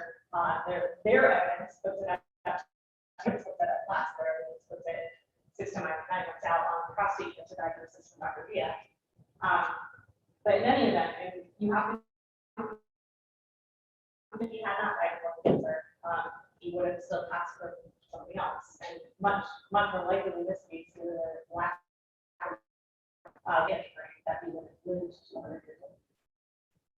Can you explain to the level argument to that, please? To the extent, because that's what I was doing here, is trying to quickly print out another standard jury instruction in addition to the one I'd already printed out for you, and that is your internet work on the standard jury instructions. What's on the Supreme Court website? It's instruction 502.6.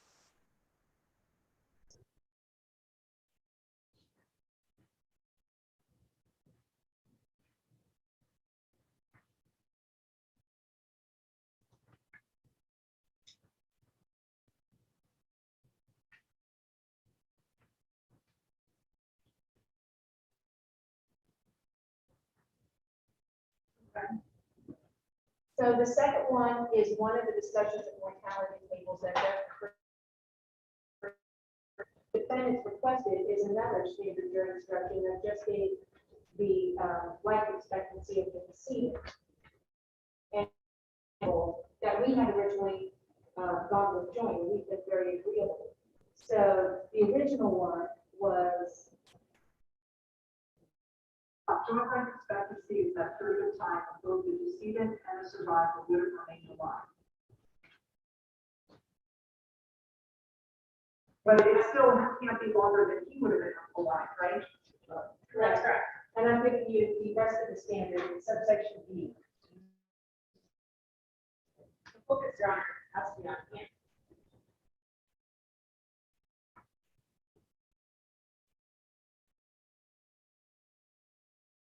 What I think you're saying is together with the other evidence in the case, together with the other evidence in the case, which includes all of her testimony about her mental language.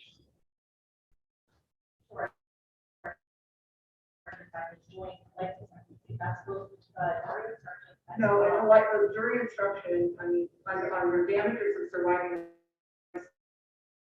given the standard instruction of demanding of damages of surviving spouse states, loss of decedent's companionship and protection and her mental pain and suffering as a result of decedent's injury and death, in determining the consider the joint life expectancy of decedent and surviving spouse, or life expectancy of other evidence in the case. And that's what she's relying upon. And that's right, explain in comment 2. And then there's Comment 2, this instruction is warranted by the evidence that the surviving spouse's loss will continue beyond joint life expectancy until the survivor's death, or will end or test less. So that's what they're claiming the entitlement tax is done. And so the Johnny case says, despite that language,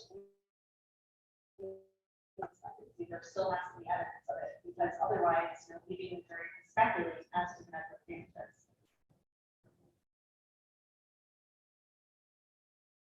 I have a simplistic response to that. Simplistically, that's 2005 decision. The incredibly part of that, including a substantial rewrite in 2010. If there was a case that invalidated the standard jury instructions, they would change. We're now at 2021. No, this case. And trying to, analyze the actual basis. Was this argument raised? I don't believe it was, Your Honor, from my. Version of damages in this case. I'm looking. So while subsection 3 contains no relevant reference to joint life expectancy, section 5 that the jury will may consider evidence of joint life expectancy, such as interrelated measures of damage and action law pursues that.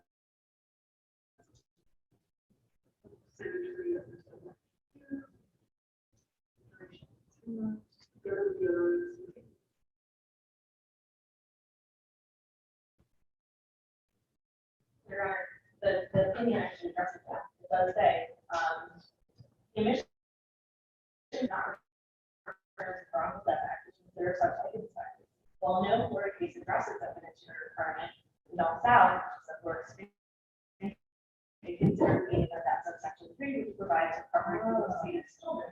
Precise issue needs to consider whether the damages in subsection 3 were limited to, despite the language of the net, you still have to have evidence of joint expectancy or subsection 2, which makes no difference between consortium and damages.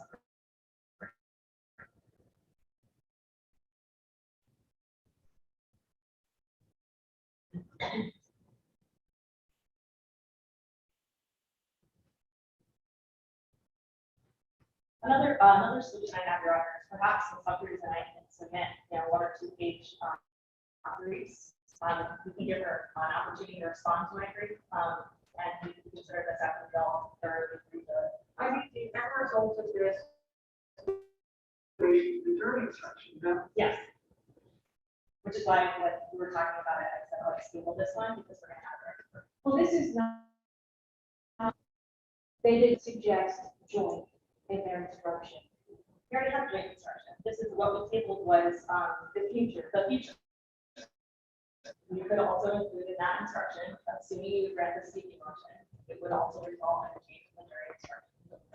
That's the fact. Is that we're allowing you to go, and it says what it says, and it says despite the language of the statute, that you do need some evidence of just Saturday. So what you're requesting now is under damages of surviving spouse. You may consider the joint life expectancy of surviving spouse. What a strange decision, because it's stated in terms of may. You're limited to. But I'm going to give you the opportunity to respond. I really don't want to eat up more time. It's not something that I need to rule on immediately right now. Understood. All right, thanks, John.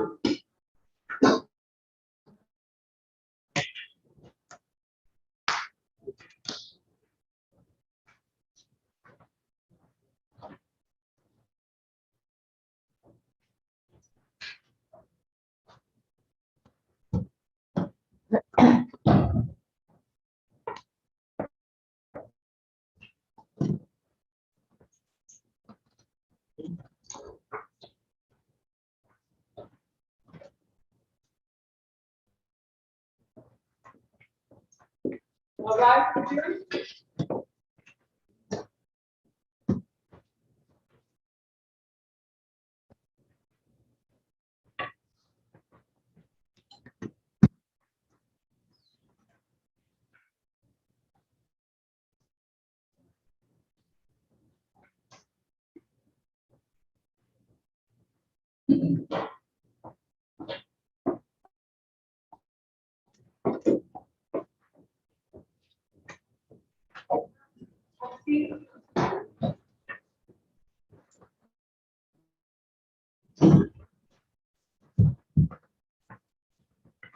All right, welcome back, Dr. Barnett. Thank you. Okay. In addition to what we talked about already, did you also evaluate Mr. Yount's capacity to? Yes.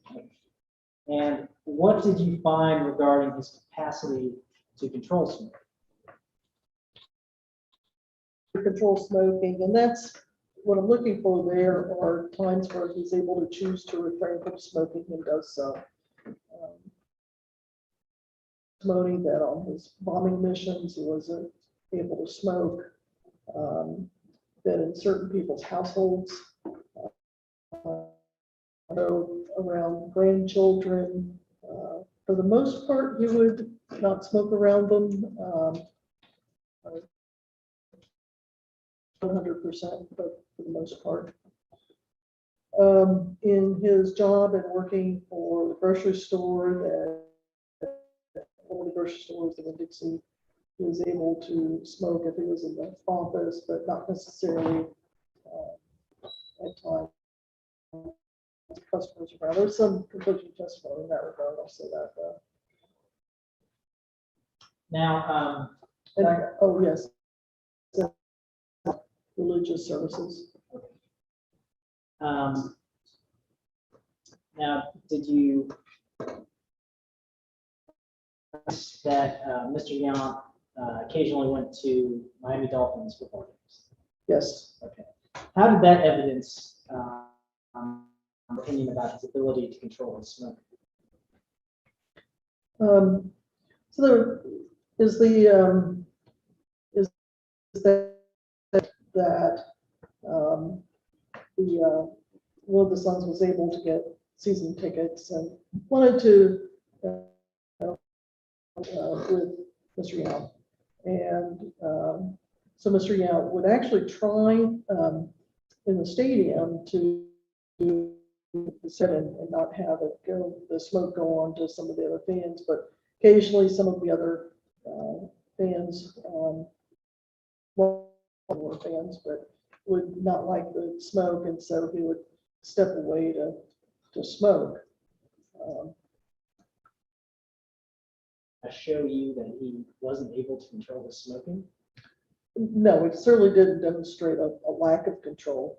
I'm gonna characterize that as lack of control would mean if you got up to get a soda and if you missed part of the game, that you were out of control.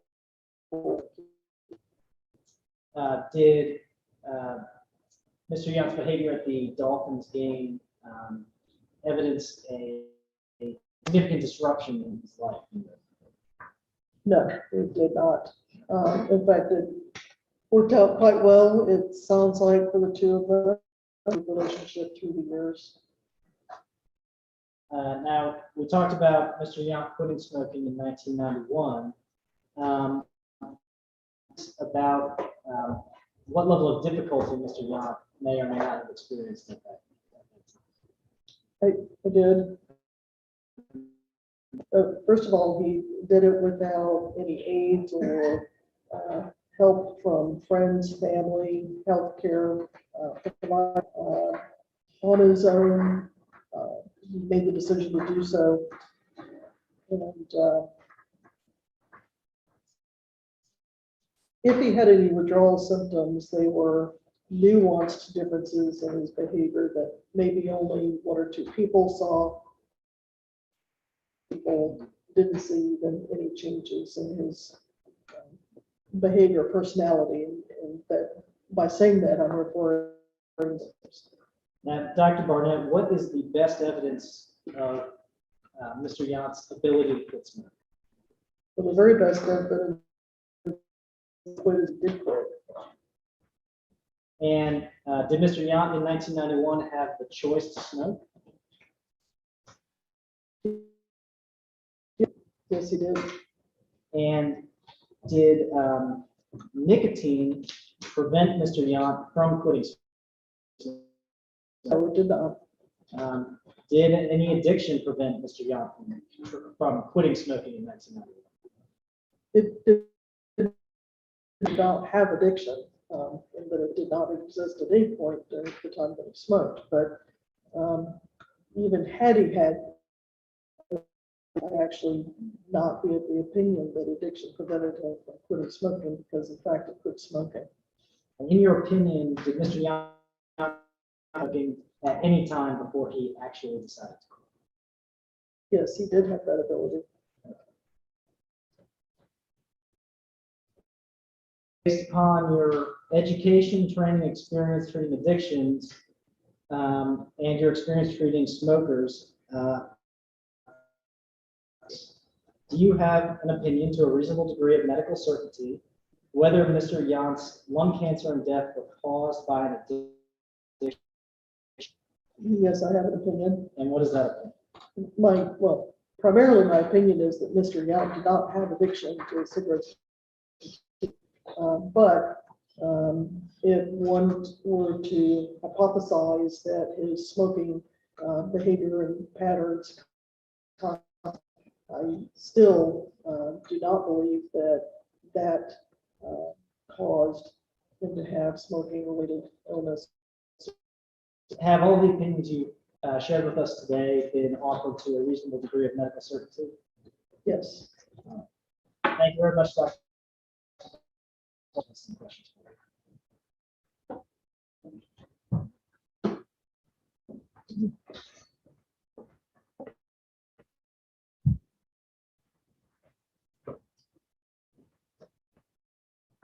Good afternoon, everybody. Good afternoon. How are you? Good. Good. Good. And so, my name is Gary Page. I've met you before, Yes. and if you understand my question, you just let me know, okay? Certainly. Okay, and so you're not saying just because has the ability to quit, that means they were not addicted, are you? No, not at all. In fact, most heavily addicted drug, heroin, they have the ability to quit, right? Yes. Okay. That doesn't mean that they weren't addicted, right? The ability to quit does not equate with not addicted. Now, I want to show you DEM 175 that you used with Mr. Can you put that up, Robert? Yep. You put a list of reasons why people smoke. Do you remember that? Yes, I do. Can you put that?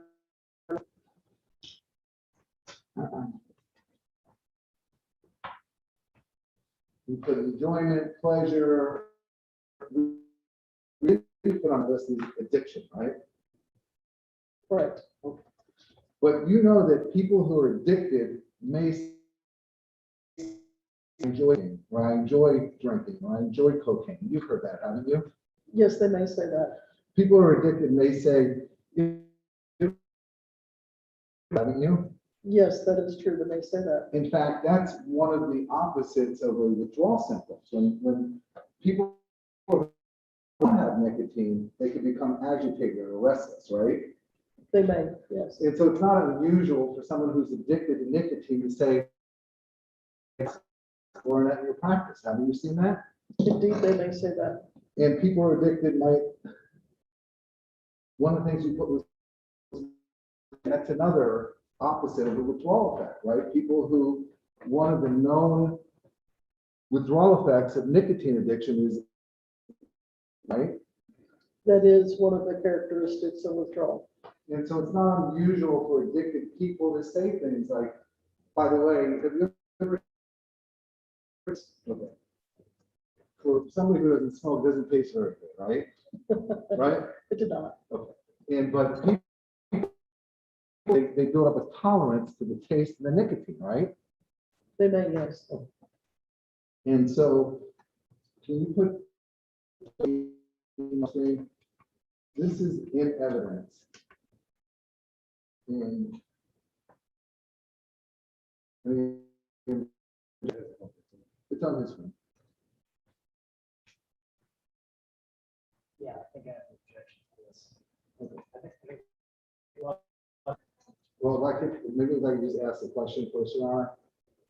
So I get to, you can put up the slide again. People smoke. Well, you decide all, you don't have to show you, I had all these reasons why people smoke, right? Yes.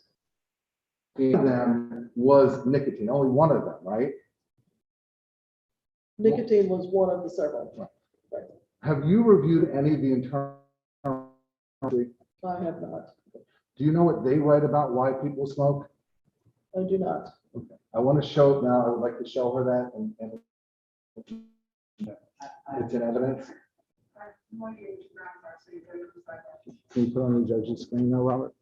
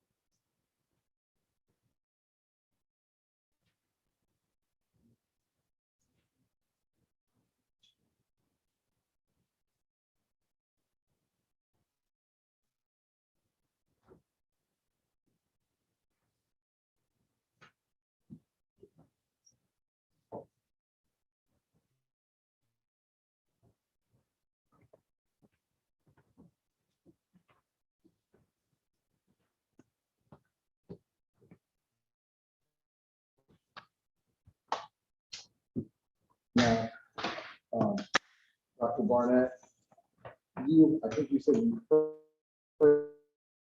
it's not been proven, it won't happen to me, things like that, right? The patients, no. patients? No, I have not.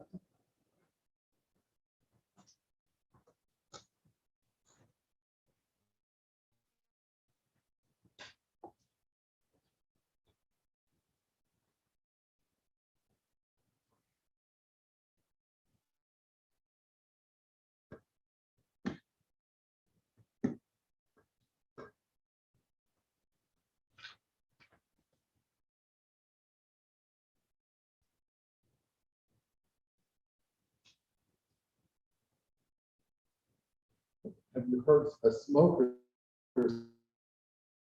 moving, you don't know, could be pollution, it could be other causes, have you heard things like that, smokers that say things like that? Yes, in years past I have. And what, you heard that back in the 80s, the 90s, the 70s, Yes, and you've heard people addicted to cocaine, I think you say things like they enjoy it or things like that, right? They may be ways that an addict rationalizes their behavior, right? yes, that could be part of the process. And you certainly wouldn't want to give an addicted smoker a psychological crutch or self-rationale to continue smoking, would you? But I'm not sure how the two are connected because those rationalizations are not something that, you know, I've given them. Is there anybody to give a smoker rationalizations or crutches or doubt or confusion so they continue smoking? That would be a bad thing. It certainly would be inconsistent with the techniques that we use to help people to change behavior, in particular, just Well, to be inconsistent, that could be harmful to somebody. That could be bad. It could affect their motivation. They may believe you, they may continue smoking. That could hurt somebody. as a medical professional would be, yeah, bad, unethical to provide false information to. You wouldn't want to do that, would you? No, And you wouldn't want to see anybody do that to somebody, would you?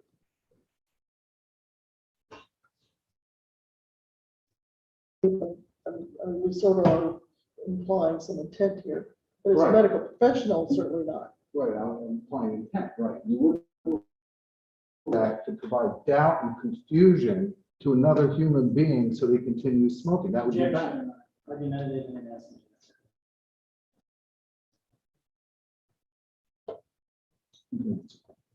Oh, I did, I said, oh, okay, I thought you said something else. Okay, Correct. correct. Now, so just and again, I'm gonna go through some of your qualifications. And we're gonna go through the DSM.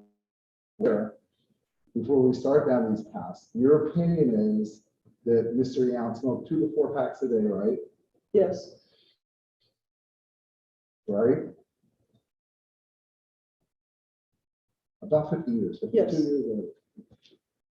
He would smoke, before his feet hit the ground, he would be lighting up unfiltered Pall Mall and smoking it, right? yes, And it's your opinion that this was not even addicted, not even for one day in his life, right? correct. Not to rehash all of the, well, just the implication that tolerance will have a length of time. We've been through that. Yeah, we'll go through some of that again with you. And you and I have had 3 cases together where I've met you, right?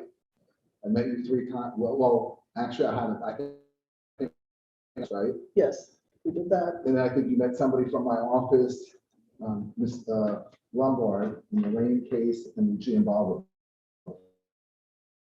I do remember the case, I don't recall what that was. Giambalvo was somebody who smoked 2.5 to 3 packs a day, right? All any specifics. You want to take my word for it? Or you want, I can give you the transcript if you'd like to see it. You want to see it? I can show it.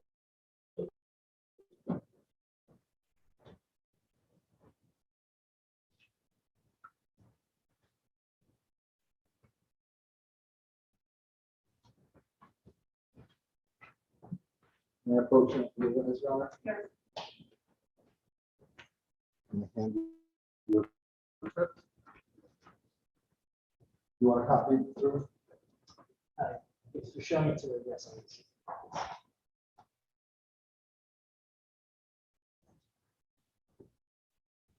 And if you just turn to page 25, line 18, look at that through page 20 of your deposition. Maybe that will refresh your recollection.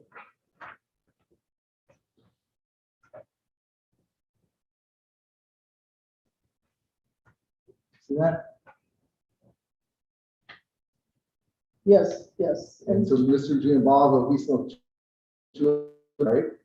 Well, to be clear, it says, at some points in his life, it appears that he smoked 1 pack per day, and at other points in his life, it appears 2.5 packs per day. You say 3 packs or no? That's fine. We can just say up to 2.5 packs and move on. And then in the with you, Mr. Lane, he smoked 2 to 3 packs a day. Remember that? I do not, I don't remember specifics of. How much, Mr. Johnston, remember he smoked 3 packs of unfiltered Pall Malls? I do not. I'm gonna hand you both of those and see which one refreshes your recollection.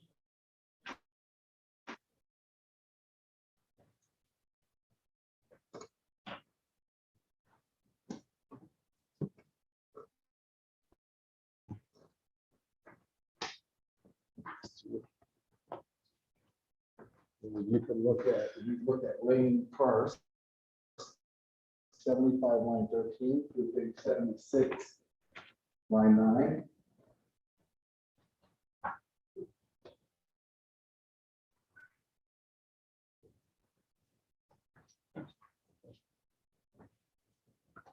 See that? Yes, and so, let's see, for Mr. Lane, he was smoking approximately 2 packs per day. Having said that, that's focusing on the time he was in Florida, married to Sandra Lane. It is possible that less, for example, about 1 pack per day for a period of time in Georgia. And then Mr. Johnston, but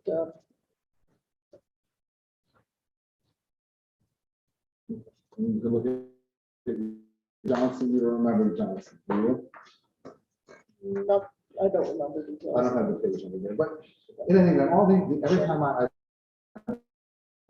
when somebody who smokes multiple packs a day, is that fair enough? That would be fair, yes. In every one of these cases, you said that these people were not addicted.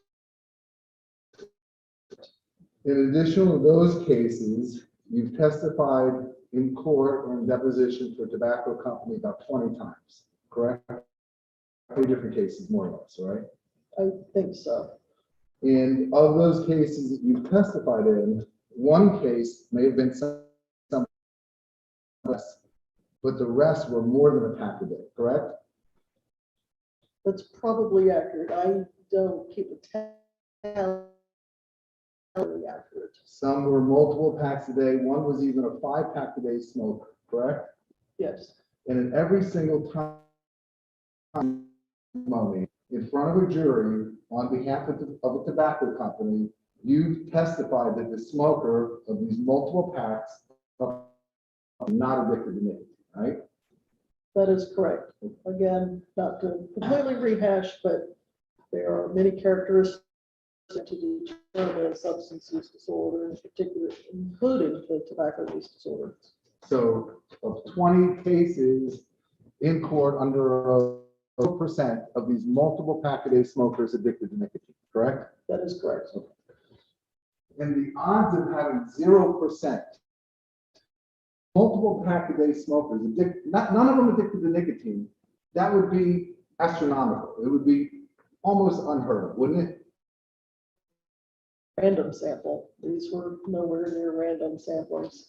Right. And so you're a member of the American Psychiatric Association, correct? Yes, And you're relying on the DSM here today, right? in terms of the criteria, yes. And when you at one time you used the DSM. And when you use the DSM-4, you did use the terms dependence and addiction interchangeably, correct? Yes, we use attendance criteria. And so I want to show you demonstrative PDRP 198. And it's from the DSM-4 and DSM-5 where they discuss the percentages of smokers who they find. I'm objecting to this.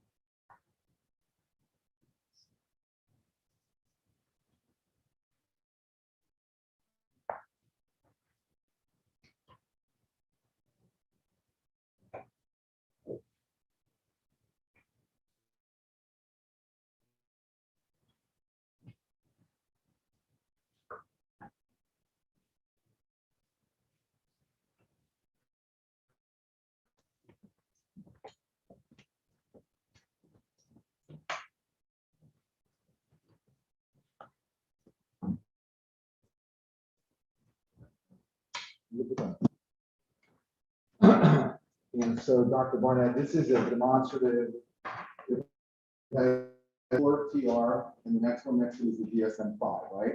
Yes, You're very familiar with both of them, right? yes, You use the DSM-4 extensively, and yes, the DSM-5 was published in 2013, correct? yes, We call the DSM. One says 50% of regular daily smokers are addicted to nicotine, right? Current daily. You see that? it's the top part was cut off. No. Sorry. That's better. That top part of the So- beginning. The DSM-5 was published in 2013, and they said the prevalence among current is approximately 50%. Did I read that correctly? The current daily prevalence of DSM-4 criteria. And so that would, when the DSM puts the 50% figure in there, they're talking about they're not talking about 3-pack-a-day smokers, right? Correct. Some people smoke 2 cigarettes a day, right? People smoke 5 cigarettes a day, right? Yes, Some people smoke a pack a day, right? right. And a 3 to 4 pack a day is the highest end, correct? Yes, it is. Okay. But in terms of people who smoke, so this is taking, they're saying when you take the pack a day smokers and you average them, 50% of regular daily smokers are addicted, right? The average of all, In terms of people who smoke 3 packs a day, if we have just 10 people who smoke 3 packs a day, addicted according to the literature? at one point, actually, I read across that. I don't recall it. You know, if it's 80% or 90%, do you have any idea what it is? It's a fairly high percentage. So it's even higher than this. Somebody who smokes 3 packs a day, we've had other people, multiple packs a day, none of them are addicted according to you when you come to court, right? No. And you do know that a person who smokes 3 packs a day, though, is more likely than not to be addicted, right? The criteria which would substantiate the diagnosis. And then prior to the DSM-5, 4 was published in 2000, right? Yes. And they were using research from the 90s in the DSM-4, right? And in the 90s, the average number of cigarettes consumed was higher than today, right? Yes. They were more heavy. Yes. In the past, there were more heavy regular smokers than there are currently, right? Yes. These had more heavy regular smokers. The DSM-4 found that 80 to 90% met the criteria for nicotine addiction. Isn't that what that's? They were also using different criteria Right. with a lower threshold. Well, actually, 7 of the criteria are in, I'm 6 sorry. 6 of the 7 in the 4. Are all of the ones in the 4 and the 5? Yes. Okay, so the 5 just added, Yes. they added cravings. They And if added, I may, I said that opposite, actually. Okay. Yeah, yeah. So it's a lower threshold now because in DSMs, you had to meet at least 3 of the criteria. 3 of 7. Okay. to But match. now you only need to meet 2. So there was knowledge about the hazards of smoking, correct? Back in the 80s and 90s, there was less knowledge, understanding. In terms of the scientific knowledge, or do you mean generally in the public? Generally in the public, consumers, people who were smoking. This is outside the scope of direct, it's beyond direct expertise.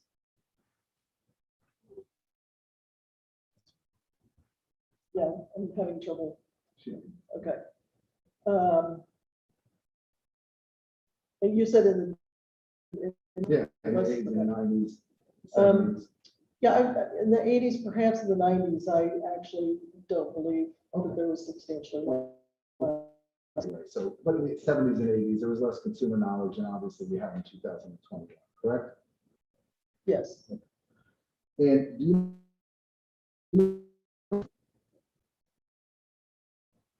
Accumulation of knowledge over time, more.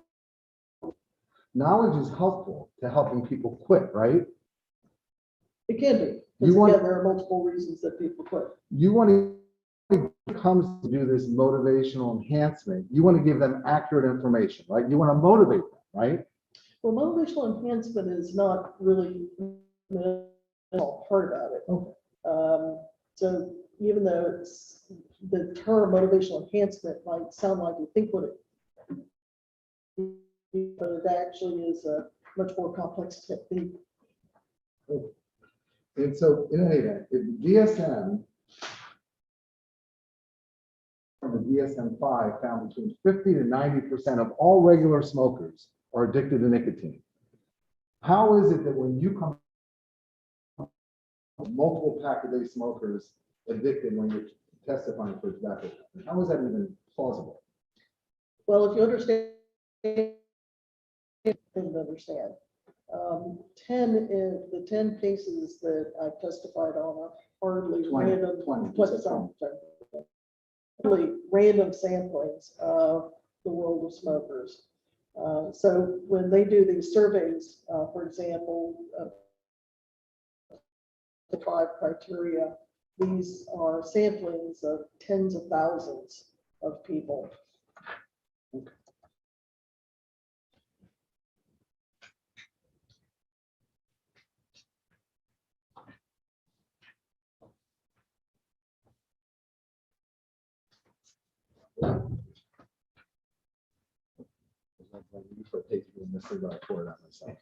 Sorry about that. Okay, and so I want to go through some of your qualifications and background to find out how you're able to come. I'll just go through your background, okay? Fair enough? Okay. Okay. You were first approached to be an expert by, correct? Yes, And you understand there are those who focus their entire careers exclusively on nicotine addiction. You know that, don't you? yes, That is not what you do exclusively. no, In fact, I want to show PDRP 199, which is from your website. You have a website, correct, yes. Mr. Bell?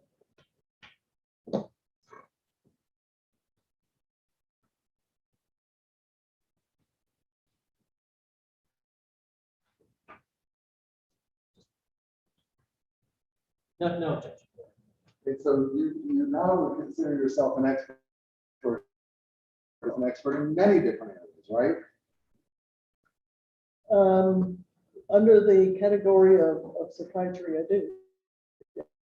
You're an expert in alcohol addiction, correct? So if Yes. there's a case going on with alcohol addiction, somebody needs an expert, they can call you, right? Right? You're an expert in heroin addiction, right? Yes, You're an expert in cocaine addiction, yes, opiate addictions, yes, geriatrics. yes, You're a forensic expert, and you're also a general psychiatry expert, right? yes.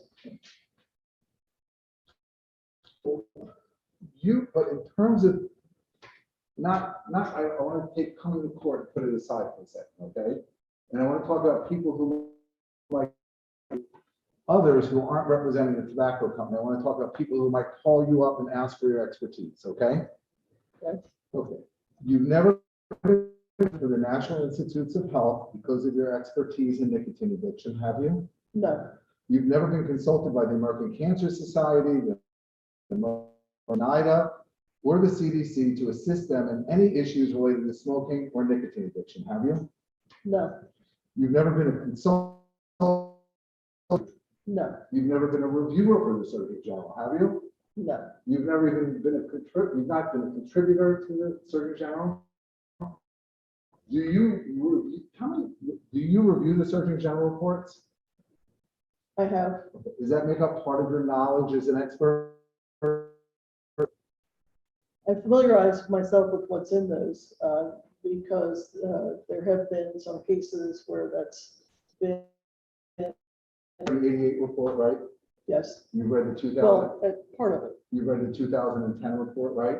yes. Reliable, trustworthy. In the legal sense of reliable, I don't rely. Well, what do you think reliable means? Well, just somebody who not a little reliable might sound like it means that they're not telling falsehoods. It carries a very special legal meaning, and so I don't rely on it. No, I'm not asking you rely on it. I'm asking you if it's reliable report, 2010. Is that a reliable and trustworthy report? It is not reliable. I don't rely on it. Okay. You understand what happens if you say something's authoritative? Do you know what that means? Yes, What happens if you admit that it's authoritative? Objection.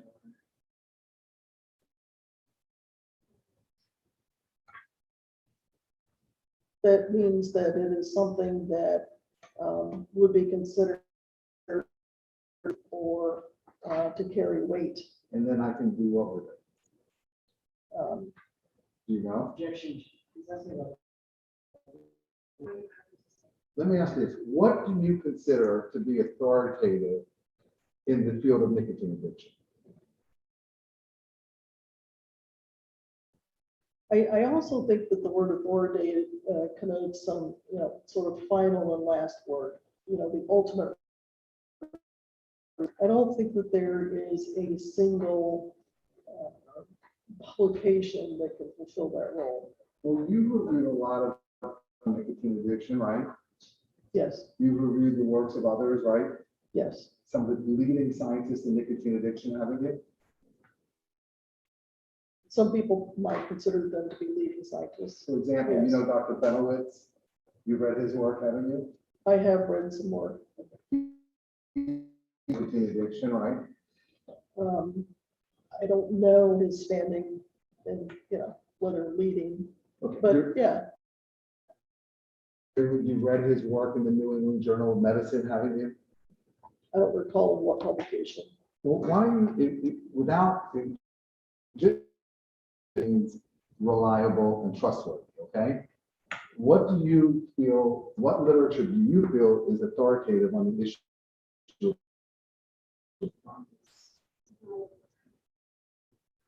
What literature or reports, what government reports or literature do you consider as main authoritative? Can you just cite me to one? Well, I would start with DSM-5.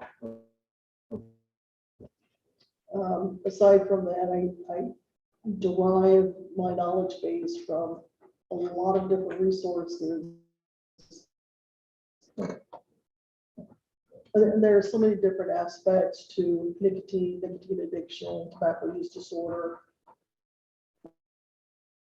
One piece, one parameter of that, one slice of that, there may be a bunch of different resources. Let's move on, we'll come back to that later. You've never received any research grants from any of those organizations we've talked about, correct? That is correct. In terms of teachings and lecturing, you've never taught a class at any level, high school, college, medical school, addiction, correct? Well, in the class that I teach, the courses I teach for the physician assistant students, there is course in that on substance use disorders. Okay. But a course on nicotine addiction, a course specifically about how the brain and what happens if you start using nicotine early. Have you taught a course in high school, college, anywhere on nicotine addiction? Only focused on Yeah. that? No, but obviously within the substance use disorders, there, that does include the tobacco use disorder. Asked by any community other than a tobacco company to lecture to a group on nicotine addiction, have you? No, There's a lot of publications in the peer review literature on nicotine addiction, right? yes, And you've never published anything no, on nicotine addiction, no, addiction in general? no, You've never been an editor or reviewer, nobody's ever expertise to be a reviewer or an editor for a peer review journal to review the works of others? no, In fact, when you met with them, they actually gave you literature to review, right? they did. And you didn't keep copies of it, did you? And so when you're trying to be, did they provide you with any of the internal research from the tobacco industry? Or ask why they didn't give it to you? I did not. Did you look it up on the internet? Did you try to look at what your scientists were saying about nicotine?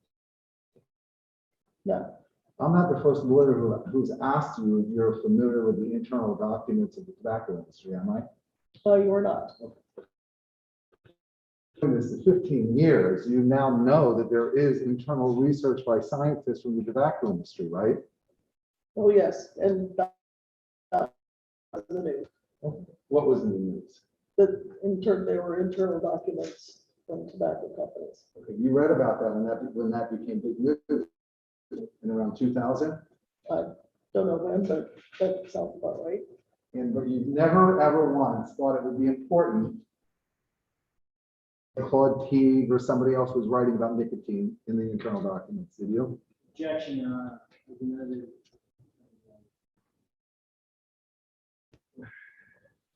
You talked about dopamine with this jury, right? Yes, You talked about different dopamine levels. yes, You never published one thing on dopamine, have you? no, In fact, you've read the research of others who did publish on dopamine and nicotine, right? yes, And you're familiar with the Dewey study, correct? yes, In the study you were talking about dopamine levels with this jury about, they were talking about dopamine release after injecting a nicotinic inhibitor, right? Remember that? I remember studies that did a perfusion of nicotine, but I don't recall an inhibitor. You don't remember we just spoke about that a few hours ago? Well, I remember you mentioning it. You remember Dr. Dewey in the study that he did that you read? Yes. You remember that? Yes. And there were comparisons in that study of different tobacco to cocaine to caffeine. You remember that graph? Yes. And you remember where you got those numbers, and you looked at that study, you get those numbers. You know? And so you were familiar when those numbers about different dopamine levels, that comes from Dewey's study where he injected the inhibitor. You're not reading about that? Objection, Your Honor. This is assuming that's enough. You remember that? I remember. Well, you read Dr. Dewey's article and relying upon it. Remember that too? Yes. And so when you're looking at dopamine, the study you're relying upon where they injected the rat with a nicotinic inhibitor, tell the jury what a nicotinic inhibitor is. Okay. Look, in referencing an inhibitor, you're talking about something that attaches to something that there's a long tradition of conducting assays to measure binding levels. And then there's different techniques for doing these measurements. So you can, something that blocks or binds the receptor that will image is one technique. And then from that, substance and see how much binds, how much does not bind, and then you know how much has been occupied. Variations on these kinds of assays, but it's how we can measure different receptor levels, receptor outputs. These sorts of assays can be applied to norepinephrine, serotonin, whatnot. But a nicotinic, so I can understand it. A nicotinic inhibitor is something that blocks nicotine so it doesn't bind to the receptors in the brain, correct? Chantix is a nicotine inhibitor, right? Partially, okay. And so these, But it also partially activates. but these being injected with a partial, they were actually being injected with a nicotinic inhibitor, right? You know, I'd like to go ahead and have the study. You have the study.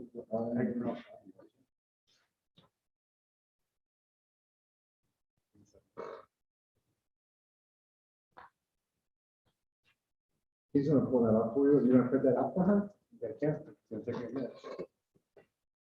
But by the way, when smoking, he wasn't taking a nicotinic inhibitor, was he? No.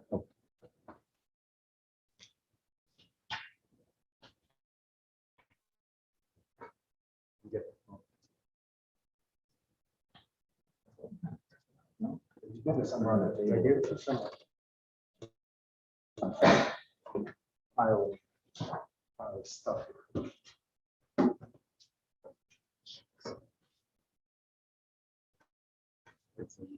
Yeah, it's taking notes right now.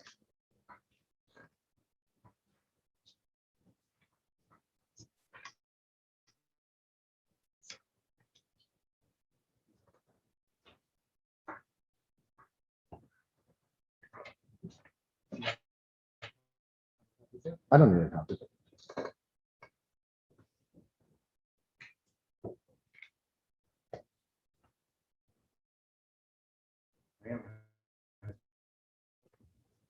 I could ask you something else, but I don't want to move on because I don't want to do this.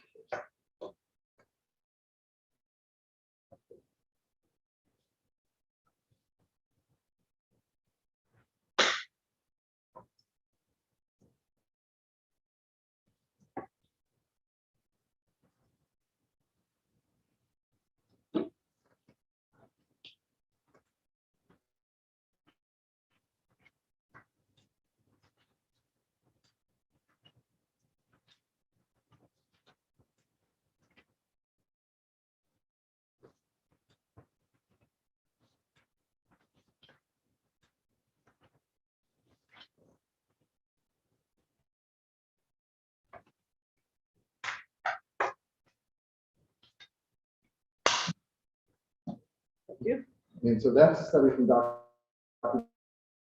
Pardon me? It's nice and warm. That's the study you were relying upon, right? Doctor? Yes. And in that study, they were actually injecting rats with the nicotine, right? So you have these rats that are being given a nicotine inhibitor and they're being injected with pure nicotine, right? Yes. And when nicotine is inhaled by a smoker, it actually goes more rapidly to the brain, right? Inhalation, right? That is correct. That's what makes a cigarette a very dangerous device because the nicotine goes to the brain within 7 to 10 minutes with every single puff. Seconds in every single puff, right? Yes. And somebody like Mr. Yount, he was getting somewhere between, in the cigarette, about 600 to 800 hits of nicotine to the brain every day, right? You know, I actually take issue with calling it a hit. I mean, it's kind of this similar to drinking a cup of coffee and saying each sip is a hit. I'll call it puff. But we have a nicotine in his brain, right? But they don't stand distinctly. They're not each in isolation. Because as each the next, you don't get this spike and then down, and then spike and then down, and then spike and then down. So it or a surge of dopamine for each puff actually doesn't understand the whole. I don't want to, I don't want to fumble with you over that. I just, with each cigarette, they get, he was getting a day, it was a regular length cigarette, right? Right? Yes. But you know his cigarettes were 50%, had 50% more puffs, don't? Objection. Beyond the scope of exercise. Do you know if his cigarette filters had more puffs than a regular cigarette? Did you know that? No. Do you know if he smoked the cigarettes all the way to the end where his fingers were stained? He testimony was smoked them all the way down. And you see testimony where his fingers were stained from that? Yes. You've seen that with other addicted smokers, haven't you? Their fingers may get stained. And so in this study, the nicotine that's being injected, there's only phosphate in there, is there? In this study, actually, this strikes different study. Oh, that's not the Dewey study that you Dewey has a number of studies about dopamine levels. can I have that? This particular ability of the substance to block, and they're measuring how effective it is at blocking the dopamine increase in the nucleus. Just why I wanted to look at the study, because as you were describing it, it didn't seem to me that in the study I was looking at, didn't use. You came here and you had a chart that we talked about during lunch. Remember that? Yes. Objection. This is.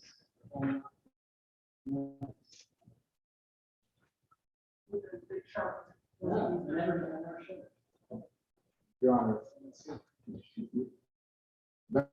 Remember you said you got it from the Dewey study? Yeah, that never happened. Aren't those numbers in this study? Okay, show me.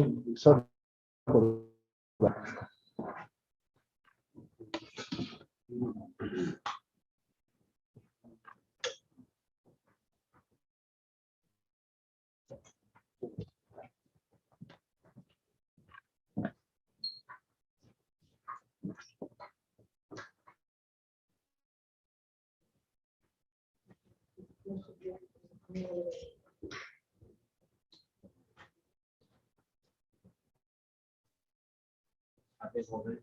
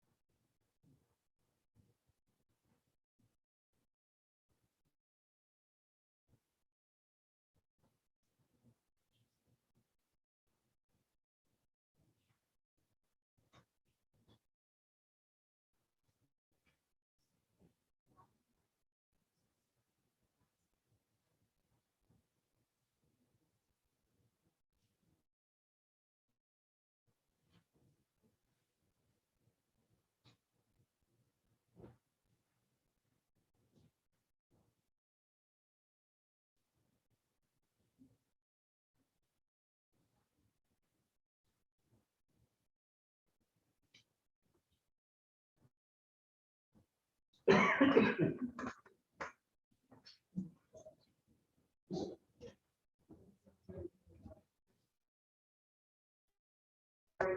the evening, I think in about 10 minutes. So if I give you a draft, or, you know, you won't make it 10 more minutes. Dr. Barnett? What, please? Oh,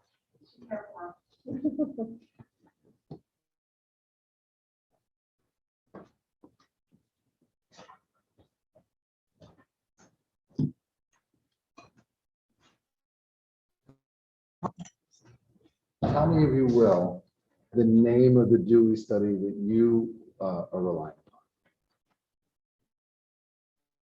Well, actually, I've reviewed a couple of different studies that look at that, that have looked at dopamine transmission. upon? Can you tell me?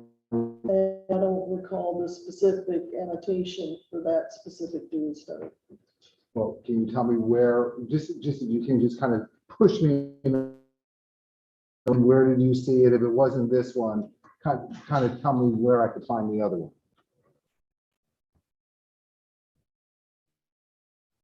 Off the top of my head, I couldn't.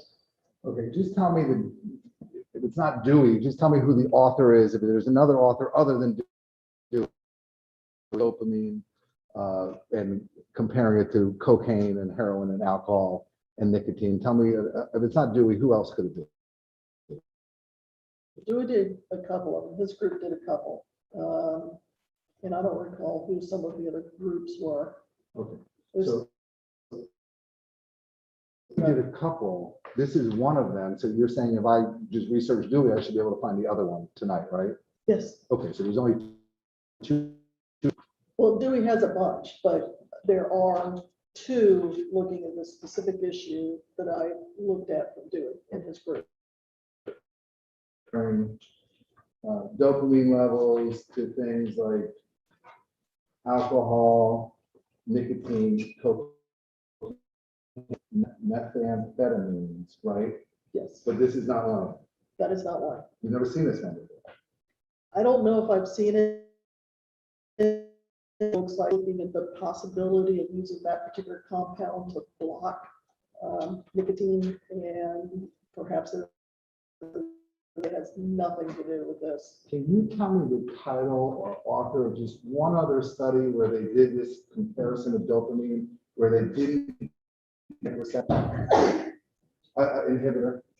I actually do not recall an inhibitor in the studies Oh. that I looked at that Okay. basal dopamine output. What about ammonium diammonium phosphate? Were they also injecting that into the rats or no?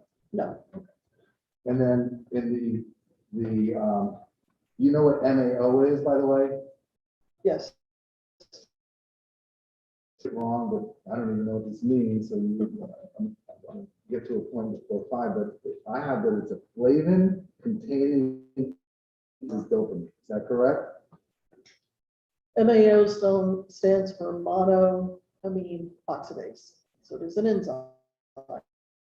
And this enzyme metabolizes various brain chemicals, including dopamine. And there are substances in tobacco and cigarettes that contain nicotine. There's also other substances that cause reduction, right? Yes, And in turn, the decrease in MAO and B from these other chemicals then result in levels in smokers, right? there've been, I'm trying to think if they've actually done inhibition results in, we think, higher transmission of serotonin, norepinephrine. And just getting back on point, and I just want to get to where you're about diagnosing addiction, so I'm just going to go through your call. You never ran a smoking cessation clinic, correct? Correct, I provide smoking cessation services, but it's not held out to be a smoking cessation. You know what a smoking clinic is, right? Yes, They very good place where people go and they help them to quit smoking, right? Right? No, You never worked in one? no, In fact, you never stepped foot in one, right? no. And in your practice, you said you treated thousands of patients, right? Oh, yes. And only one patient ever came to you solely for nicotine addiction, right? Smoking. But the question was about smoking, but that's correct. And as I understand it, you see about 75 patients a week, right? In a geriatric, right? Yes, actually, that would be correct. About 5 to 10 are for psych disorders like schizophrenia, correct? Probably about 1%, yeah. 40 are for substance disorders for things like alcohol, cocaine, and opiates, right? Yes. And of all these patients you see on a weekly basis with these other programs come to you with help with smoking, right? That would be the focus at the time. So typically, there are people with issues, and then once those other issues become stabilized, at some point during the care and treatment, then smoking cessation, And it's or at rare, least advise them. it's rare for you to see somebody in your practice who smokes 3 to 4 packs a day, right? Yes, that would be correct. And just, how much have you made from the tobacco? I just want to know, because I don't think I heard the answer. I just saying anything bad about it.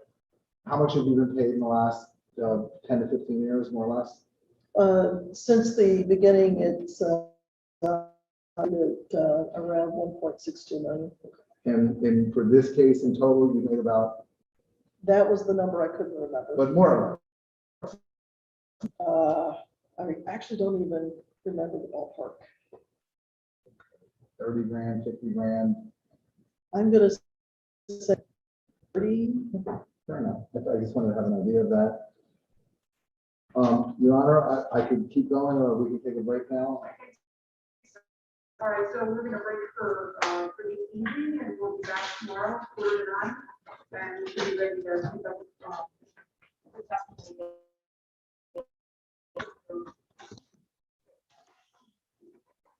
Right.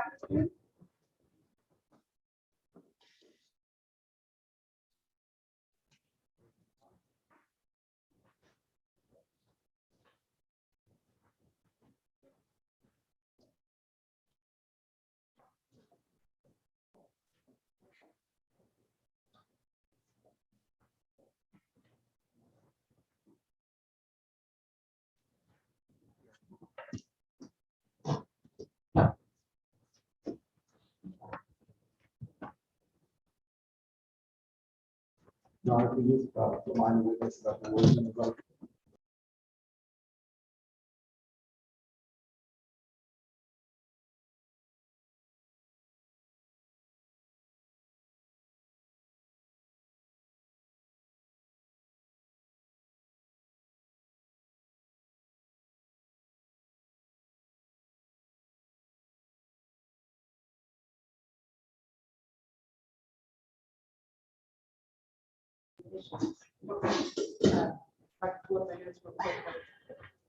My main concern, Your Honor, was, as you know, I read my college, I cannot be in the here with the principal that. I would say my primary concern is, white witness, and is done in the first trial, are also in the trial. And so, as you know. Celine.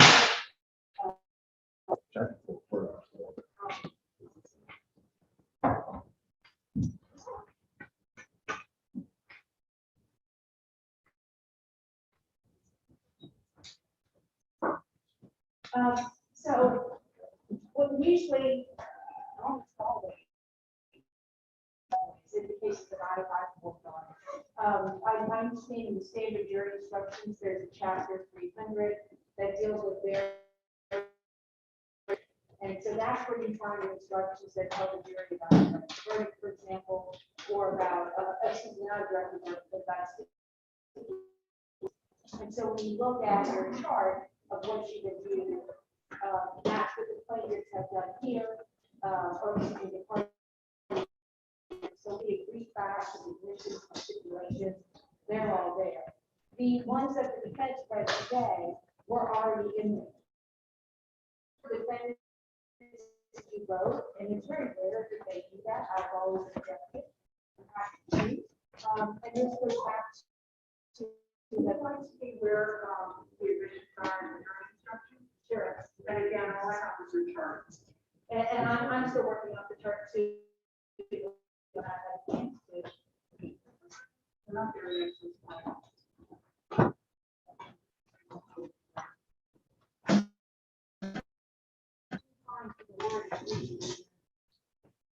Number 6.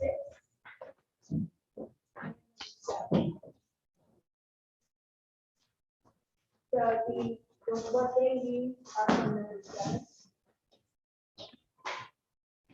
When you look at the introduction to standard jury instructions, you'll see that's what we're using. These are evidentiary instructions, but customarily, and this is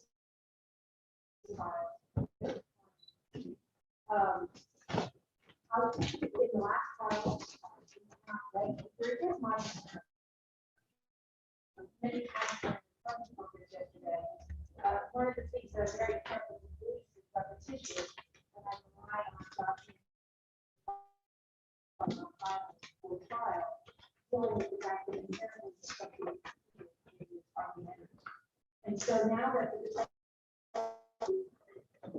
request that and had that read after they asked this after our case closed, so I didn't know that they were changing their position on it. Some of ours, stipulations that the big facts are in our case. And the only solution that I can think of at this point is actually using evidentiary instruction posture, it can't be in time. So what is law? There's only the law I said to you that they repetition of instruction. And so when this has come up, when I've been in the courtroom, and the trial judges have agreed with me, understanding the underlying point that, why else would we be having it?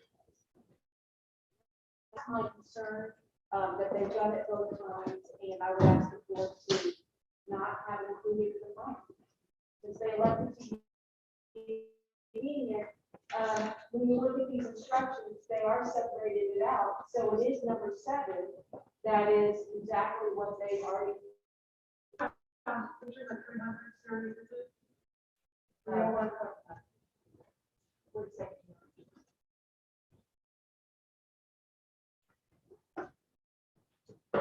Subsection E. Yeah, 7.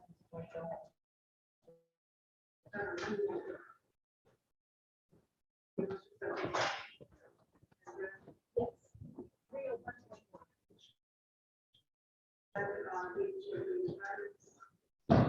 Which is the instruction on the final instructions? Number 7. Right, I got it. But 7 corresponds, that's 301.1 is the instruction. Which is the numeric instruction that is given at the close of the evidence, the final instructions. Oh, that's what I thought I was saying. In paragraph, when you said back to us, is number 7. No, I understand you. I'm looking at the standard jury instruction. And which is the numeric, is that the only numeric instruction that's contained in any of the standard jury instructions in 300 series? As well.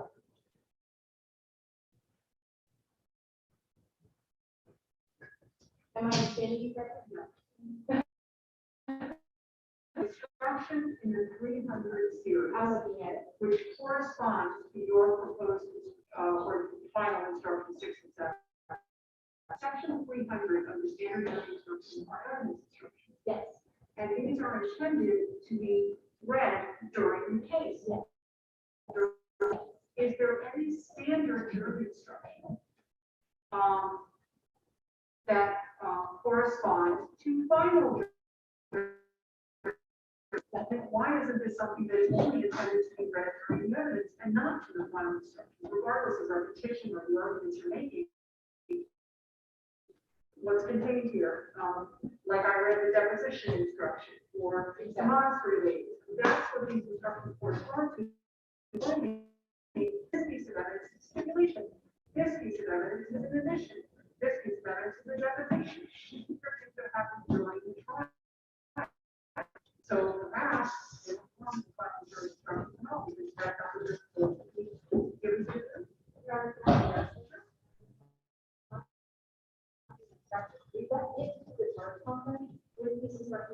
This is what's right in the first. So why did I have to read it today?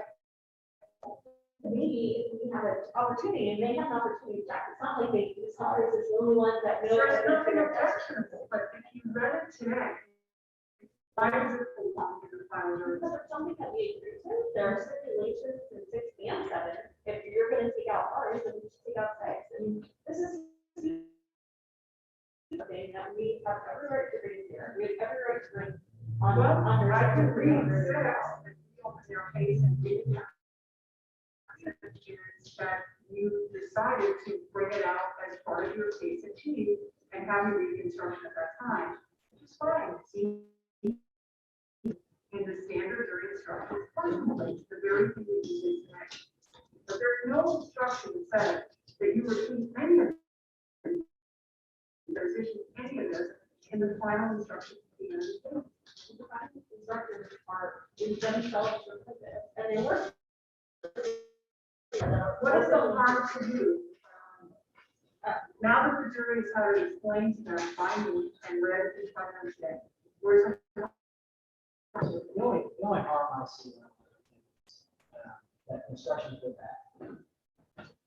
right, but serious throughout the evidence, they don't go back. So I don't know that I see no harm. It's just because when we made these agreements, we contemplated change. Right. And so we prefer that, but, you know, I think if they were going to raise that would affect the jury instructions. I kind of tried and I kind of hustled it through. Based on the top of this year, I kind of bulldozed it through there. And said, we go forward. And I can look if it's, you know, this, I have always maintained this position. This is not, that's one of the things about the fraudulent information. There are just repetition. If this has come up and I've been advised, I've always taken this position. Well, I just couldn't be here this morning. I would just say generally speaking, that those, I think at least what the Supreme Court publishes that are supposed to be given during the presentation of the evidence in the case, and then the jury understands what to do with them, or that it is actually there. It's a little confusing to say, here's the admissions, when they're like, I think they're admissions. So I think what is in reading is correct. I don't know that we need to have it repeated, you know, in the final instruction. And no, I don't think the proposed instruction 6, because then it would have never been read. The jury will have never have heard the admission or the significance of the significance. Wants to know, so that they understand. And the plaintiff to yield their case, we read it to that as a standalone now and take it out of the final jury instructions, like we do without it. So, you know, you could remove 7 because the jury's already had this record. And at the beginning of the instructions, it says, the evidence in this case consists of, isn't it?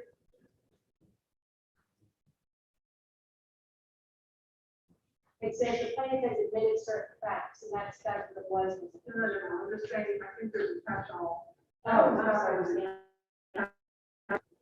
recall in other trials, the evidence in this case consists of the testimony of witnesses, you know, I don't see that.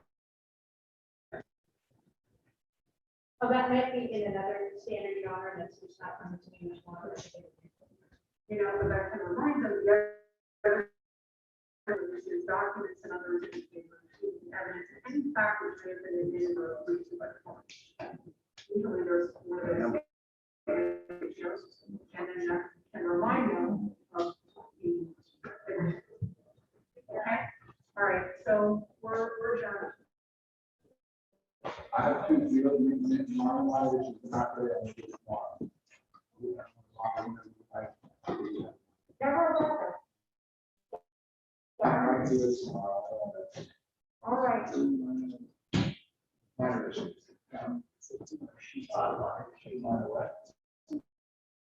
Did you hear about the- What is it?